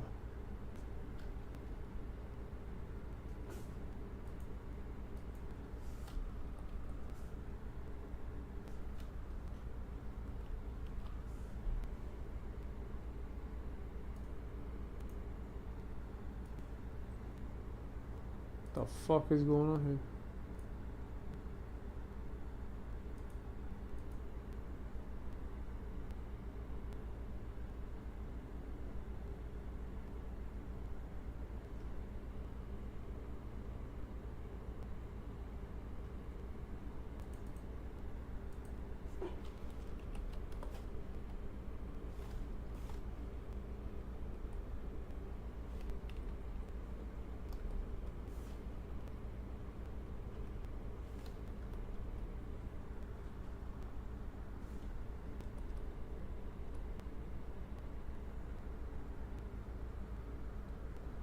Yeah, I think you gotta cut everything in half.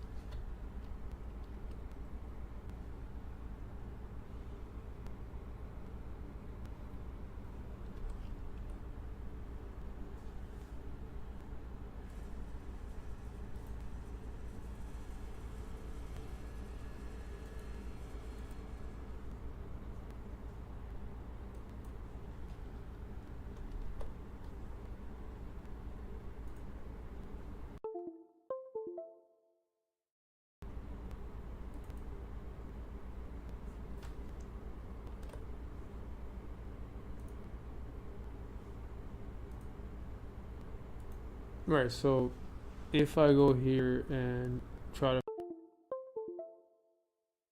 devices, what the fuck?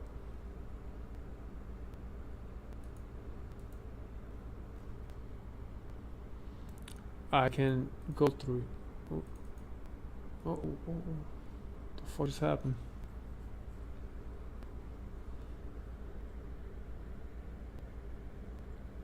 Oh shit, that's transferring shit over.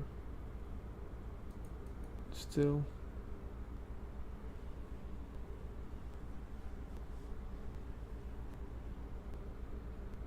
I think I couldn't map it. I couldn't find it or something. I guess we might as well wait till this is over.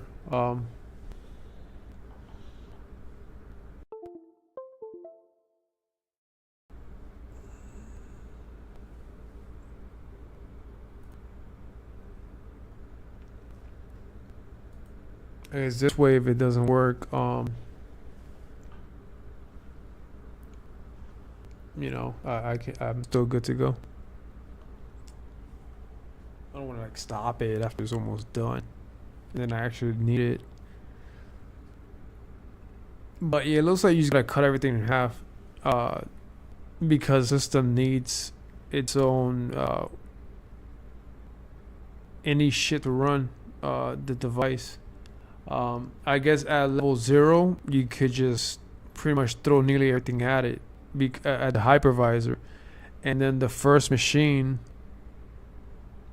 they create can either hog it all or share it among other machines, whether they're going to be host or single machines. So I guess it's extremely flexible.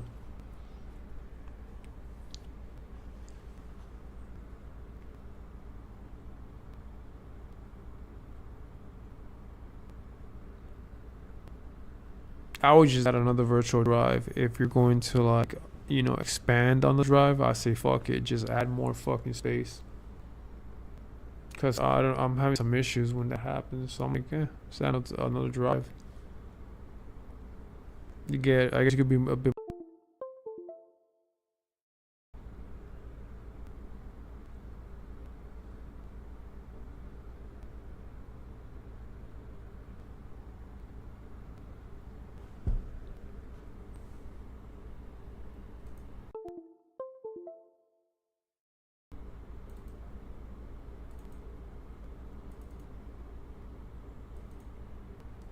All right, so let's see, because I couldn't before work. It didn't work, but maybe it's because the whole Windows 10 thing.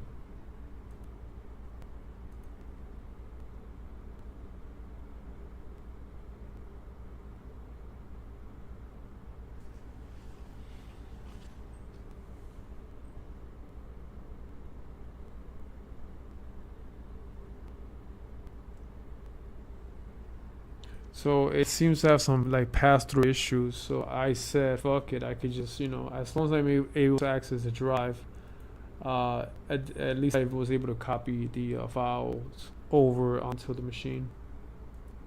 So even though it's probably having access issues because there's two different levels of security, so I may have to do some configurations, some further configurations in the registry and shit. Security, which is what I was questioning before. I'm like, that's a sign of, that's a vulnerability, because if you can go from any level straight to the USB of the host, the OG, the one that started everything. We talking about level 0, so you go from like you know, nested super deep, like nested, you know, fucking 100, which is basically, you know, level 101 in virtualization.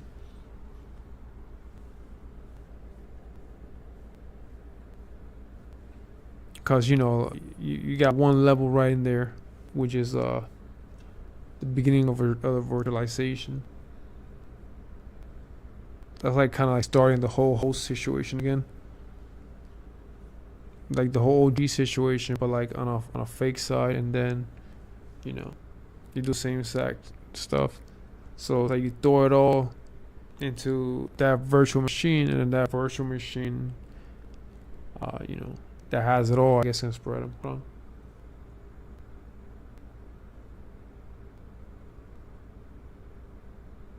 There.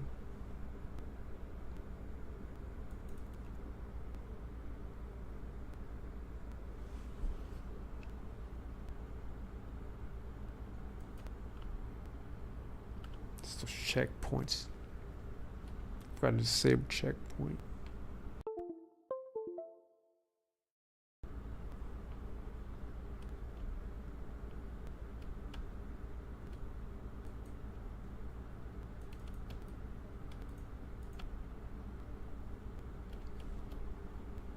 That's why I had checkpoints.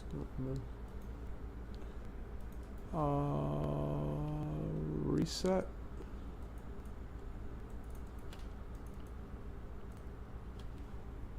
Yeah, I hit the reset while holding down the space button, because those little, it's kind of quick. You gotta be kind of quick for that.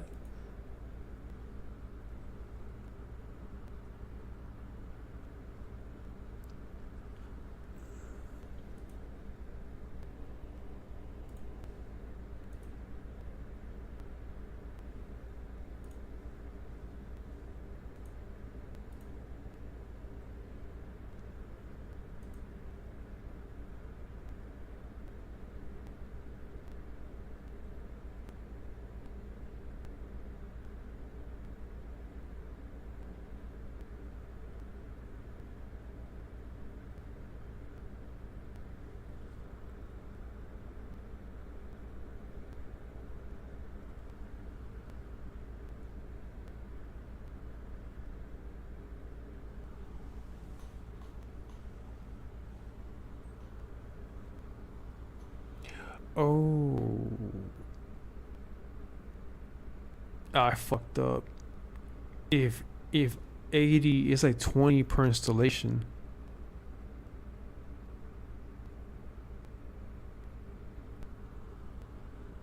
So the next one was 60. I added 30. I should add 40.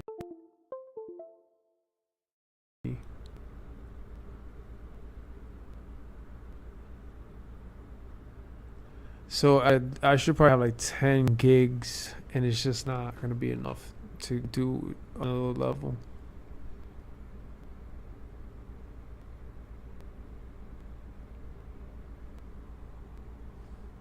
Well, let me think about that one.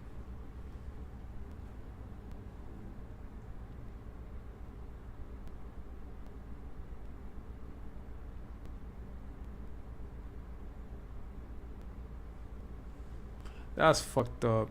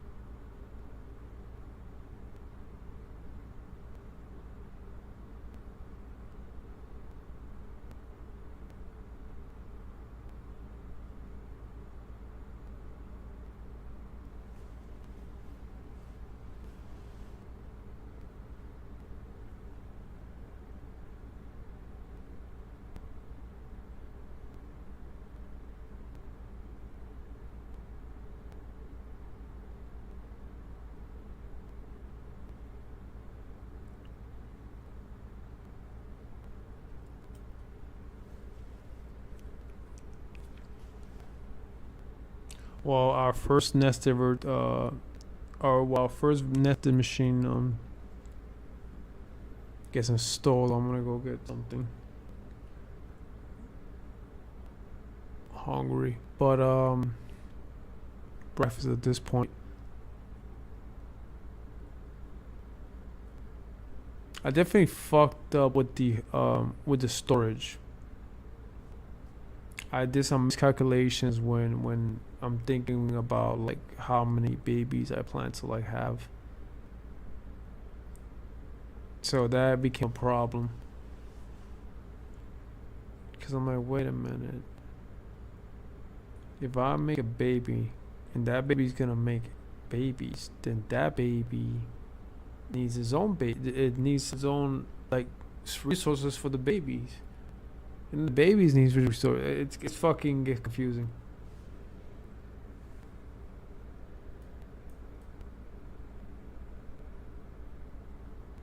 And then it's like, wait, what the fuck we talking about?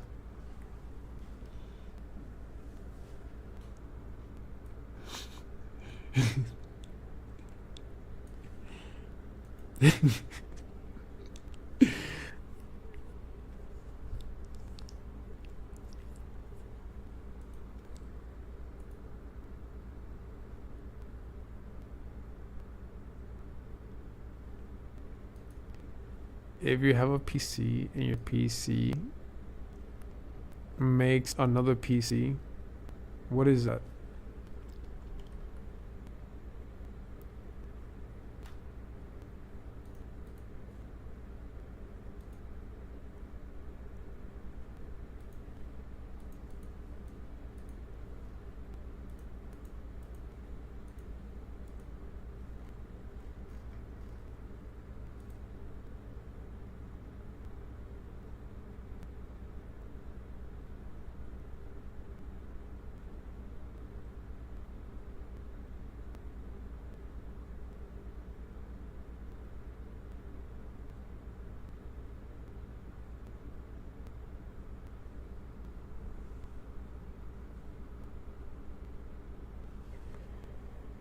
We're heading towards level 2. Welcome to nested virtualization.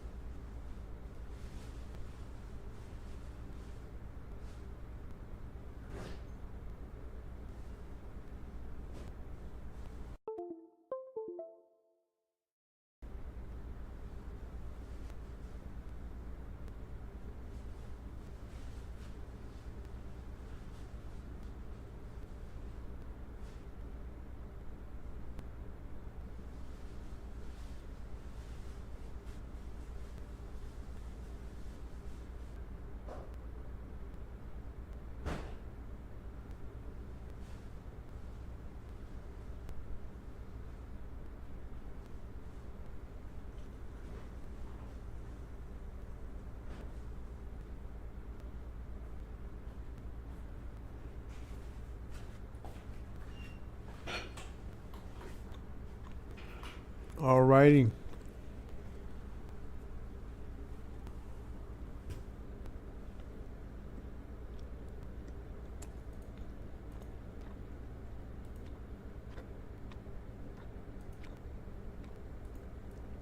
Pass it again. Sure.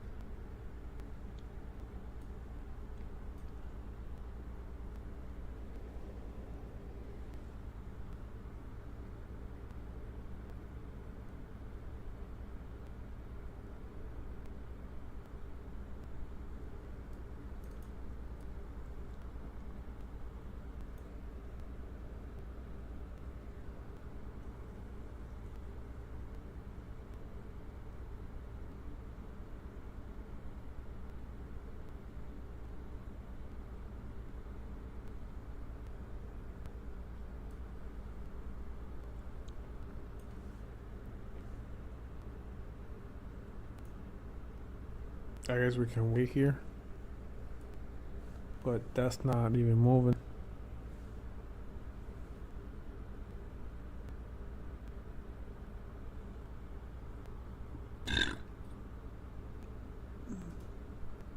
Excuse me.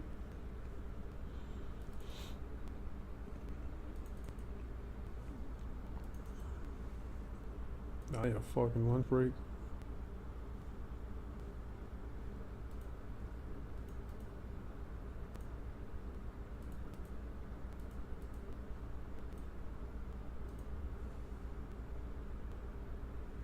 Wait, what the fuck? Okay, that's the... Guess a lot here.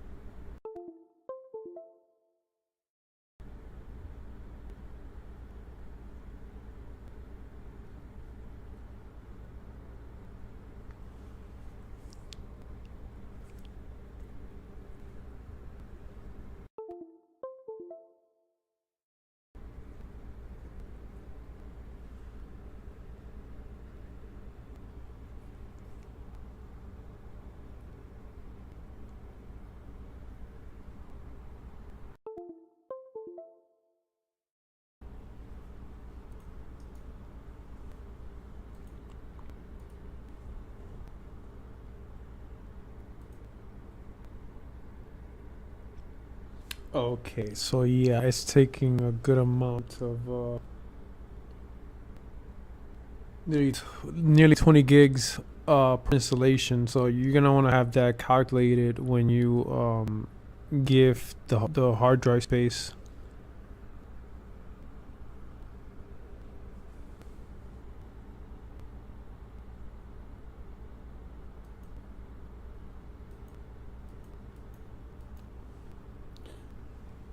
Now here's what gets tricky.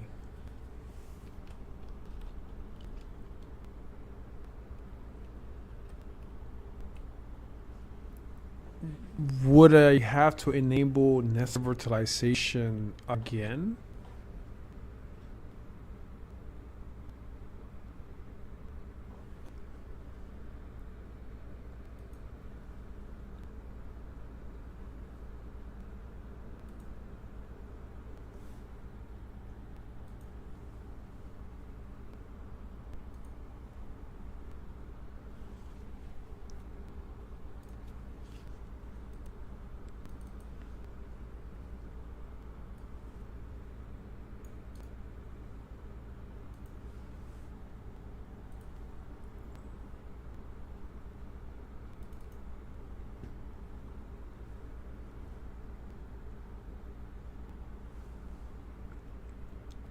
Well, be here. Um,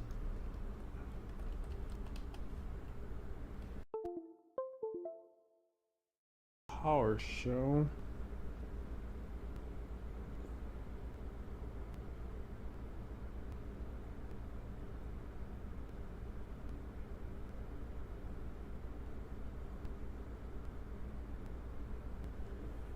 And we're giving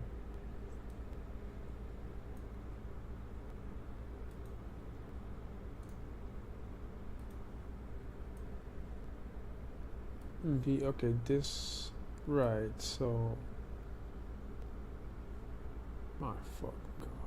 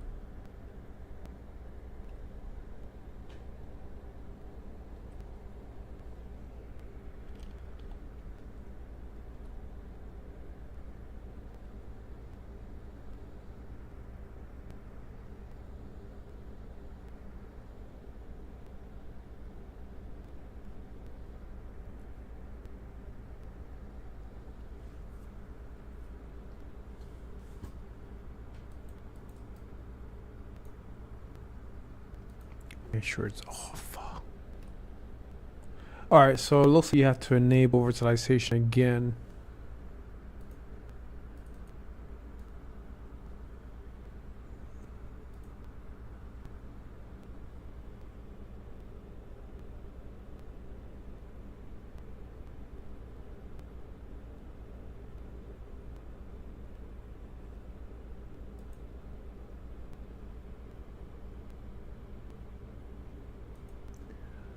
Oh.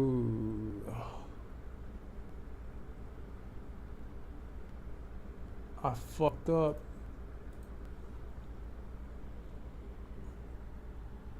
Since I installed the Windows 10 probably.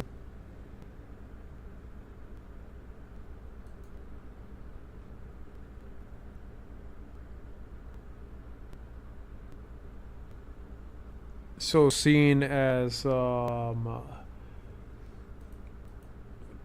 VMH1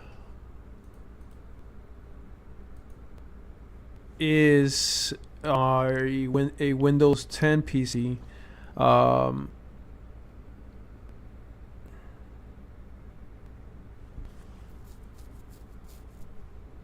of kill virtualization, but that's a virtualization. But now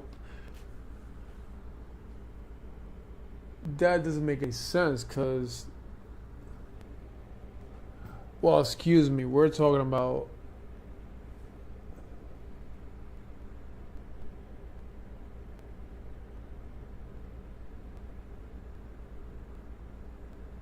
well, nested virtualization works, excuse me, but to go even further, it's telling me it doesn't, because we reach virtualization, right? We have Hyper-V.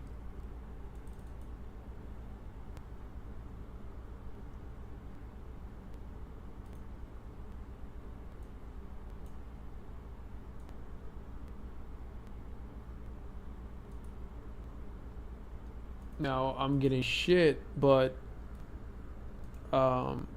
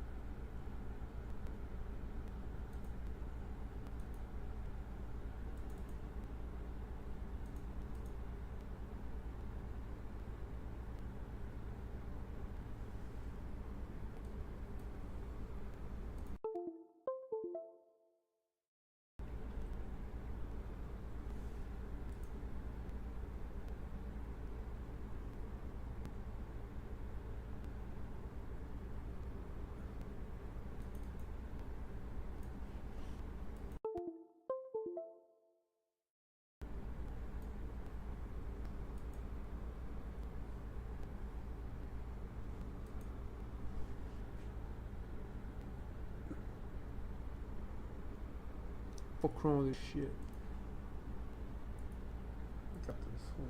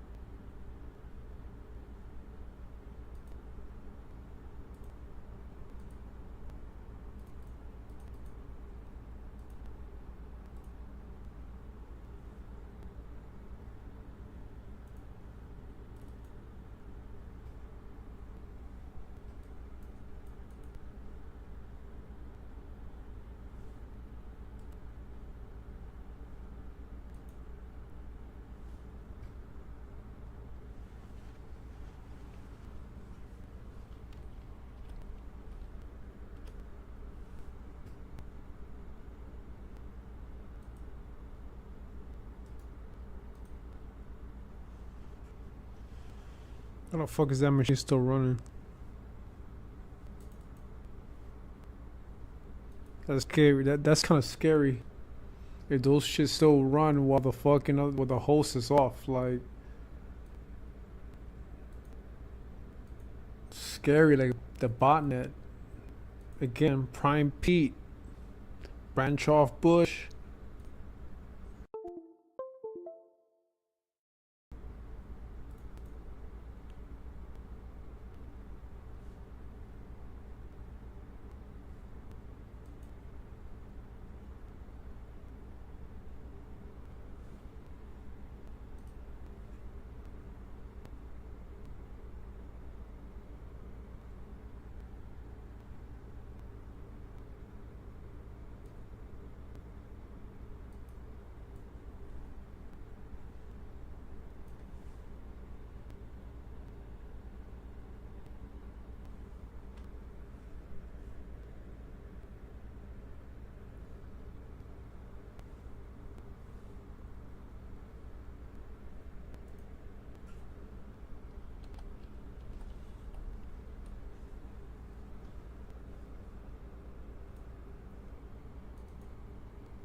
I don't think you gotta do all this shit, dude.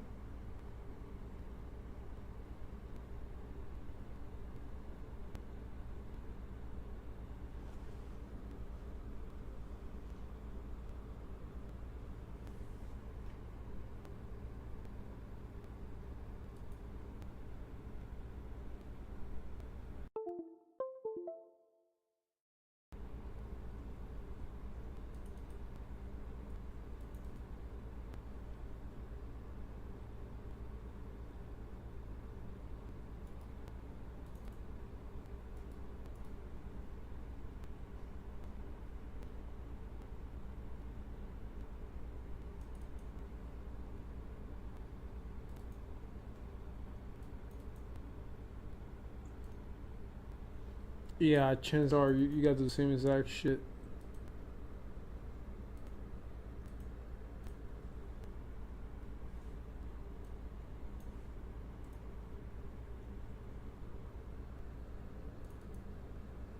So the other one should be right next to it.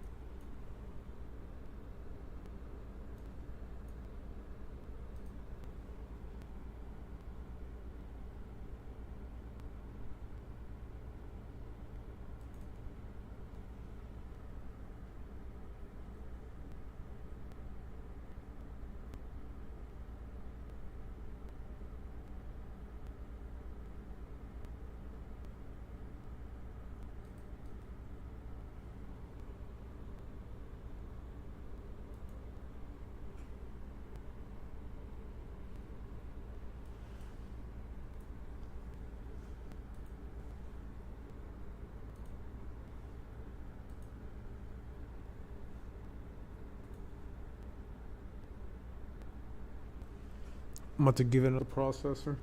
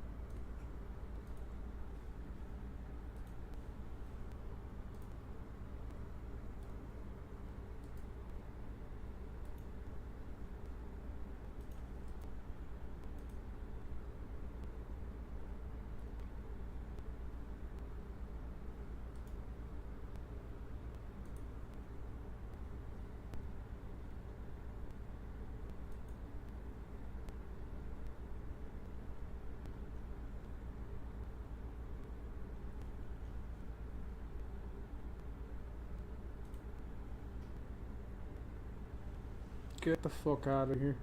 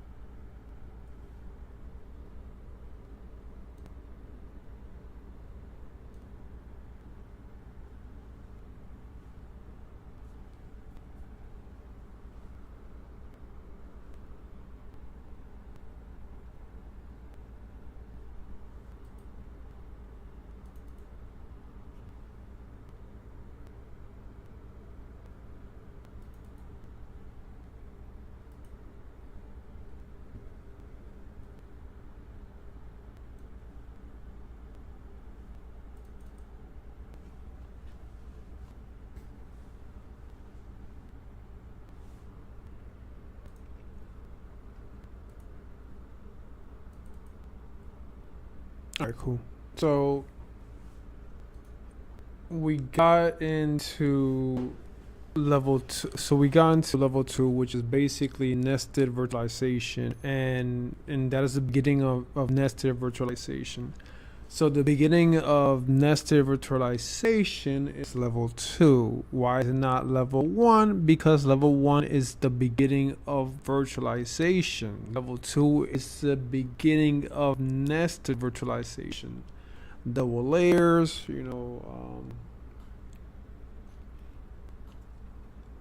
or whatever it is you want to call it. But it's definitely nested virtualization, and how many layers you can go. Again, or really matters up to you. So this is the first nested machine, and it's level. And since it's gonna always be level 2. And the only reason it's not level 1 is because, again, nested virtualization and virtualization are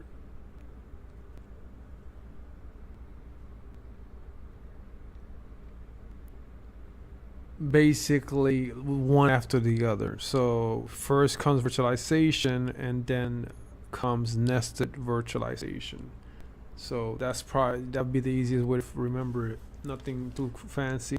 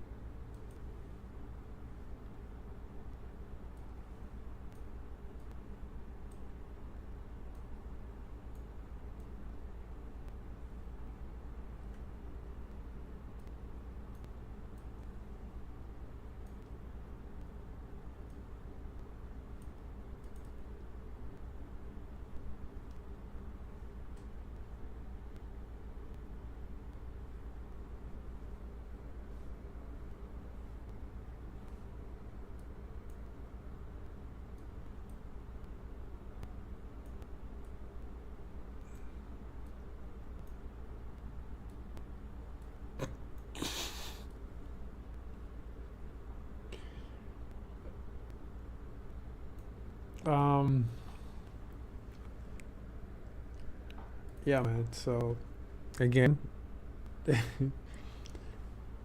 is what it is. It is what it is.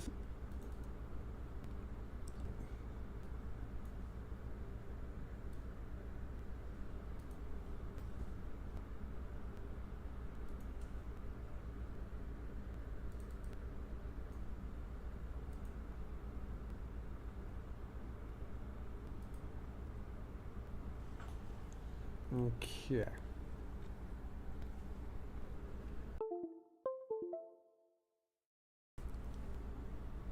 No, I'm reading that.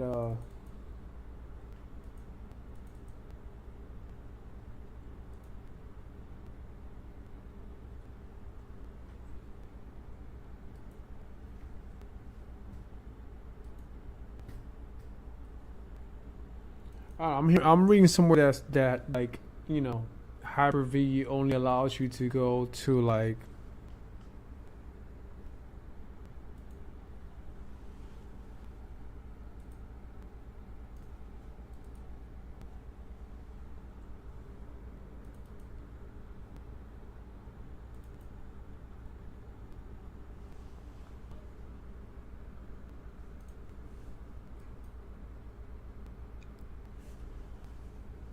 um level 2 and that's it in some places. Others are like, no, you go deep, you go deeper in there.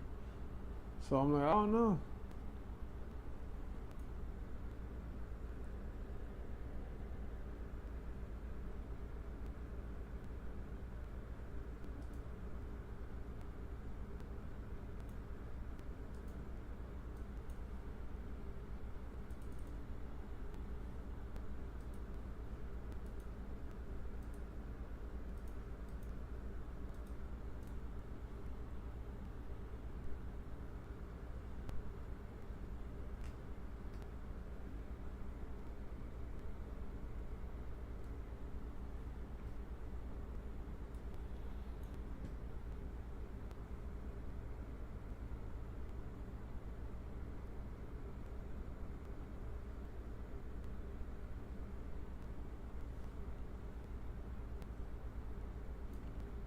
What's wrong with this shit?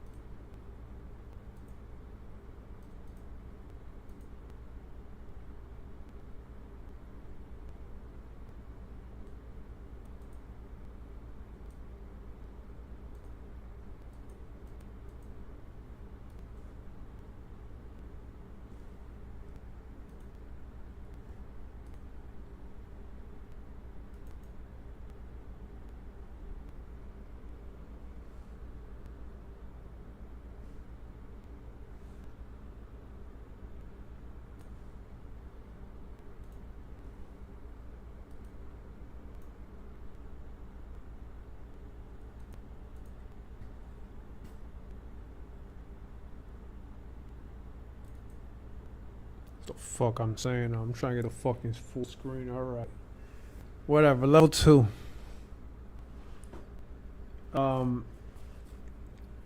Here I got to enable virtualization again, and let's establish that Windows 10,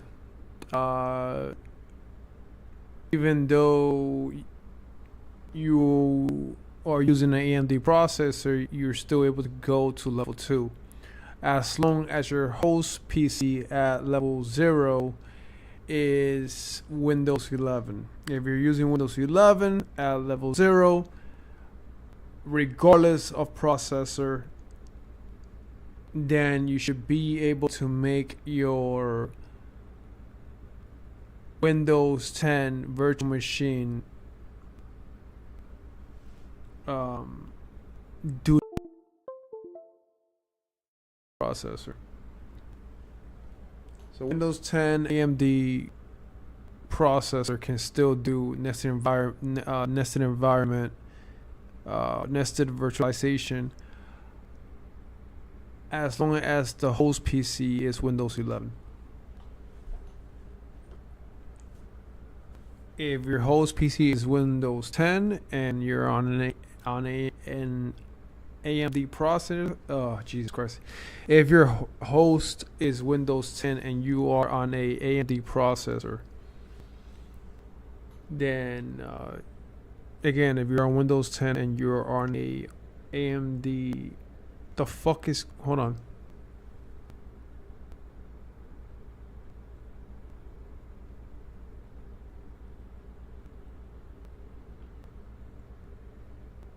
Got a fucking dog whistle in my fucking ear. So if AMD Windows 10 and you have a processor and it's AMD and you're trying to basically reach level 2 nested environment, you can't do that, not with an AMD processor. You're gonna need an Intel processor if you're gonna be using Windows 10 as your host PC, you know, your level 0. So Windows 11 AMD processor was able to create a virtual machine.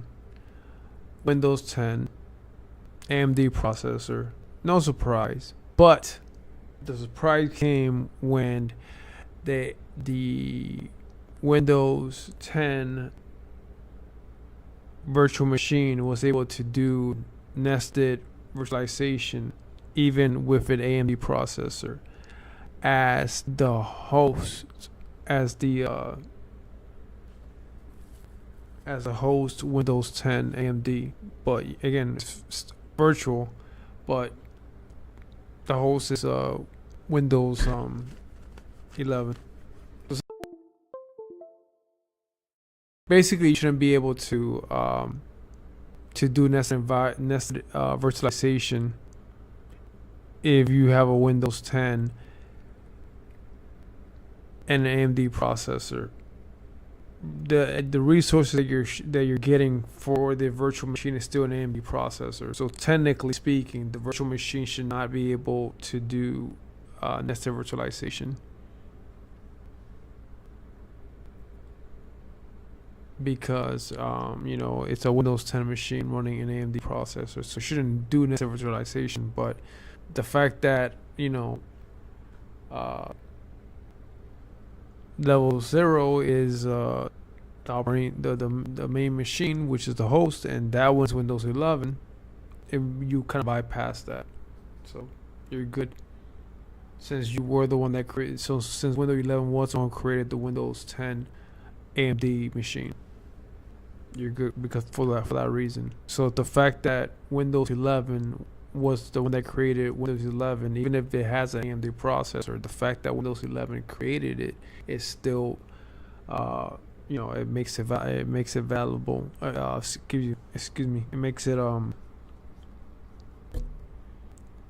makes it good. It's valid for supporting nested virtualization. Too much fucking shit's going on in my hair now.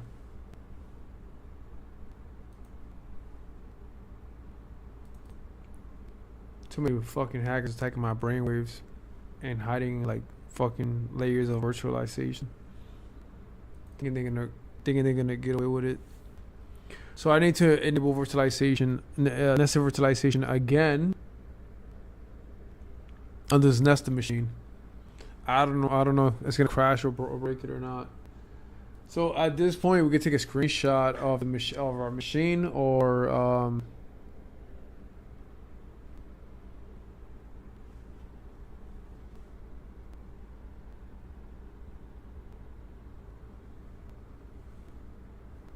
we can take a screenshot of our machine so we have nested virtualization.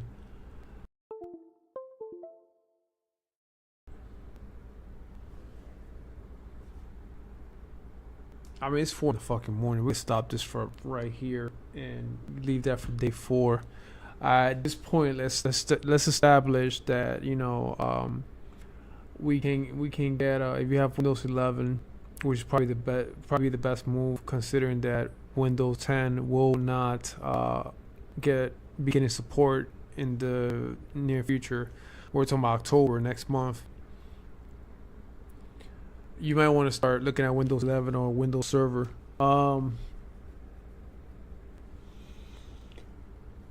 Regardless, if you're comfortable with Windows 11, Windows 10, and are able to be your own tech person, whatever, you know, it is what it is.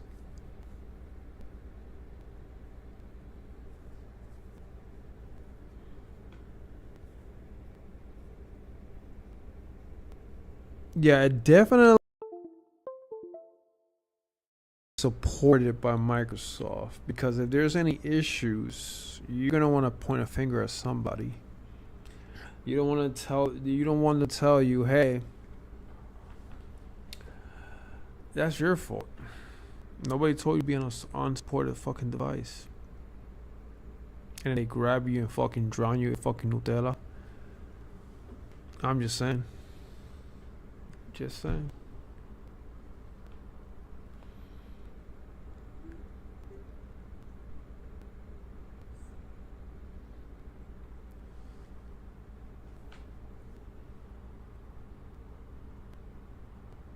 What a sweet death, right? The fuck you laughing at? We're already dying due to sugar, diabetes, and all that. That the Cali means.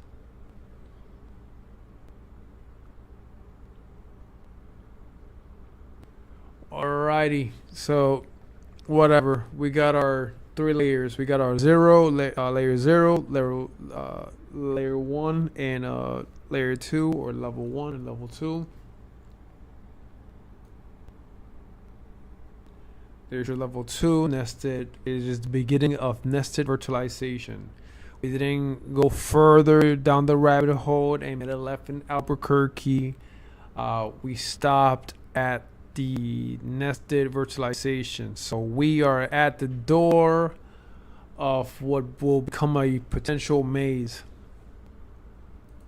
The start of a beautiful technique that can piss everybody off.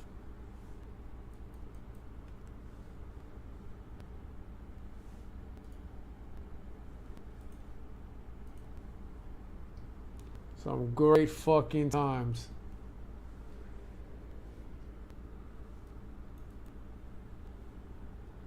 Wait, whoa, what the fuck's going on here? Alright, so this is my layer 2, level 2, the start of nested virtualization. This is a baby machine. A machine, it's a machine, excuse me, not an actual baby machine, like an actual, like, you know, it's a machine within a machine. It's a machine that a machine made. So that's why I'm like, it's just popping babies, bro.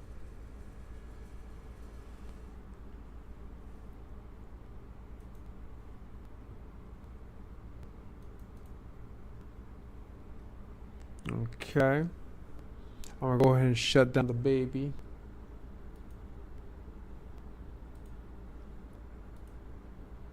Can't really say that, it's gonna get real complicated and weird. So when I should go and shut down the first machine in line, that's, you know, in nested virtualization.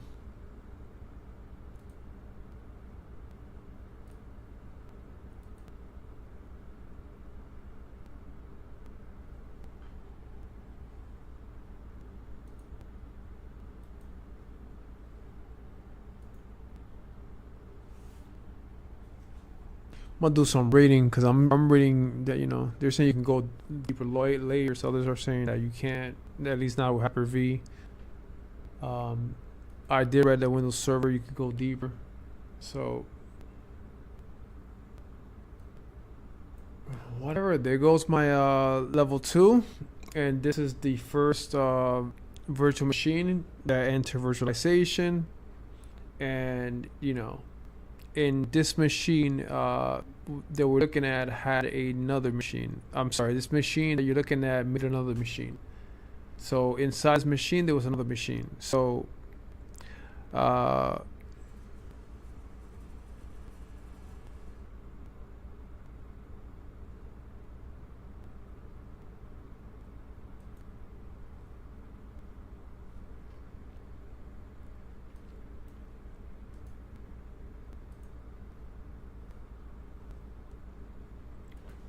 So that's why it looks like that, because you cannot see the other machine.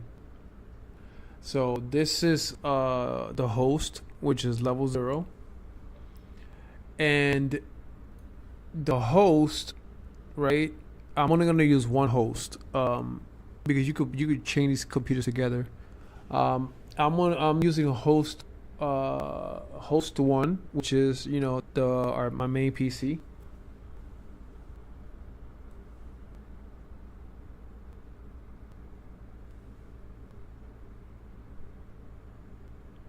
So the host, right, is level 1. I'm using host 1. The reason for it was because you could add more servers and that kind of stuff. So I call this one host 1. And host 1, I started using virtualization.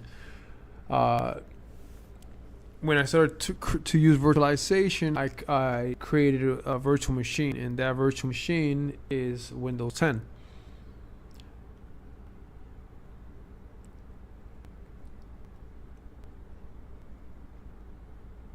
I wanted to see if I was able to create a virtual machine inside that virtual machine that I just created. It is possible. It is called nested virtualization. It's another layer of virtualization.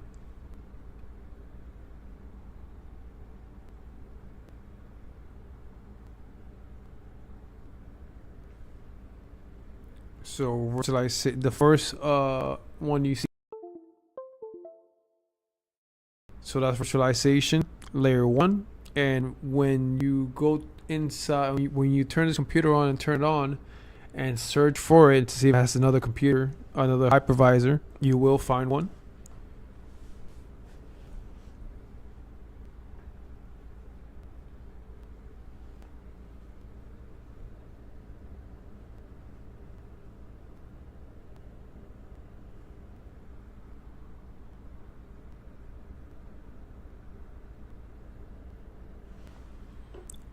And that is going, and if there's a machine there, that will be considered nested virtualization, because if you use a hypervisor, inside a virtual machine, that's nested virtualization. How many layers can you go? You never know. But most people are saying you do nested virtualization. I'm looking this different things on there, so I'm gonna look deeper into it and see what's going on. But so far we're at level 2. So we reached nested virtualization. We were able to create a computer. We understand between the differences between AMD and Intel when it comes to Hyper-V on Windows 10. You saw the USB pass-through.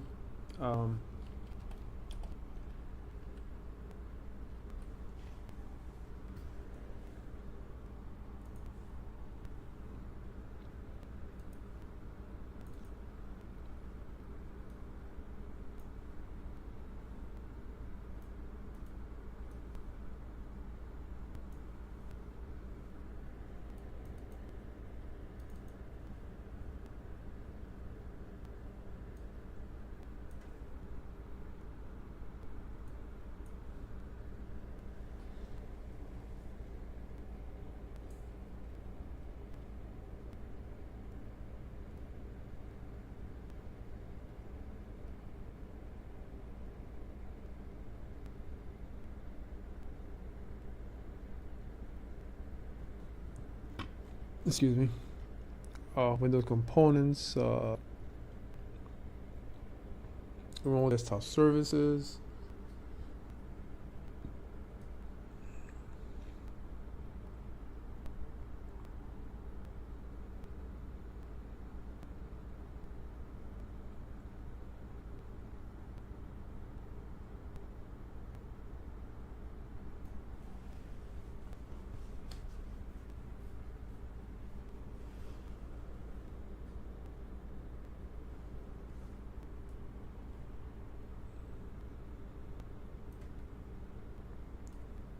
mean, it's probably for my own notes.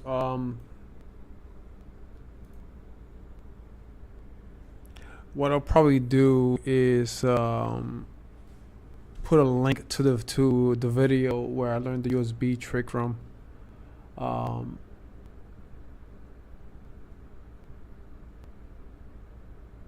Because they said that was disabled,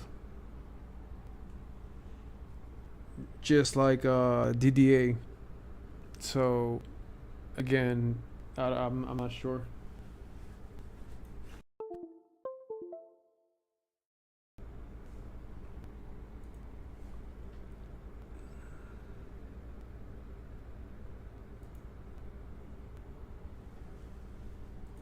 So I'll put the link to the USB pass-through.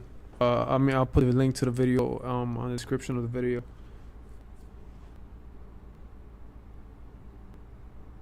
And how to enable virtualization from somewhere, I guess. I probably just put the USB pass-through. Yeah. At this point,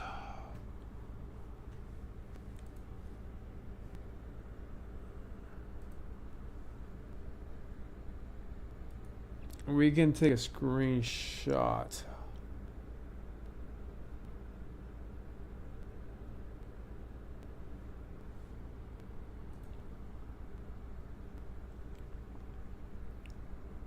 We could take a screenshot and work on it on day 4. And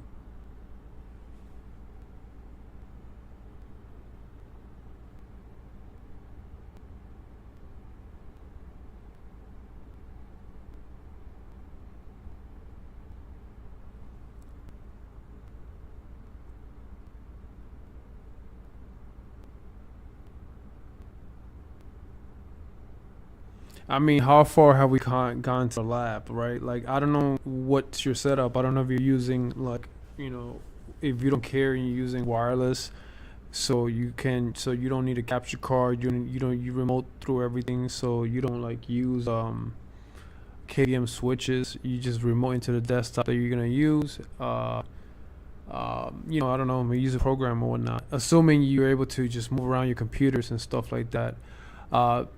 At this point, and you use a hypervisor, well, assuming you want to stick to Hyper-V, or you were thinking about maybe you were like a VirtualBox person because of USB pass-through. Now you got USB pass-through. What is it as reliable as the one from VirtualBox? I'm not too sure. I haven't played with VirtualBox. What I do know is that, again, VirtualBox Type 2, Hyper-V Type 1, depending on what you want to do. There will be applications, projects, in certain situations where VirtualBox might be better than the Microsoft Hyper-V. Again, Hyper-V is exclusive to Microsoft. Probably works for most of their stuff. I'm just saying, like, I don't see myself like, and then like,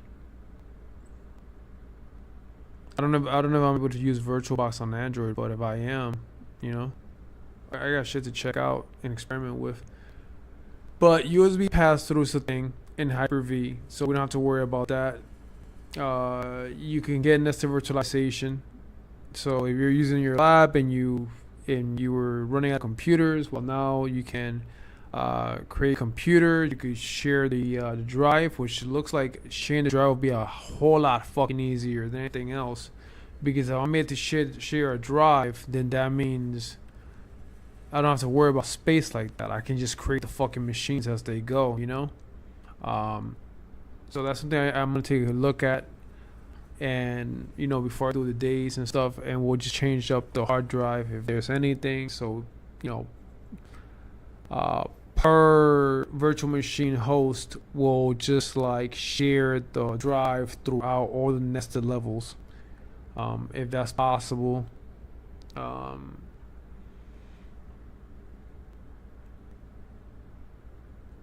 gotta take a screenshot of this shit, but we see what screenshots are like.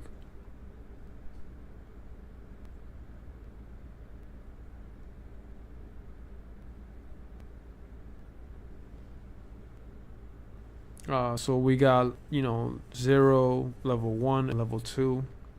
We're still sticking to Hyper-V. We haven't downloaded anything. We're using everything from stock. You can use remote desktop on other PCs and stuff like that. Keep that in mind.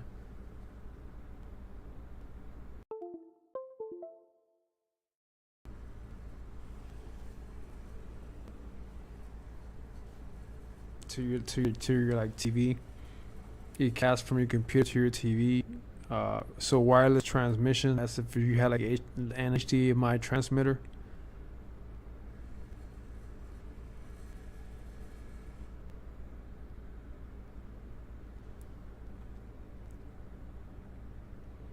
Yep. So it'll look like if you connect like a mouse and keyboard, you probably like have an all-in-one, a fucking terminal right in your living room. I got a copy of this operating system using, you know, a copy, but you know, I'm probably gonna do that off stream. Just know that we have acquired USB pass-through. It works. It works all the way at the nested level, and we're good to go. We got the physical level 0. We got level 1 in virtualization. We got level 2 nested virtualization. We got USB pass-through. You can create lots of things, and check out, play around with the hard drives. You can add drives. You can share drive. You could come up with some configuration for like a NAS and stuff like that right off the Hyper-V. So I think the fact that we got USB pass-through going and all this other stuff through virtualization, I think we could get some form of like you know, we could do some work when it comes to data and run multiple applications and stuff. So when we're like, fuck, man, I wish we could use a program more than once. I'm saying, like, you know, maybe this is one way of like pushing the limits and multitasking when it comes to gathering data. And no, I'm not talking about anything like blockchain related. I'm talking about like, or data mining. I'm talking about like, you know, analytics, saving for information and like storing data for like profiling or like machine learning, more importantly machine learning libraries and that kind of shit. You're gonna want a lot of information to feed your AIs and stuff like that. You're gonna run out of space. You're gonna want space. You're gonna, you know, you're gonna want lots of stuff to feed your security cameras with your smart AI cameras, RoboVision, all that shit. It's gonna collect lots of data. You gotta put those data together so you could later use for formulas and shit to gather things using probability statistics and equations, even as quantum equations to figure out, you know, things. You know, we don't have quantum computers, but we could do some math. So USB pass through. We got, you know, 2 levels. We got nested virtualization. You might want to play around with that a little bit. I got some playing around to do. You could take a screenshot. In the last video we took screenshots. You've seen how it is. You can stick to the X copy.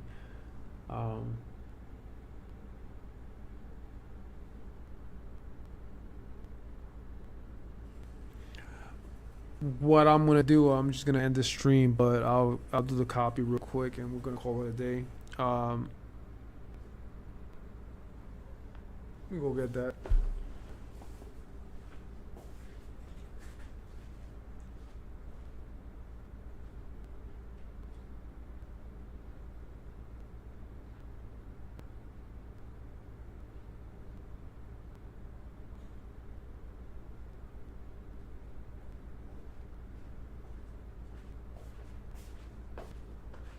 Got my fucking fire team right here. All I see is a physical fucking person at level 0 and 2 bots. So I see. Crazy world we live in. You want to talk about metaverse? Want to talk about metaverses? That's 3 Unreal Engines. Simulations. What a world. What a metaverse. Matrix? Nah.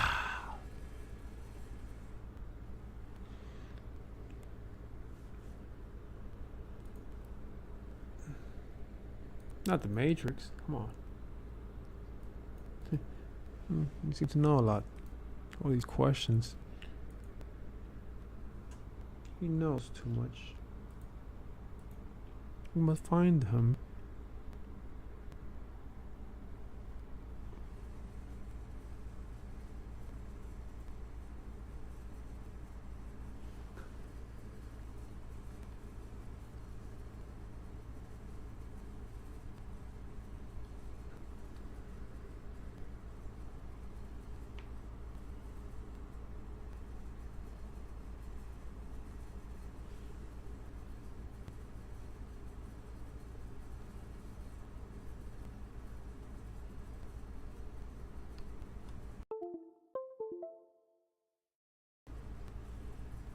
Oh, come on.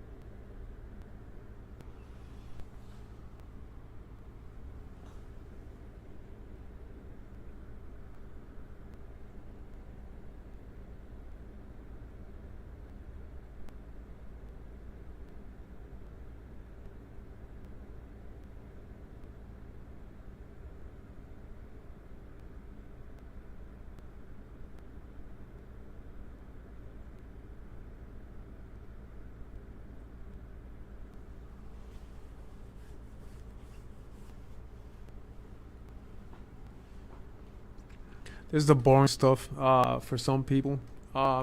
It is a bit challenging, and it definitely drags and slows down.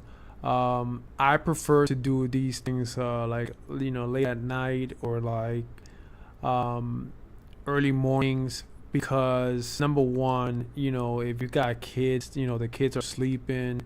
Anybody you live with who's annoying is either sleeping or like doing other shit. But you basically have some time to yourself where you can focus a bit more. It's quieter. There's less. Your phone's not ringing. It's less noise because people are either sleeping or like just not at home, and it makes things a lot easier. So I like to do these kind of streams late at night or early mornings. Early mornings are good too because then you can the whole day play around. But to think about having these virtual machines all over the fucking place, it's kind of cool. I don't know what people plan to do. These things these builds get out of control, so I don't know what people plan to do. I don't know if you plan to like have people remote into your PC and like everybody playing on Steam all together. I don't know shit. I don't know. You don't got a PC? No. Oh.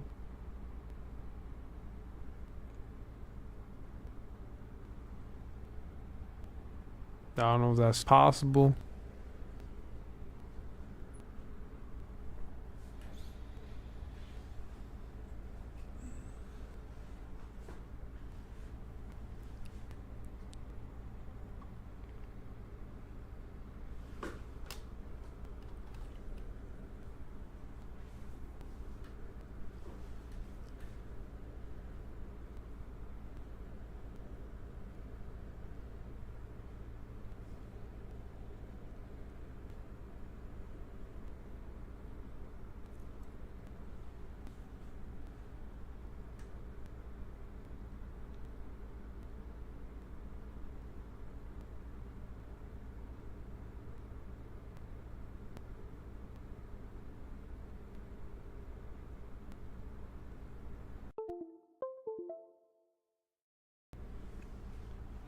Now, virtualization isn't for everybody.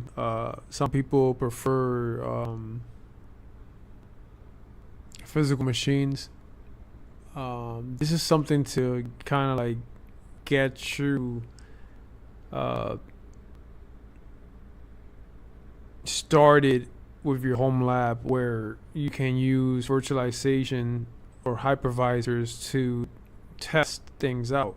So if you want to do a couple things and you're afraid to break your system or afraid that you might do some damage, break your virtual machine. Don't break your actual machine. Also, sometimes you need a couple more,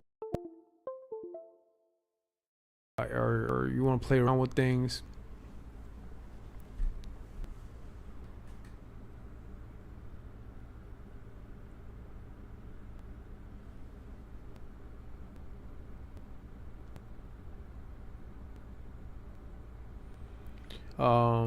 For instance, if I'm working on a Arduino project and I'm using Arduino IDE, I don't want to have I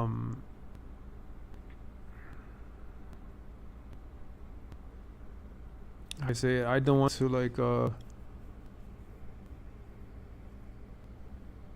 I'm using an AI, right? Let's say I'm using ChatGPT. ChatGPT give me a script, has some errors, and then messes everything up, or somebody hacks it, pretends to be pretends somebody hacks, the bots, to help with the coding, whatever it is they use. Let's say, I don't know, whatever, ChatGPT, Copilot, whatever the hell you want to call it. Grok, I think Grok, I don't know what the fuck is the other one. People use a lot of crazy stuff, a lot of different AIs. There's a lot.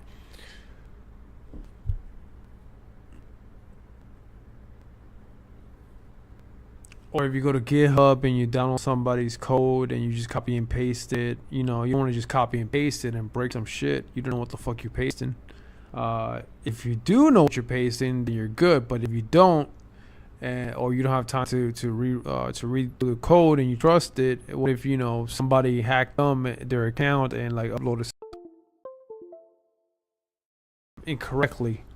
You just never know. What if GitHub gets hacked and people start fucking and a botnet gets deployed on people's accounts and shit, and they start fucking uploading a bunch of bullshit, accounts that were canceled out. You just never know. I'm saying errors happen, problems happen.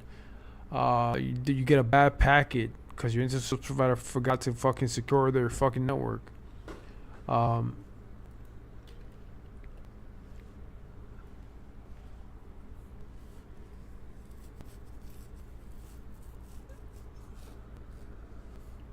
Yeah, you're gonna want to stick to virtualization and have all that damage happen in the virtual world in that isolated area.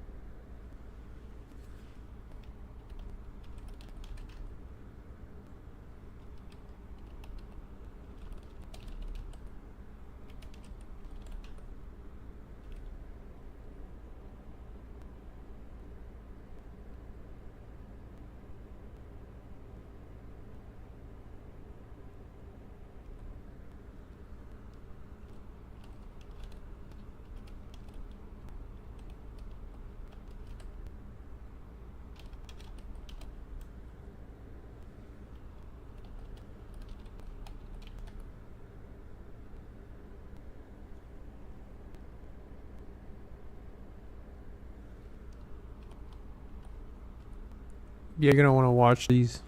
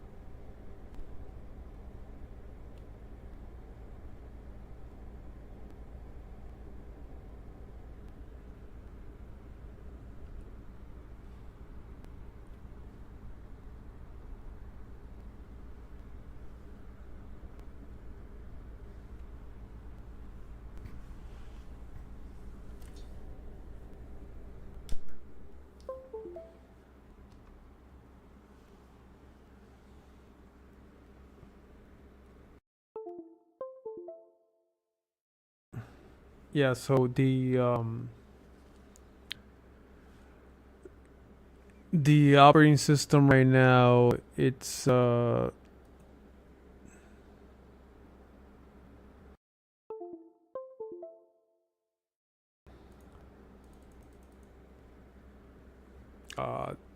that's pretty much what's happening right now. And he's just taking a screenshot. We've done the commands before, there in the past, in the day 1 and day 2. You can pretty much skip through that and see. Once you start seeing the back screen, you kind of see what I did. It's just like a copy command. You can also Google it. This is kind of like, it's a brush up and just, checking off some things we may have missed.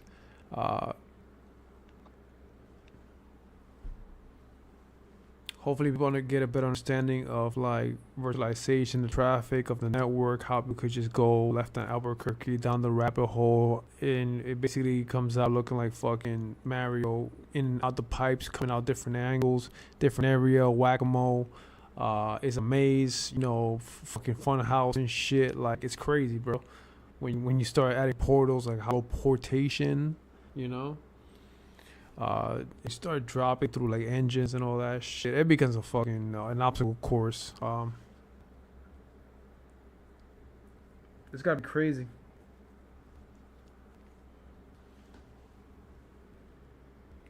So yeah, I mean, we gotten pretty far. We gotten our hypervisors. There's a few of them, but we'll stick to Microsoft's Hyper-V for now. And we've gotten to the nested virtualization level. We have enabled USB pass-through, which I didn't think was possible with Hyper-V. Not without Windows Server. So we're good on that. Which is good for it's good for data, for managing data and stuff.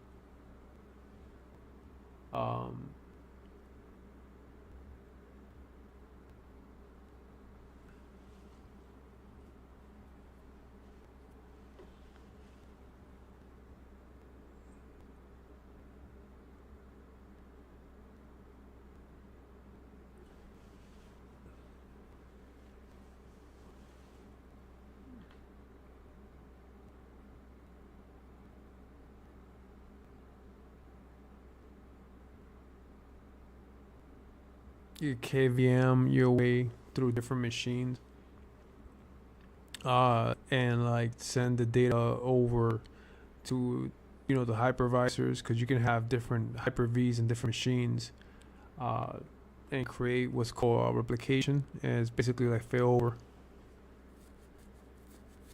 manual failover. It's good when like running a camera system and like one system goes down and you're gonna want like you want the other one back up and running and still collecting footage and shit like that. So all those kind of stuff really matter, especially since we are like doing security and shit for our like server. If we're gonna do an soft exosuit, so still good to have, All these things are very, very. You can still use them. You know, you still use them. You know how it is. You got basically homeless, right? On level 1, putting together some form of fucking cheats. So I mean, I'm just saying you gotta have that number on deck when you're playing, you know, against these sweats.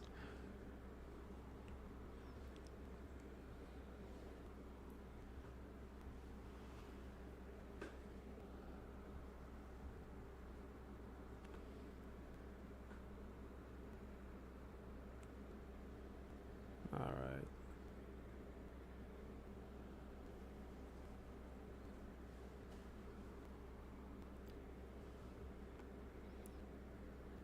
Are there like any other notorious like cheaters? No, I mean, well, no, it's not cheating. You,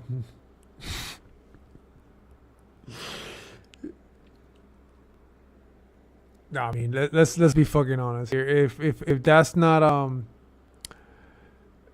if somebody says, hey, that's cheating, man. That's cheating. And it's like certified, classified as cheating. I mean, you gotta go down in history as like, you know, then if you like the cheating of like the king of all cheaters. Like there has to be a throne. And when you start biohacking and when people see that, do you understand the type of people that will biohack their bodies just to get an edge on games? Like, they will go crazy, man. A Fortnite tournament goes down, somebody will go through they will go through surgery, man. They will go through surgery. They will go through surgery.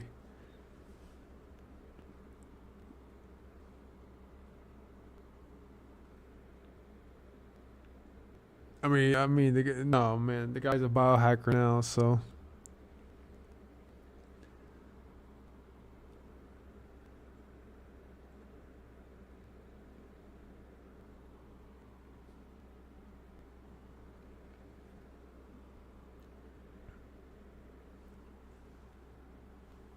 Oh no, you can't do any of that shit, man. My cheese ain't gonna work. I mean, my my reasonable accommodation. My reasonable accommodation. Won't properly work if my PC is not working. So I gotta work on these PCs and figure out what's going on first. If not, we can't get, our reasonable accommodation or adaptive target acquisition. Adaptive target acquisition working, properly. It's just a reasonable combination. Accommodation.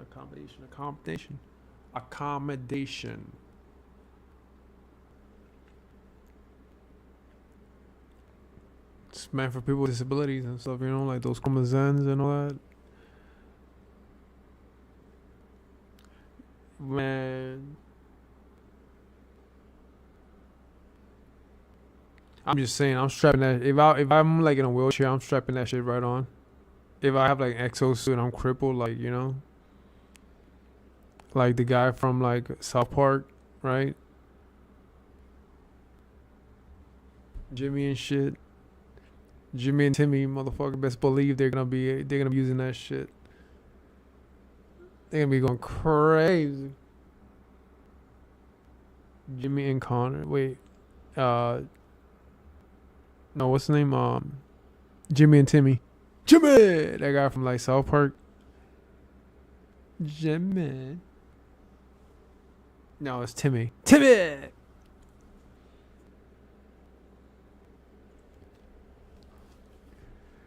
So, man. So, yeah, let's just copy. It's gonna copy. I'm gonna hold on to it in case things go wrong. and see what's going on with this layer 3. See what's going on with layer 3. If it can't work, it is what it is. I don't know. Will we see a day 4? We might just see, even if things aren't what they are, we might just see a day 4 so we can just close shit out. This Homelab, how to take a basic screenshot and how to use virtualization to save on computers, and also if you are using microcontrollers or single board computers, understand that single board computers with microcomputers can also use virtualization. So keep that in mind as PCs get more and more powerful.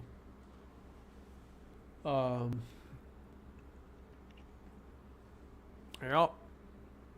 No, there's some powerful ass single board computers, man. There's some Ryzen, some Ryzen 9 single board computers. Lots of power and stuff, and again, these are portable. These are very portable. So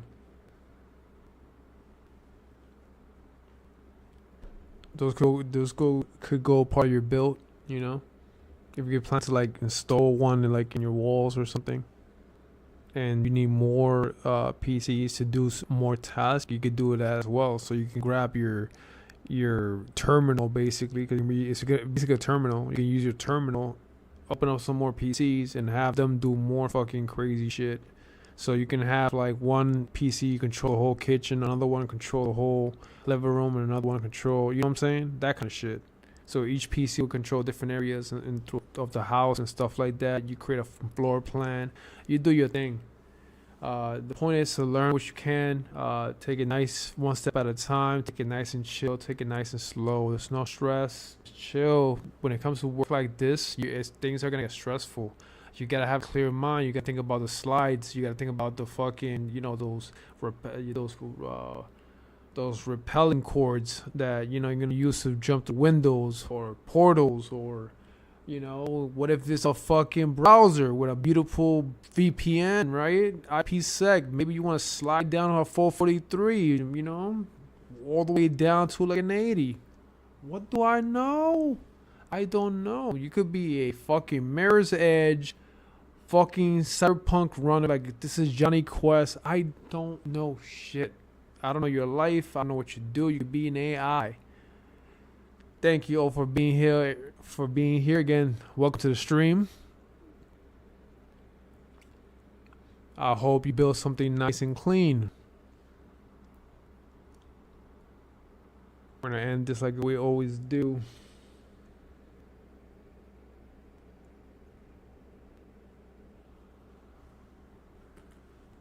I love Suno, but I also agree with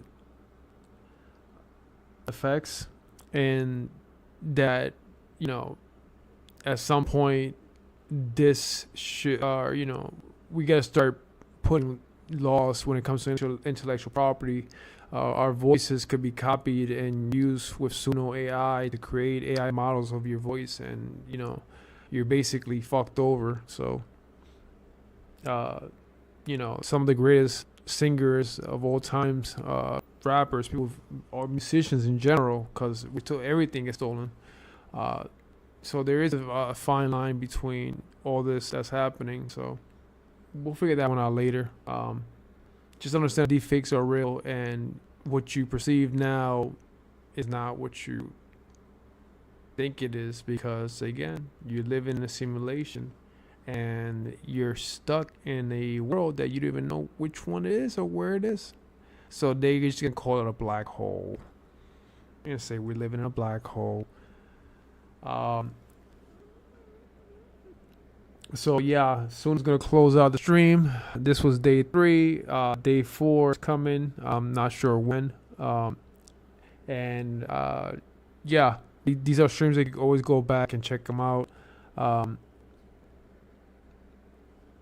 And yeah, that's about it, guys. Go build some shit, make it look nice, make it look clean.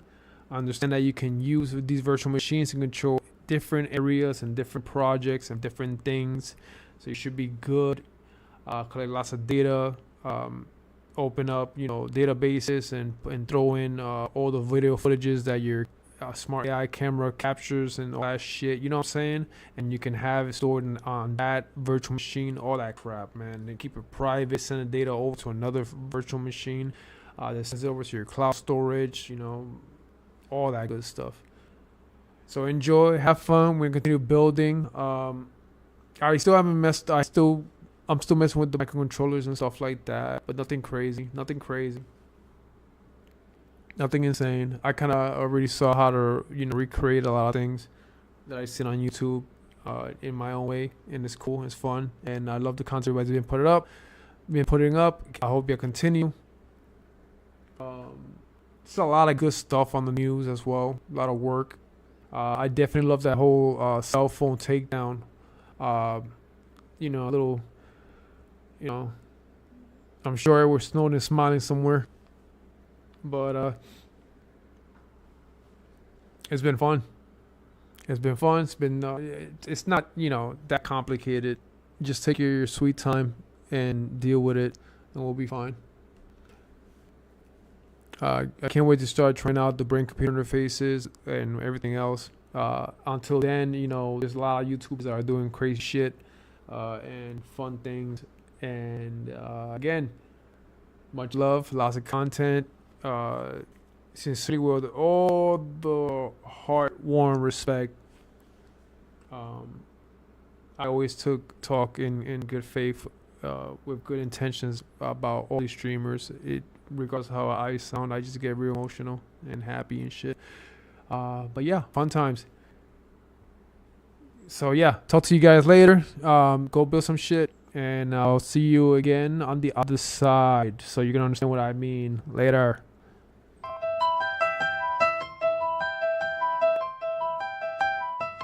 She lied to me for the very last time. I told her at least to go bye-bye. She's sucking out my life, running out my time. I'm stuck in this place, wondering when to die. So I move like a clock, stuck here locked. I can't put it all together, so I'm banging out the shots. With the pain in my head, and a life with no regrets. I swear I'll never be the same again.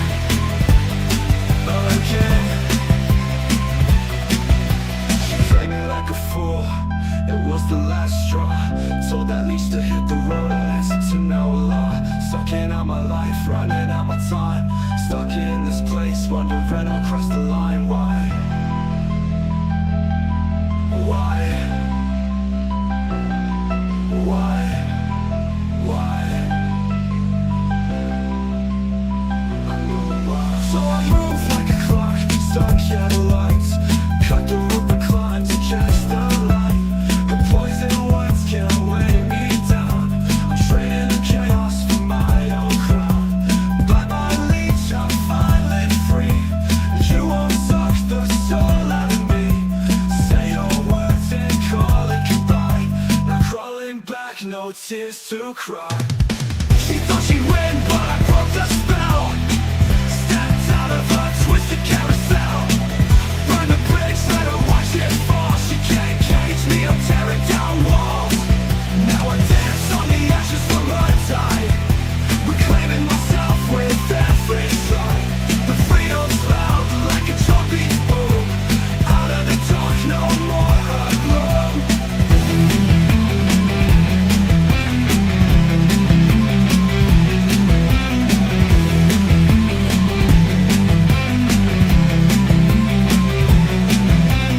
Can't find peace in my head. This pain won't subside. Living a life with no regrets. I swear it's do or die.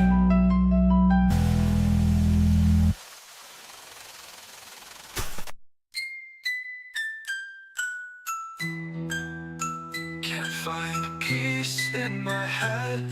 This pain won't subside. Living a life with no regrets. I swear it's do or die.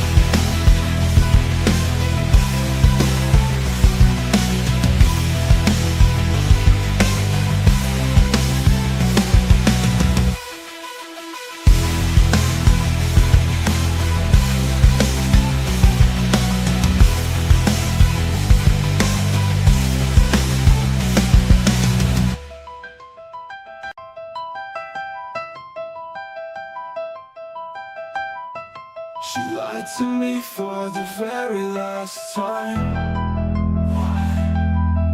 I told that leash to go bye-bye. She's sucking on my life, running out my time. I'm stuck in this place, wondering when to die.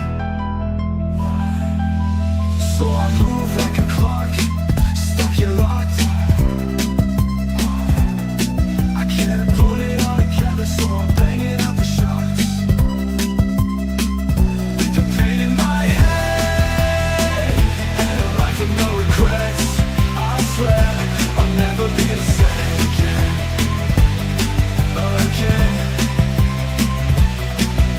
She played me like a fool, it was the last straw. Told that leash to hit the road, I listened to no law. Sucking on my life, running out my time. Stuck in this place, wondering I'll cry.